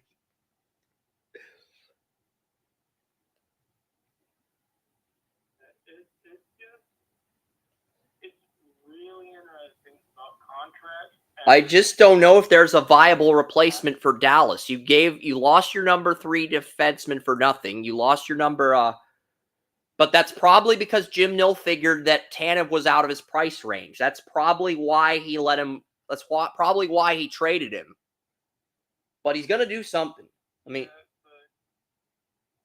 the thing is, are they willing to pay to replace him? They have $19 million. They had $14 million, but because they bought out, they had like $14 million, but because they bought out Sutter and because they let Tanev, one of their UFAs, walk, they lost Pavelski. they have more cap space than usual. And they got $49 million next year. When Ben's a UFA, when Wyatt Johnson's an RFA, you got to give him a big contract. You got to give Ottinger a big contract. They've got money. I have heard Patrick Kane was a player Dallas tried to get from the free agency market, but the Red Wings ended up giving him an offer he wanted. What is Patrick Kane's market value? Because if it is cheap enough to where you can get him, and you're going to have to pay him, but like, what Patrick Kane only signed a 1-year, $2.75 contract. Right now, Patrick Kane is projected to make $4.2 million. That is because he had a rebound year with the Red Wings at 2.7. I think Neil would do that. $4.2 million for a 3-time Stanley Cup champion in Chicago. It'd probably only be a 2-year deal, but I think Neil would do that for Kane. That's probably because there's been a lot of rumors linking Kane, the 7th best free agent, to Dallas. And we know Neil is calculated, so that's probably who they're going to go after. If I had to take an educated guess, but the defensive market is not great. With Tanev getting traded, Montour is really your best option, and you're going to have to overpay him because he's on the Stanley Cup champions. You're going to have to overpay him. I mean, he did get better down the stretch. He was one of Florida's top 2 defensemen in the playoffs. Brady Skegg, he's an underrated top 4 defenseman. I disagree. But, you know, he is one of these guys. That is where the re-signing comes in, because Florida won't have to pay as much, more than likely. Florida's already got Ekblad under contract for 1 more year at $7.5, which is basically what Montour wants. And they also have their number 2 defenseman, Forsling, for $5.75 million for 8 years. So Florida if Florida moves a contract, it's going to be Montour or Ekblad, since they want to bring back their forwards. And here's the thing. He can use that. I can sign for Florida for less. What are you going to give me to come to you to leave Florida? I think the teams with no state income tax have an unfair advantage. And I'm talking about states like Florida, Texas, Vegas. I have no problem with teams with no state income. I don't have a problem with it either. I'm just saying they have an advantage in negotiations. Florida, Tennessee, Texas, and Nevada. You got 5 teams in those states. Tampa, Florida, Vegas, Dallas, Nashville. Those teams have an unfair advantage in free agency because they can get teams to take, they can get guys for less money. Do you know what they don't tell those free agents? Housing is a bitch. Don't tell them that part. Exactly. Because they don't want to scare them away. Yeah, it's like, hey, no state income tax, but, you know, housing insurance is so out of control. You're going to have to pay like 4 times what you do in any other state right now. We're not going to tell them that. We'll make them find out that the hard way. Brett Pesce, Pesce's a guy that, number 4 defenseman on Carolina. He is a guy that, he got a 6-year, $24 million contract that paid him $4 million a year. He probably wants $5 million a year. I don't like the idea of Pesce as a defenseman, but Jim Nill, he is very calculated in who he gets in free agency, and he doesn't do overpays. He doesn't overpay. Like, there's not a guy on Dallas making $10 million a year right now. Rupe Hintz and Miro Heiskanen, the 2 best players in Dallas, are making $8,450,000. Neither guy is making $8.5 million. That's a big reason why Dallas has a ton of cap space, because he is super frugal when it comes to contract negotiations, and that's probably a big reason why Dallas doesn't get they get good veterans on 1 to 2 year deals, but it's a big reason why they haven't gotten a veteran And I look at the market right now, and I don't see a free agent where I'm like, wow, that's a player I could see. I think Ekblad, I would trade for Ekblad, but it's going to cost a minimum of 1 first-round pick because this is a guy who was a number 1 pick. It may cost you 2 draft picks, and you're going to have to throw in a prospect. So Dallas likes to throw in prospects, but they're not going to throw in a prospect for somebody unless it's an exceptional player.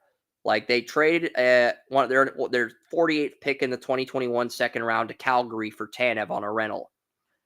And they have 2 other second round defensemen, but I just don't see Dallas wanting to part with those guys just yet. And that's the thing. I could see them parting with one of those 2 if it meant getting Ekblad on a contract year and then paying him a big time contract. But if you do that, not only are you paying Ekblad, you're also paying Thomas Harley, an RFA who's in his 20s, 2019 first round pick, who's projected make around 4 to 6 million. You're paying him and you're paying Ekblad along with Miro. And look, that's a very good 1 through 3. But at the same token, you're not going to have enough money to keep all 3 of those guys once they all become UFAs. And Miro's a 2029 UFA, and he's probably the best long-term of those 3. Like, he's your untouchable. You compared him to Lidstrom in the NHL draft. He's your untouchable. So, if you want to keep him for the rest of his career, that means you can't, you would have to take on Ekblad on a rental rather than extending him.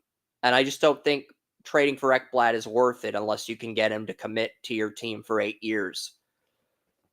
So that's the challenge, because he's going to take the money if you don't pay him what he wants, because he's got a cup. So that's the thing.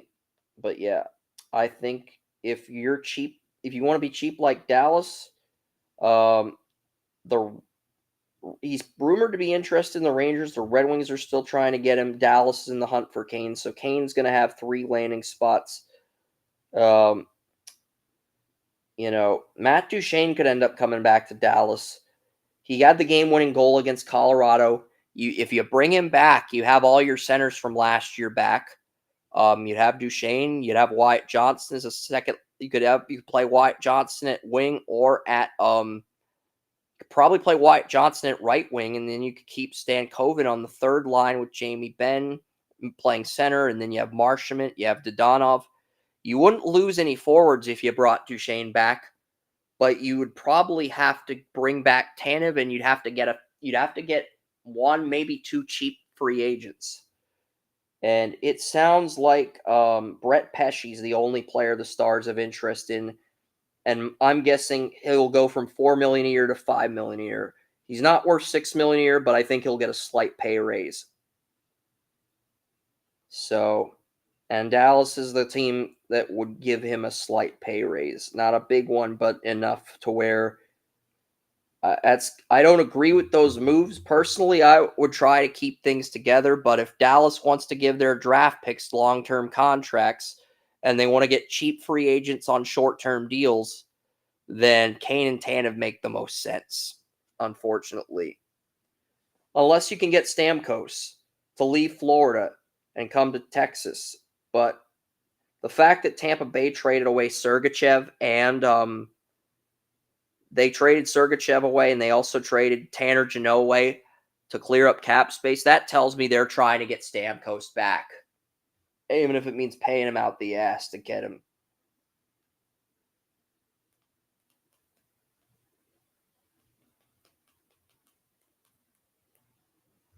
Like, I don't know if Tampa increased their cap space to $16.5 million by trading those 2 away. They had $5 million, but by trading Tanner Jeannot and Mikhail Sergachev away, they bumped their cap space up $11.5 million.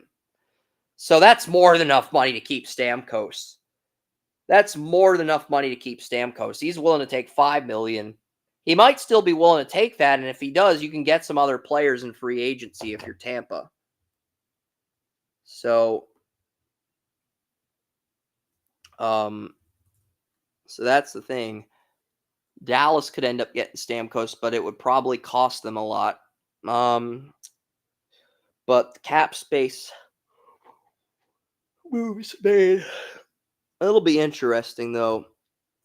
I forget who the Penguins took a player in the 7th round. I know Dallas didn't have a perfect draft, and the fact that they traded Tanev at the end sort of adds insult to injury, since he was like your best shot blocker, and you traded him for nothing. So I mean, honestly, right now, Colorado might beat Dallas next year if they're healthy, because without Tanev, without Ryan Suter, I don't think we're the same team defensively. And looking at who's on the market, you either overpay Montour, guy with cup pedigree, and it ends up backfiring, or the other options are you settle for the cheapest defenseman on the market who's willing to agree to your 1-2 year team friendly deals. There's really Finn Harding goes to the Penguins. Finn Harding, he's a 6'1", 198-pound defenseman. That is a good last name for a defenseman, but I don't know. I don't know what his status is, like what his numbers are. The production 6'1", 201. Kentucky 285. F's future considerations 255, 130 according to Central Scouting. He's not overly aggressive, but he forces players to the boards. 34 points. I may have put him in my mock. I don't remember. So, yeah, I'm going to put on as much as I love Dallas, Stars only had 2 picks, and they didn't hit on their first 2, and they traded Tanev. And trading Tanev alone disqualifies them from a perfect draft. So, we have 2 teams that managed to get through this draft with an unblemished perfect draft, the Kings and the Penguins. That's it. And I think you can debate whether the Penguins pulled that off, whereas with the Kings, they definitely pulled that off. And Max Swanson's our cover photo for round 7. So that's been ironed out. It's been finalized. But yeah, my 2 big winners for this draft are the Kings and the Penguins. And I think that helps because now it's like you have options. Pittsburgh's already got a ton of guys that are going to come up next year. And now you add players in this year's draft to that prospect pool. It's only going to get better. And hopefully you have enough stability when Crosby retires. But look, you had a good draft. Those are my 2 perfect draft teams. It's really hard to do in rounds 1 through 7. And it's kind of amazing that we got 2 teams that were able to come this close. But if we're ranking every other team outside of that, you can make an argument for Dallas at 3. You can make, but I would probably put Calgary at 3 because they got 7 in the top 150. That's just unheard of. You got 7 top 100 players in one draft. Even if you weren't perfect on every pick, you got that many players. That is really difficult to pull off, especially for a second-year GM. That is really impressive, and it stands out for me in a big way.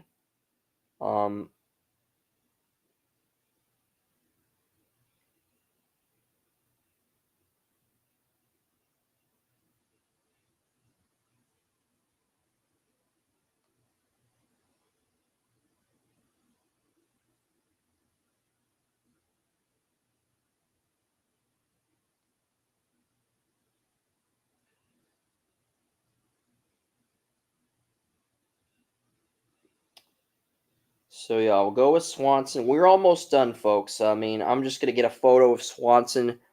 I re-air in the NHL draft on NHL Network, but I have not slept since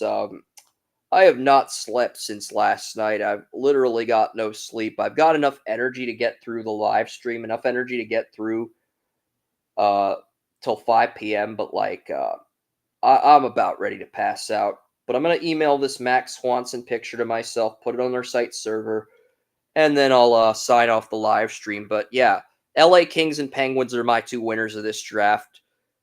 And Dallas, they got 2 players at wing and defense that I like in rounds 1 and 5. But a lot of their success moving forward is going to hinge on Bixel being a top 4 defenseman, and then It's going to hinge on, can they get either of their 2 second-round picks, Christian Kyrou or Tristan Bertucci? Can they get either of those guys to be a bottom pair defenseman at the NHL level? And if they can, there could be a window for Dallas in a few years. And if they can't, they could be a team that underachieves in the playoffs while their aging veterans become UFAs. So, because I honestly don't think there's players on the market better than Tanev or but the thing is, if Tampa Bay and Florida aren't going to suck next year, so that means Hedman or Ekblad are hitting the market because those teams know they can't let those guys hit the market or they're screwed. We both know that, so there's no point in going in depth with it. There really isn't. It's like, yeah, that's the truth.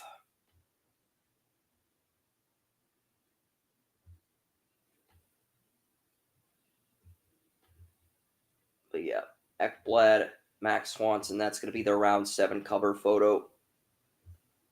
I cannot believe I had this guy in round 1 in October, and I mock him to the Penguins in round 2 as a Getzel replacement, and the Penguins actually take him. That means either they had someone in there, that means they either liked him just as much as I did, or they read the mock and they saw the lengthy write-up, they saw everything, and they're like, all right, 7th round. This idiot is right about Swanson. Okay, we got ourselves our future winger, and if he's wrong, it's a 7th round pick. Nobody gives a crap at this point. That is probably how that went down. But I'm not getting any credit because I don't work for the Penguins. That's just how it works. If you're a scout, you work for the organization, you do well, you get credit, you don't. Like, if you're just a mock draft guy like me, you don't get any credit and the team does well. All right, that's just how it goes. But yeah, Swanson, Max Swanson, that's going to be the cover photo for round 7. Kind of already knew that at 207, but I wanted to wait. But yeah, next year's draft is going to be a really strong goalie draft. I think the Flyers did a nice job getting more capital, and we'll see what happens. We'll see, because 2025 is looking like a draft where Dallas might pick a defenseman in round 1. Even if they set themselves back, it's looking like, Dallas will probably pick a defenseman next year. If they can't get a free agent they like on their terms, they'll probably get another defenseman for their prospect pool, especially with Lindell set to be a UFA. You're looking at your number 3, number 4, number 5 defenseman all hitting the open market. Your number 6 defenseman, Liz Lundqvist's on the trade block, inconsistent, in and out of the lineup. You got a good number 1 and number 2 in Miro and Harley, and they're both first-round picks. They're both going to get paid long-term, so you're going to have a really good first line for years and years and years, but you're going to have trouble finding those second, third-line guys unless you overpay. So, and Neil always does something big in free agency. So he's 2-time GM of the year. He's got something cooking. And we'll know what he's cooking on Monday, because you look at Stanley Cup week right now.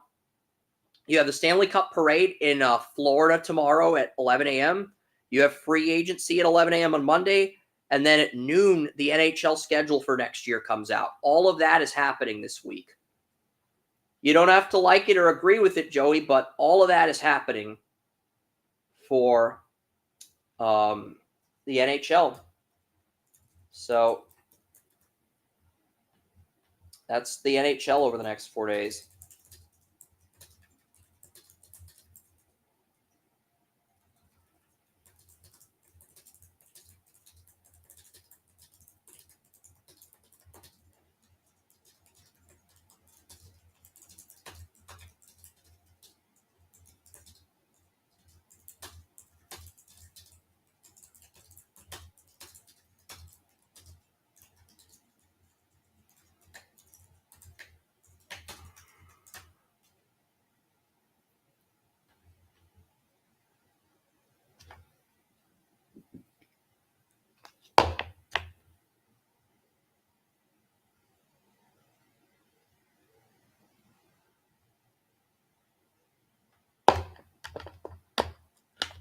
All right, so on that note, what's in store for next week?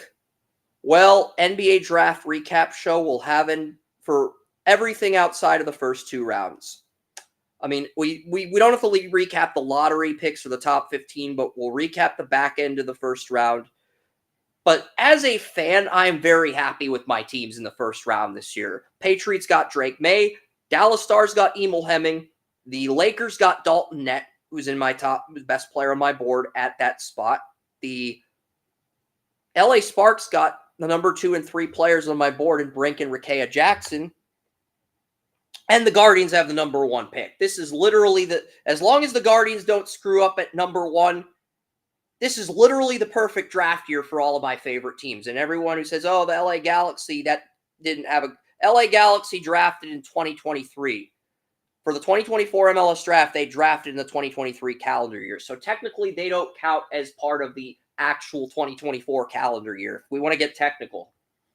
Yeah, they're my favorite team, but technically, since the 2024 MLS draft is now in the 2023 calendar year, the 2024 drafts are technically not a part of the 2024 calendar year. So if you technically want to get technical, as long as the Guardians don't screw up at number 1, it's a perfect draft year. And there's 4 batters I'd take at 1. I'm looking at Condon. I'm looking at Bazana. I'm looking at Jack Caglione, who actually averaged just as many home runs as Condon in Omaha.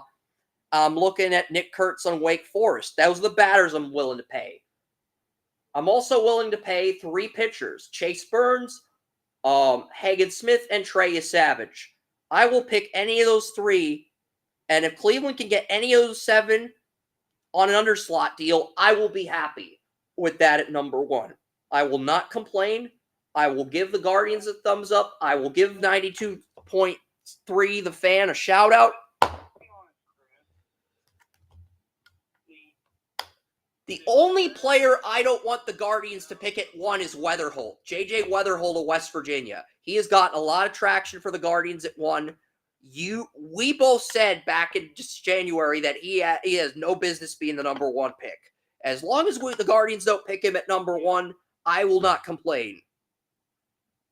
Because I think there's a lot of good options on the table this year. The Guardians now have far more options than they did even a month ago because we didn't know how sustainable this stuff was. But with BB, I think we're getting Skubal. I do.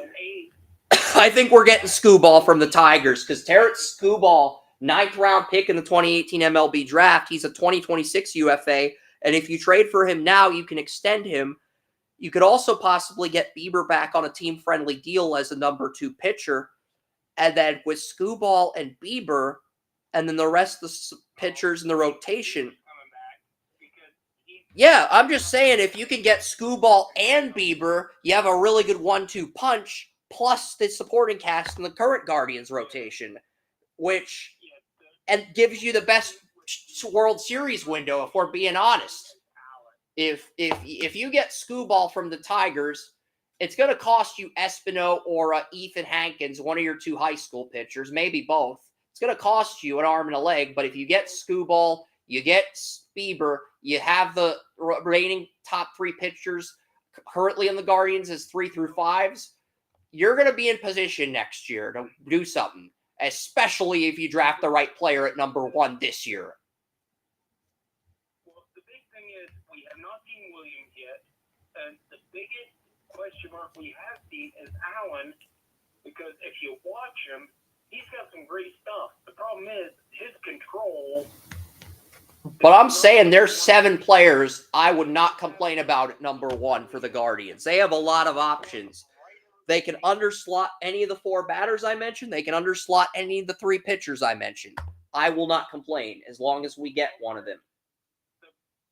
Well, Chris, the problem with Allen is you'll see him pitch brilliantly for an inning and a quarter.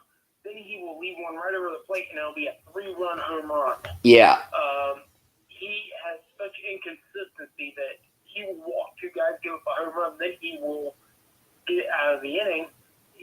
We're on different wavelengths because I want to talk about the prospects because it's the first time in history where the Guardians have the number 1 pick. You just want to talk about the team.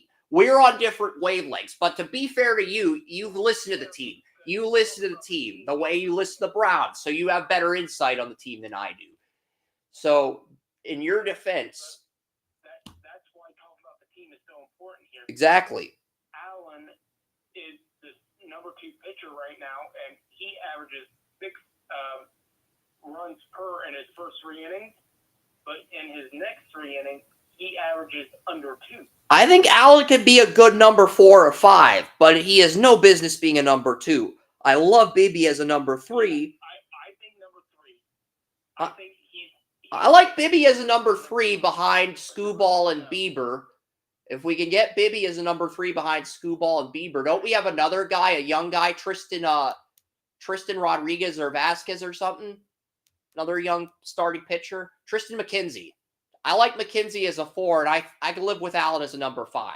That's essentially my ideal rotation, where you can rotate Allen and Gavin Williamson. That would be ideal, and that would be ideal for me. And that's the problem with the Guardian staff right now. We haven't seen like 2 or 3 other pitchers all year because of injury. We think they're going to be great. They've shown signs of being great. We don't know because they've been injured. This was supposed to be their year. Yeah, we could draft a pitcher at 1, but I think the Guardians are going to go with a batter because they're looking at the pitching market at the trade deadline, and they're saying, all right, we're willing to pay a premium to make a World Series run because, you know, the Yankees were in contention right now, and you've got the Yankees who are the favorite. You got the Orioles at 2. The Mariners are actually ahead of the Guardians, but the thing is the Guardians have beaten the Mariners, and if we have home field in that series and a bye, I do think there is the possibility we get to the ALCS. But I think the only path to the World Series is you get the Orioles. The Orioles have to knock out the Yankees, or the Guardians are going to lose to the Yankees in the ALCS. I think that's Cleveland's legitimately their only path to the World Series. They gotta draw the Orioles in the ALCS and get home field in the ALCS. Hang up right now, and that's Bo Naylor. He plays first base. He's a 2026 UFA, so you can get Condon, you can get Caglione, the Florida first baseman, or you can get Nick Kurtz. If you draft any of those 3, you have his replacement ready to go in 2 years. Well, replacement, they already have a replacement. He was called up earlier. Problem was, Naylor would not go to DH and let him play first. And so he never got... But even if they have a first for Naylor, his ceiling's not going to be good as the college batters I mentioned. And that's the problem. And I don't think it's a bad problem to have. I just think it's a bottom line thing. Now, if you have a chance to you bring him up at first base and get one of those guys you have to be a DH, then you have a very good situation. But Naylor being the veteran, and right now the hottest hitter, probably one of the hottest hitters, if not the hottest hitter in the American League, when he says, I just want to play first base, I don't want to DH, what are you going to do? Are you going to say, no, you're going to do this, irritate him, get less production, and lose the face of the player? Or are you going to say, well, dag nabbit, I guess we're going to take this highly touted prospect that's been dominating AAA, let him get no rhythm, and move him all over the place, and keep it guys, happy. It brings up a problem. I hate this comparison for Weatherholt. The basically Bleacher Report compared Weatherholt, the guy we don't like on West Virginia, to Ryan Sandberg of the Cubs. I do not see that at all. I do not see that at all with him.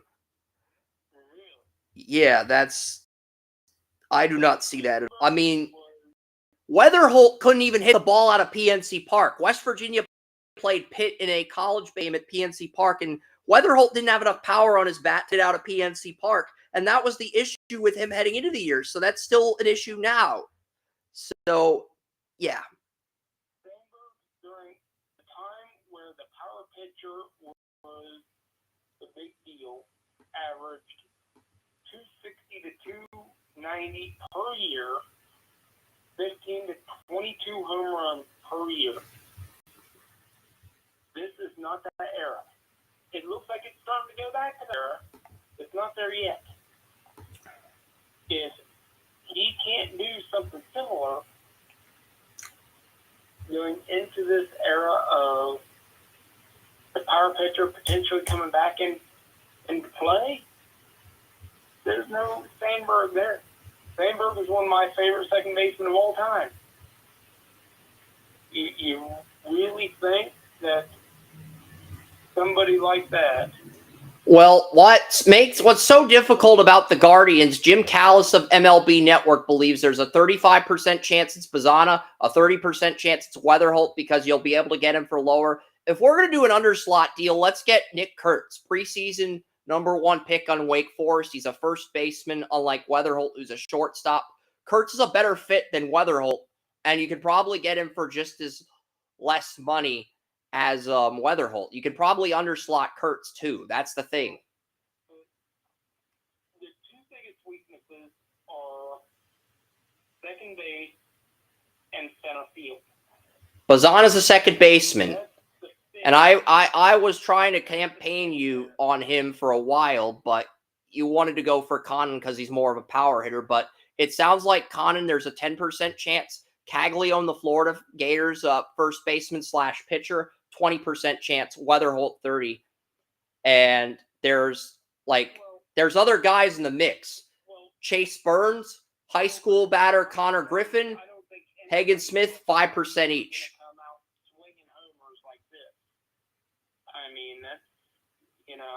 I don't think anybody thought that the Guardians were going to come out with the power they have now. I mean, that's surprised everybody. But what's crazy is all the mock drafts are torn on who they're going to take. ESPN's got Weatherholt. The Athletic has Condon, with Kylie McDaniel going Weatherholt, Condon going Keith Law, the Athletic. He was the original mock draft guy at ESPN before the Athletic poached him. And USA Today has Bazzana. MLB Network's Jonathan Callis has Bazzana. It is literally a game of 3-card monte at this point with the mock drafts around the country. Yeah, and I can see why, because there are no center fielders worth taking early. Yeah. The only center fielder worth taking is Connor Griffin, a high school batter, and I don't think they're going to go with a high school batter at 1. They're not. And then you have Naylor that is going to be gone by 2026. You could draft a first baseman at 1. There's 3 good ones, and you can underslot. You can underslot Caglione by because you have $10.5 million to spend. You can underslot Caglione at $9.5 or $9 million, and you could probably get Nick Kurtz for $8.5 million and have $2 million to spend on that second round pick at 36 if you want to go best player over need. Well, here's the thing: you already have a first baseman that, if he gets into a rhythm, he can hit 3. Is he as good as the first baseman in college baseball? I say no. I would say each of the top 3 first basemen in this year's that's why you draft the first baseman at 1. If you're not 100% certain, you got to go first base in the draft. You have to, Joey. You have to. As much as you don't like that outcome as a fan of the team, you have to go that route. I'm pretty certain about the guy we have. But the thing is, you know what? I'm going to go on Fangraphs because you're certain about the team. I'm certain about what I've seen in college baseball, and we just don't agree on this. So let's go to Fangraphs and settle this. Let's go to Fangraphs and actually settle this like men. Pull up the batting averages, the home runs, the analytics, all the bullshit I pulled up when I did my first MLB mock. That's legitimately the only fair way to settle this. We're not going to do a mock now, but that's literally the only fair way to settle this debate. Okay? We both agree on that because we just don't see eye to eye. Because you're looking at the team, I'm looking at the team plus the guys in college baseball. So let's look at this objectively. All right? Right now, Guardians have Naylor at first base. The guy number 2 is Manzardo. That's probably who you're thinking of, but not like mentioning. It could be Fry. Could be thinking of Fry, the 3rd string first baseman too. But you have Kyle. Fry is he's playing somewhere else right now. So you're thinking of Manzardo, correct? Is Manzardo the guy? He Manzardo is AAA. never got into a rhythm. Manzardo is AAA. He was a second-round pick in the 2021 MLB draft. He was drafted 63rd out of Washington State. I archive a lot of my MLB draft content. Let me see if I actually have a let me see if I have an archive, because I archive all of my draft results pages. Every single page every single MLB draft I've covered from 2015 to 2023. I know it sounds stupid, Joey, but I'm just that passionate about the draft. I archive every single entry. And what's funny is the owner of Fantasy Pros, the football site that basically refused to link my NFL predictions, basically said, your archives don't mean shit. Look, the archives are a database of every single prediction our company's made dating back to 2015. These are the permanent records. These are the records on file. Here are the facts. You don't want to accept this evidence because you don't have the cognitive ability to process the information. Okay, fine. But these are the facts.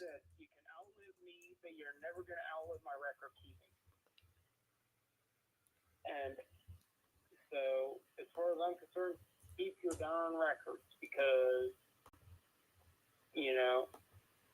they can outlive you. They're never going to outkeep your record. I did not. I only kept track of the first round in 2021, but I did keep track of teams that got good value picks outside of the first round. And we know the Rays took Kyle Manzardo, so as long as we find a Rays write-up here, we will, okay, I praised the Pirates for Henry Davis, but I also said, I really liked some of the other players they took. Solometo, all right, just, Jack Leiter, struggled his MLB debut, Jackson Jobe, Mayer, Cowser, Lawler, this 2021 draft, looking at it now, it just doesn't look great. Kumar Rocker never signed with the Mets. Brady House, high school player. I liked Andrew Painter. I think he's in AAA, high school pitcher, but there's not Sal Frelick. I think he got called up to Milwaukee last year. Khalil Watson, Wake Forest, he got traded. I think Mac McClain might be on the Reds now. I had him at 17. I had him earlier at 17, but he ended up going. He ended up going to the Reds. I think he's in the MLB. Trey Sweeney. I love Jordan Wicks, but Wicks, he did well late in the season. I don't know if he's pitched. Gavin Williams had a 1.88 ERA. Gavin Williams had a 1.88 ERA at East Carolina. Okay, he did. That was a big reason why I love Gavin Williams, because the analytics for him were great. But I got to 1.88 ERA at East Carolina is their number one starter. That's why East Carolina is a factory now, because you have Trey Savage and you have not only do you have Savage, you also have his predecessor is Gavin Williamson. So East Carolina sort of built a really nice pitching pipeline in the MLB draft the last few years. And Cooper. I've got Carl Manzardo stats up. College or the Rays stats. Manzardo, I have the stats, but he played at Washington State. He was a second-round pick. Signing bonus is $747,000. But if he was good, the Rays would have kept him there, because the Rays are great. I want $747,000. Can he help a brother out? And look, the slugging percentage is good, but 0 home runs, you got to upgrade. If he has 0 home runs in 30 major league games, you gotta draft one of these power bats, whether it be Kurtz, Caglione, or Condon. That's just my stance. You can still keep Manzardo as the backup, but he's not the starting first baseman. Manzardo, I'm not saying get rid of Manzardo. Hear me out. We're not on the same length. I'm not saying buy out Manzardo. I'm saying you have Manzardo and your number one pick compete. The argument against using those stats. So you're trying to use those stats as an argument when he was out of position and out of place and just all over the place the entire time. He never got a rhythm. Well, he has a hit scored. You want me to bring? Yeah, he lacks raw power of a big league first baseman, but his contact ability is what has him stand out. I like him as a backup first baseman. I do. But I don't think his ceiling's as high. I don't think his ceiling's as high as the top 3 college bats in this draft. If you don't have rhythm as a hitter, it doesn't matter. I'm not saying, Joey, I'm not saying this guy isn't qualified to start. I am saying this guy, you have to draft another first baseman at number 1. And if that guy beats out Manzardo, he's the guy. Feels like you're dismissing me. I know you're not. I know your intentions are good. No, I'm saying use his minor league stats, because if he uses major league stats, you're using stats of. Do you want me to pull up the minor league stats? Because he's batting 300 in AAA. He's batting 207 in Major League. Okay. That's a clear indicator he's a AAA starter or an MLB backup. That's a clear indicator. That doesn't necessarily mean that's his peak, but right now that's what he is. Right now, he is a Naylor issue because he played the same place as Naylor, and Naylor wasn't budging.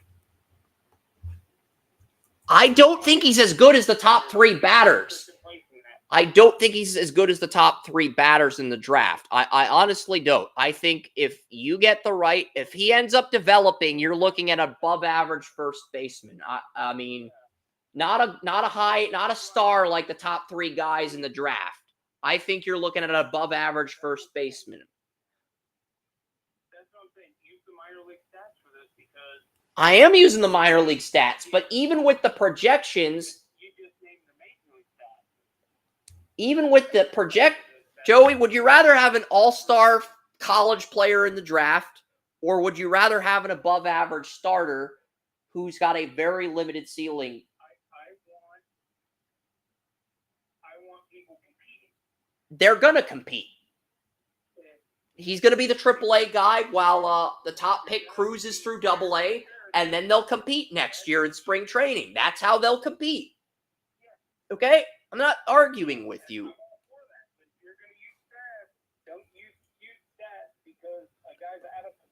You know what? I'm going to look up Kyle Manzardo's Washington State stats to see if this guy even has ability, because I didn't scout the second round of this draft. We are going to scout this up. We're going to scout this, and we're going to actually look at the numbers from his college, and because that's going to give me a better idea of the projection of what we're dealing with. Minor league stats don't give you the indicator that college stats give you.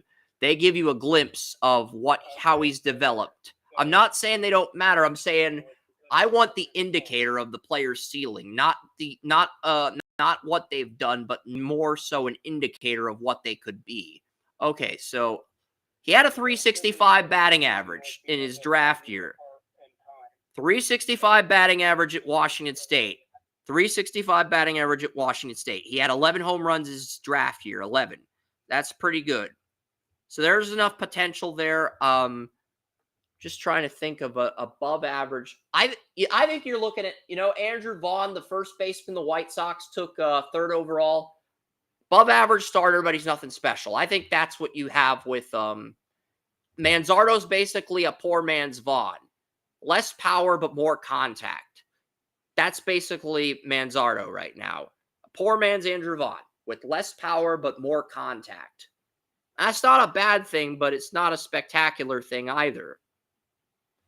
And I think when you have 3 guys who are much better at the collegiate level, Condon, Kurtz, and Caglio, you pick one, whichever one's willing to sign for the cheapest deal. And what you do is you start them out at AA. And if they make it to AAA, you let them compete with Lanzardo. And if they don't, Lanzardo is your backup to Naylor.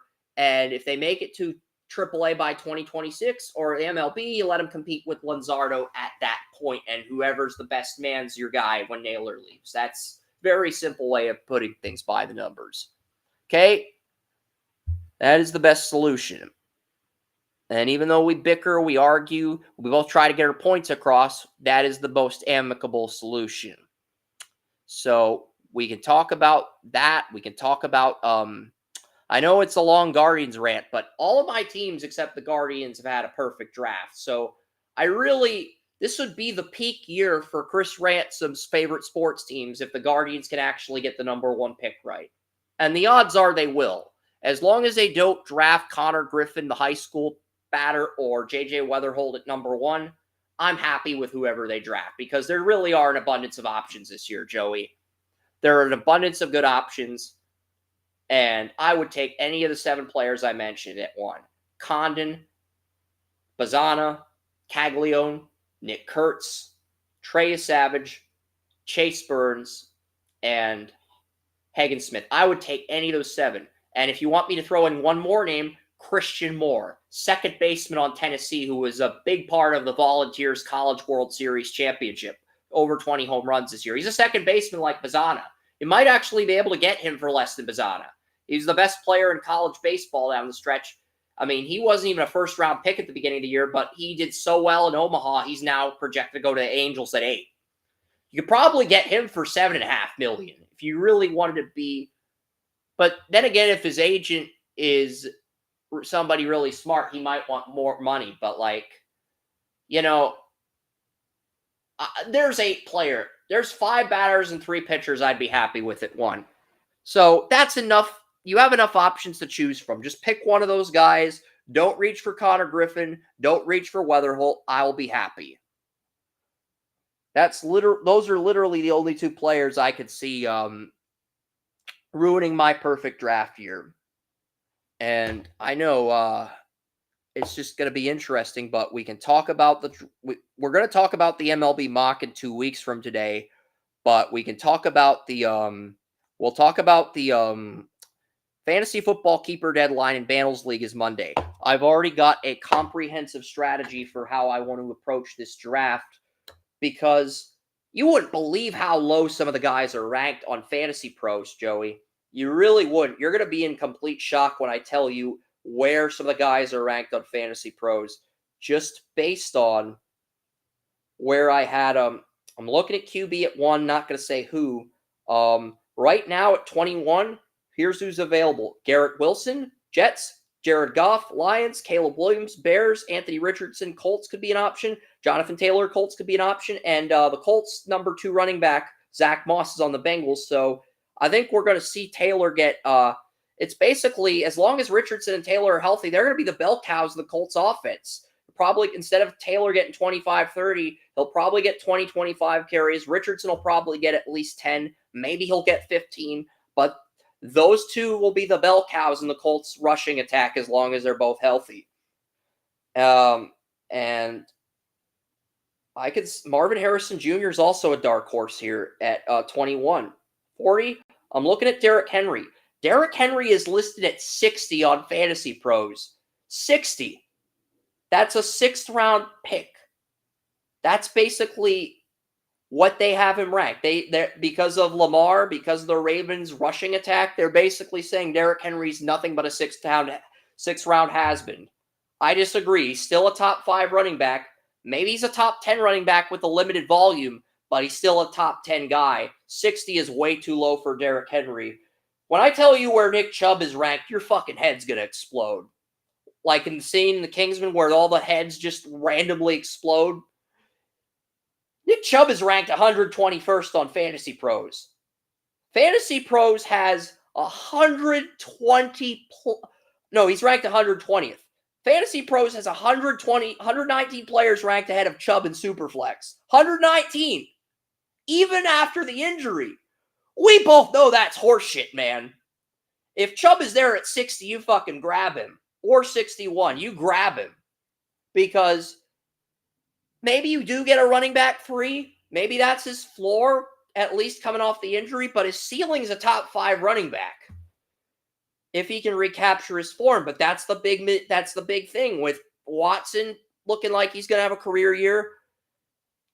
The odds of him recapturing that form are 50-50. But Nick Chubb at 121 is horseshit, or 120 for that matter. There are not 120 players in fantasy better than Nick Chubb. There are not. I mean, even in a super flex league, there are not 120 players. And what's even worse is they have McCarthy ahead of Chubb. McCarthy hasn't even won the starting job yet. Will you guys calm down? I'm not saying McCarthy isn't a good super flex play later in the season. I'm saying it is ludicrous to rank McCarthy ahead of Nick Chubb right now in July. Ludicrous. Even in a super flex league. And I get it. Romeo Dobbs is ranked around 140. That is a bargain. Rome Odunze is ranked around 121. Hawkinson's ranked in that range. Brock Bowers is ranked in that range. Drake May is ranked in that range. Jacoby Brissett isn't even in the top 130. May is, even though he may sit out to begin the year. Ladd McConkey's in that area, and from what I've heard from Chargers, Ladd McConkey is the number one receiver. He's done so well. He's actually jumped Josh Palmer and Quentin Johnston as the number one guy for Herbert. Almost like a Cooper Kupp. He's like the Chargers version of Kupp. That's how much the Chargers love McConkey. And if he becomes that and all pans out, the Chargers will win a Super Bowl. Because a lot of Charger fans are comparing Alt to Thomas. I think that's a ludicrous comp too, but if Alt becomes half the player Thomas is at right tackle and McConkey becomes a modern-day Kupp, Herbert's going to win a Super Bowl in the next 4 years. It's that simple. It really is. And then the Chargers are going to have to pay everybody, and they're going to charger their way out of a championship window. I mean, Nick Watson's listed at 61. Mari Cooper's listed at 58. I mean, just looking at this value, Ramondre Stevenson's at 81. So is Swift. I mean, Najee Harris is in that 95 range. McCarthy is a 5-star strength of schedule in fantasy. Kittle, 4-star tight end, listed in the 100 range. Addison's there. I mean, I went through a comprehensive list of where everybody's ranked in Fantasy Pros just based on where I'm drafting in Jason's league, and I already have multiple ideas based on who falls to me in each round. But the thing is, those ideas are going to be flipped because other owners are going to reach for certain players at certain points in the draft. That is the grim reality of the fantasy football community. But I found a real gem, Joey. Right now, Malachi Corley is ranked outside the top 200 in fantasy. But I love Corley if you're in a keeper league like me, I love Corley in round 17. Because if you hit on that pick, you get to keep Corley for up to like 8 or 9 years. That's his entire 20s. That's his entire prime. That's a steal at that rate. Especially if what Roger says about Corley is true, Joey. It's like, that's a bargain at that rate. You were just poaching the villagers at that point. But yeah, we can talk fantasy, we can talk NBA draft, we can talk Guardians, and we can talk NHL free agency. We can have a little bit more of a fun show. Oh, I also began studying the MLS draft. I've got a top 3 for you in next year's MLS draft. I've got Reed Fisher, a center back at San Diego State, 6 shutouts. Reminds me of Walker Zimmerman at 1. Ransford Guyan, a Clemson midfielder from Ghana. He was Gatorade High School player 2 years in a row, like with Zach Edey winning Naismith 2 years in a row.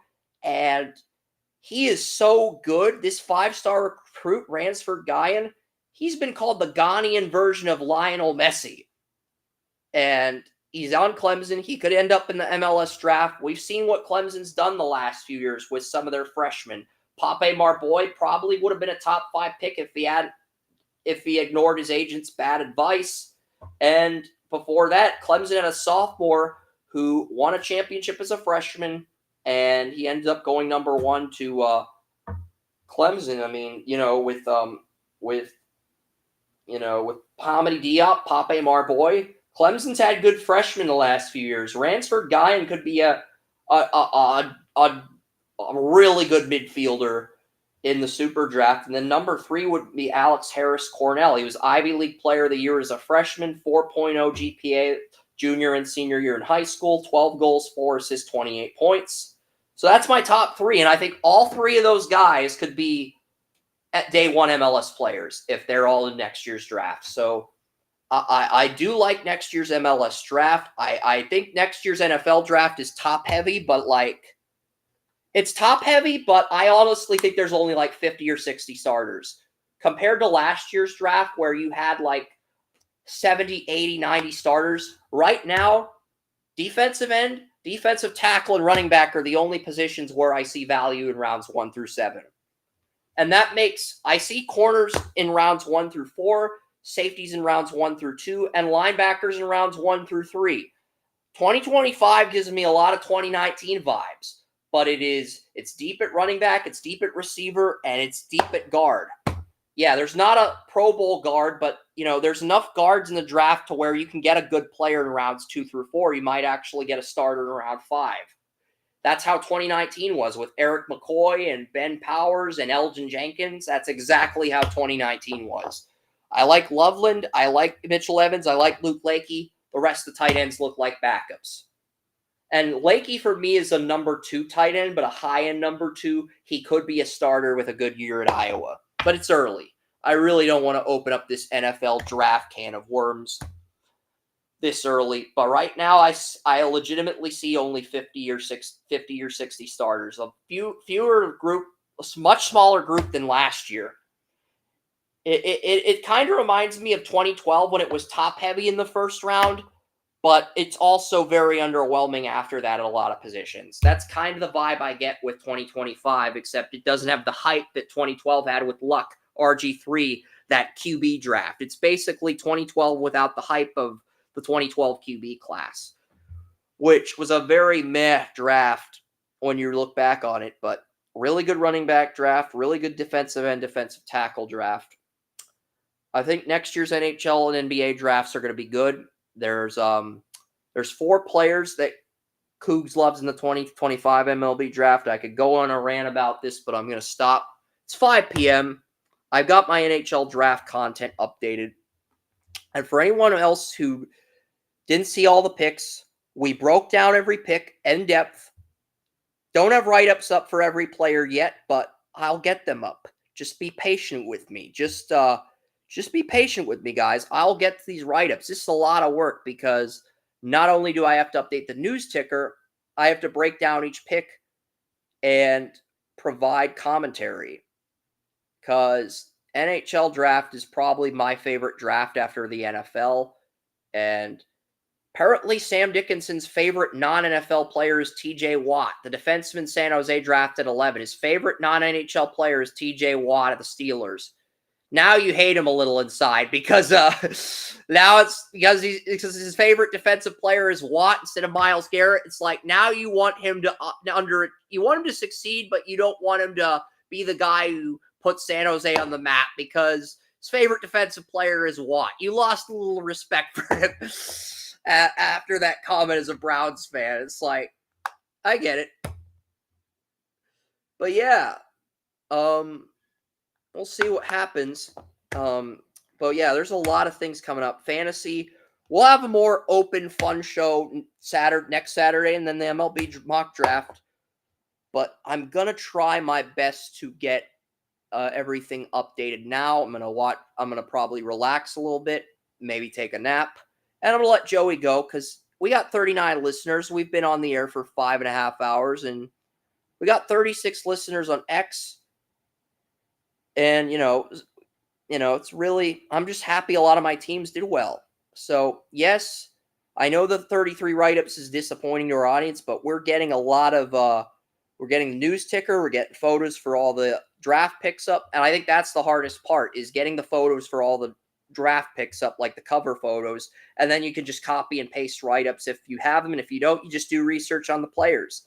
I think that's the best way to scout the draft because, sometimes you'll find a player who exceeds your expectations. You'll also find a player who doesn't meet your expectations that goes a lot earlier than he should have.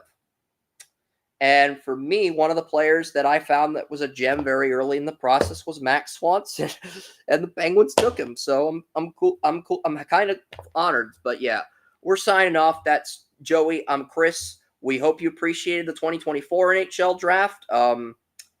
And then after the MLB draft in 3 weeks, our 10-year draft anniversary, we're going to go back and rank every draft from 2015 to 2024, strongest to weakest. And I'll even throw in a 2025 preview at the very end of how I'd rank the drafts for next year. But so there's a lot of fun stuff here. But right now, I've pretty much made up my mind, and Joey's made up his mind. We've been on the air for the goal was to sign off at 3:30, and we've been on the air since 5. So we are signing off now. But yeah, a lot of news next Saturday. We'll see you then.